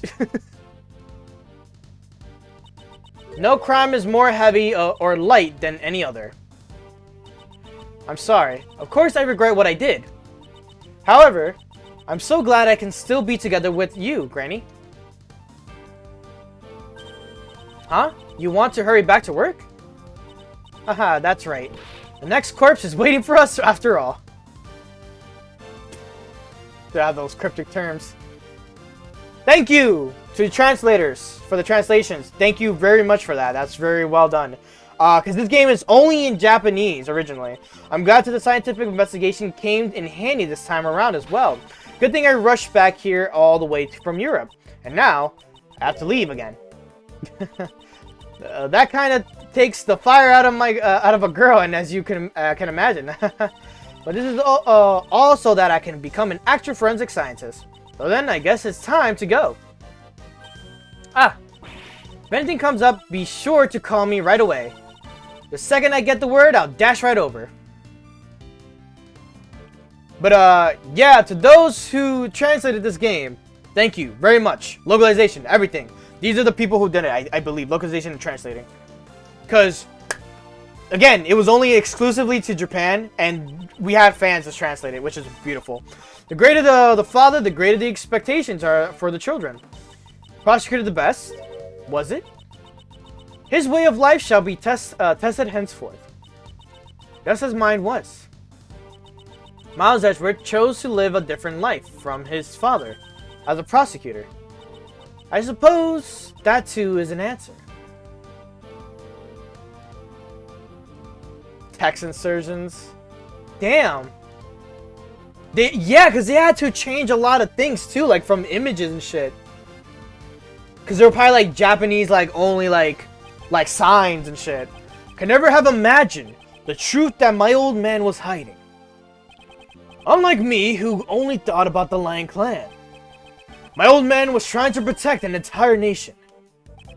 But I swear to you all that I will carry on his will. Even if the president was a fake, and the real one was murdered. I swear that I, together with my men, shall revive Zhang Fa. Someday I will surely show you all a Zhang Fa brimming with life. Voice actors, these are their actual voice actors. I think. Oh no! Oh my god! These were... Oh! They got people to voice act this? Yo. Beautiful work. They really put a lot of effort into this. I've asked everyone to stop calling me, what? The best? I don't like it. It makes me feel like I'm just borrowing Pop's power. I shall study even harder than before and triumph over Pops. I'll become strong enough so that I won't lose even to Mr. Edgeworth. Now then, let's start by thinking up my new nickname. Oh, Sebastian, you're still good, man. Graphics, editing, and surgery. He got better as like each iteration became, you know? Like each episode. A lot has happened, but thankfully the film was roaming success. The gossip articles about the murder made our movie the talk of the country. A monstrous man appears from the mighty Muzilla. This is the true face of the monster who murdered the president of Zhang Fa. Huh? Isn't that you in the photo, Mr. Powers? Huh? How could something like this happen? Now, it's fine, isn't it? It's thanks to those articles that our film is a big hit. Much obliged. Testing and debugging to see.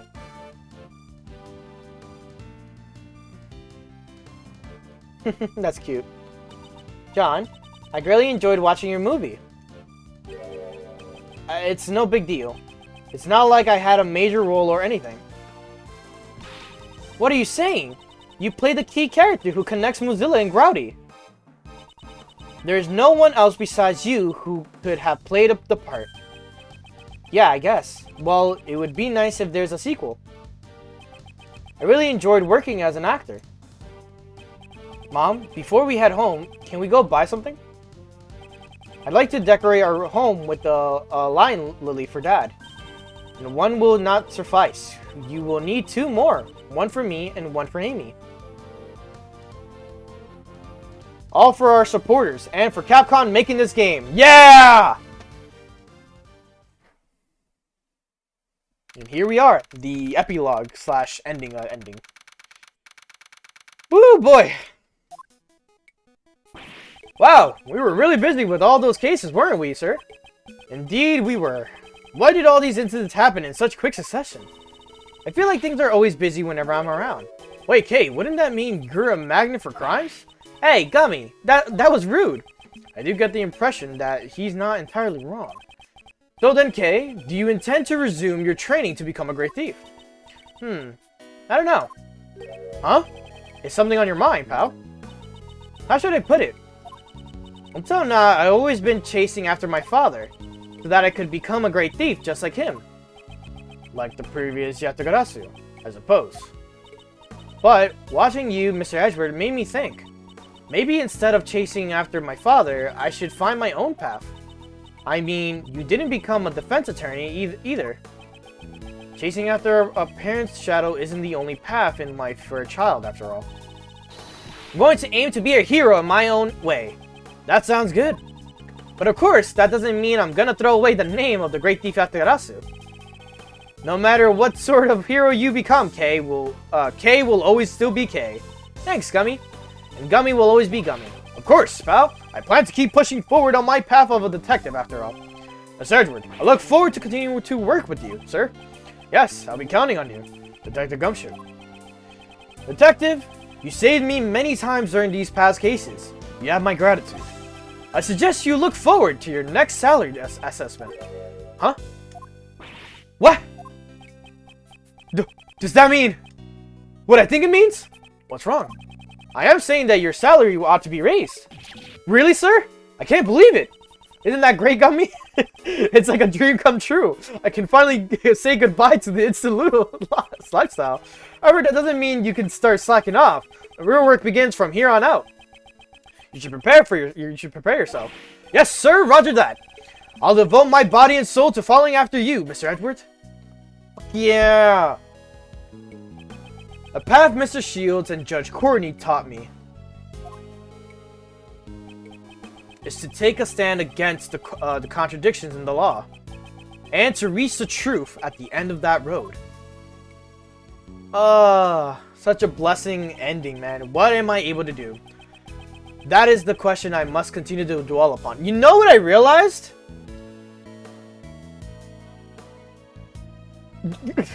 I didn't change the title! I still have fucking Final Fantasy 13's title! We continue our path to the Pulse. I don't know what I'm gonna name it, but I'll just call it the ending for sure. But dude, it just dawned on me right now. What am I able to do? That is the question I must continue to dwell upon. Certainly, this path will not be easy. However, Prosecutor Edgeworth, when I pursued and fought against Blade's Best, the Goddess of Law was not the only one by my side. Ah, it's John. When I have this cutout with me, I feel a strange sense of courage well up from within. When I remember that I am not alone, I'm able to keep moving forward. Your bond with your son is a secret to your strength, I imagine. Bonds, huh? Ah, I completely forgot. That was sudden. What's wrong? I was searching for members for the new Yatagarasu team. Now that you mention it, I do remember you saying something like that to that effect. But in the end, I wasn't even able to find a single person. Can you imagine it? A team combining their powers in order to steal the truth. Wanted to create an invincible team like that, but... What are you saying, pal? Don't you already have a team? Together, the three of us can solve any case that comes our way. Hey, you're right. A prosecutor, a detective, and a great thief. We're the invincible trio of heroes that steals, captures, and pursues the truth. Hearing all that kind of makes me feel sorry for the truth. As long as the three of us are together, there's nothing to fear. Isn't that right, Mr. Edgeworth? Yes, you are correct. Even until his last moments, my father ran along his own path. I too shall advance along mine. Accompanied by my somewhat boisterous comrades. As long as they are by my side, I can walk forward without hesitation. On this new path as a prosecutor. Prosecutors and attorneys. The path I will walk is not my father's. However, I am certain that the two paths are not separate. Though we may walk in opposite directions, the destination is the same. Why, you may ask? Because both paths lead to the one and only truth.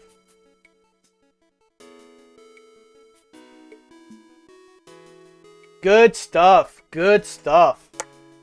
Ah, man. Whew. The end to Ace Attorney Investigations 2. Dog. That's so good. I was really not feeling Investigations 2 in the beginning, but it got better on episode 3 and like things were starting to connect. It just kept like there was one thing that connected to the previous one, then another, and then another. It just kept pushing everything together. And then the ending brought all that shit together. And I was like, no fucking way, it's Simon. When it revealed it was Simon, I was like, what? I was in shock about that shit.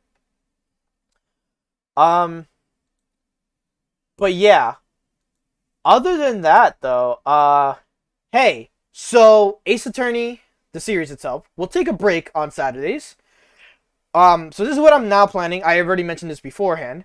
I'm gonna do alternating between Ace Attorney and a Pokemon series. Starting next Saturday is gonna be the first Pokemon. Well, Pokemon Leaf Green, Fire Red, whichever version I go for, I guess is the word. Yeah, it's gonna be randomized, and it's gonna be a type lock the entire time.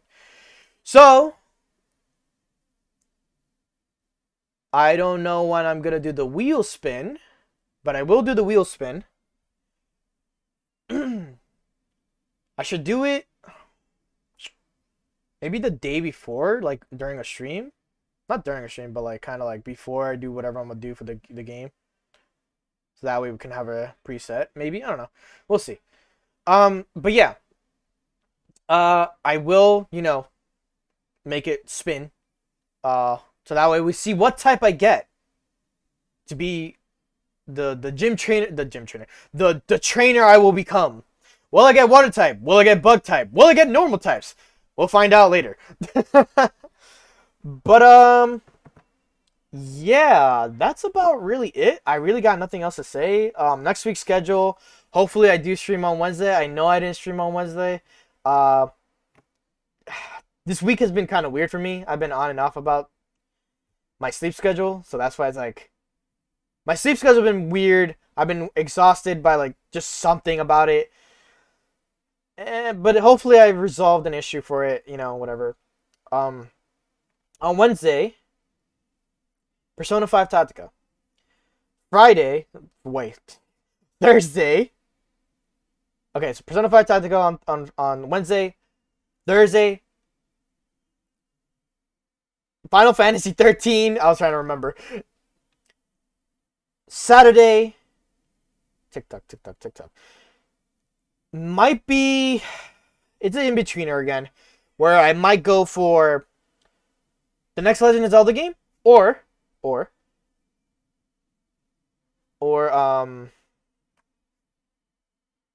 it called? Or do Rain-Code. I am thinking about doing Rain-Code tomorrow, but it's a big maybe, and it's leaning towards like a no, only because I'm just like not really like wanting to do it on a Sunday, because normally my Sundays are the biggest days that I'm just like it's off for me, yeah, we'll see if tomorrow I do stream Rain-Code. If not, then it might be a Friday stream instead of the Zelda stream. And as for Saturday, Pokemon. So other than that, I'm going to call it a stream. Anyone who's watched to this point, I much appreciate it. Anyone who's dropped by, always appreciate that. YouTube, if you watched to this point, thank you very much. Always. But I'm going to call it a stream here. Bye. Jane.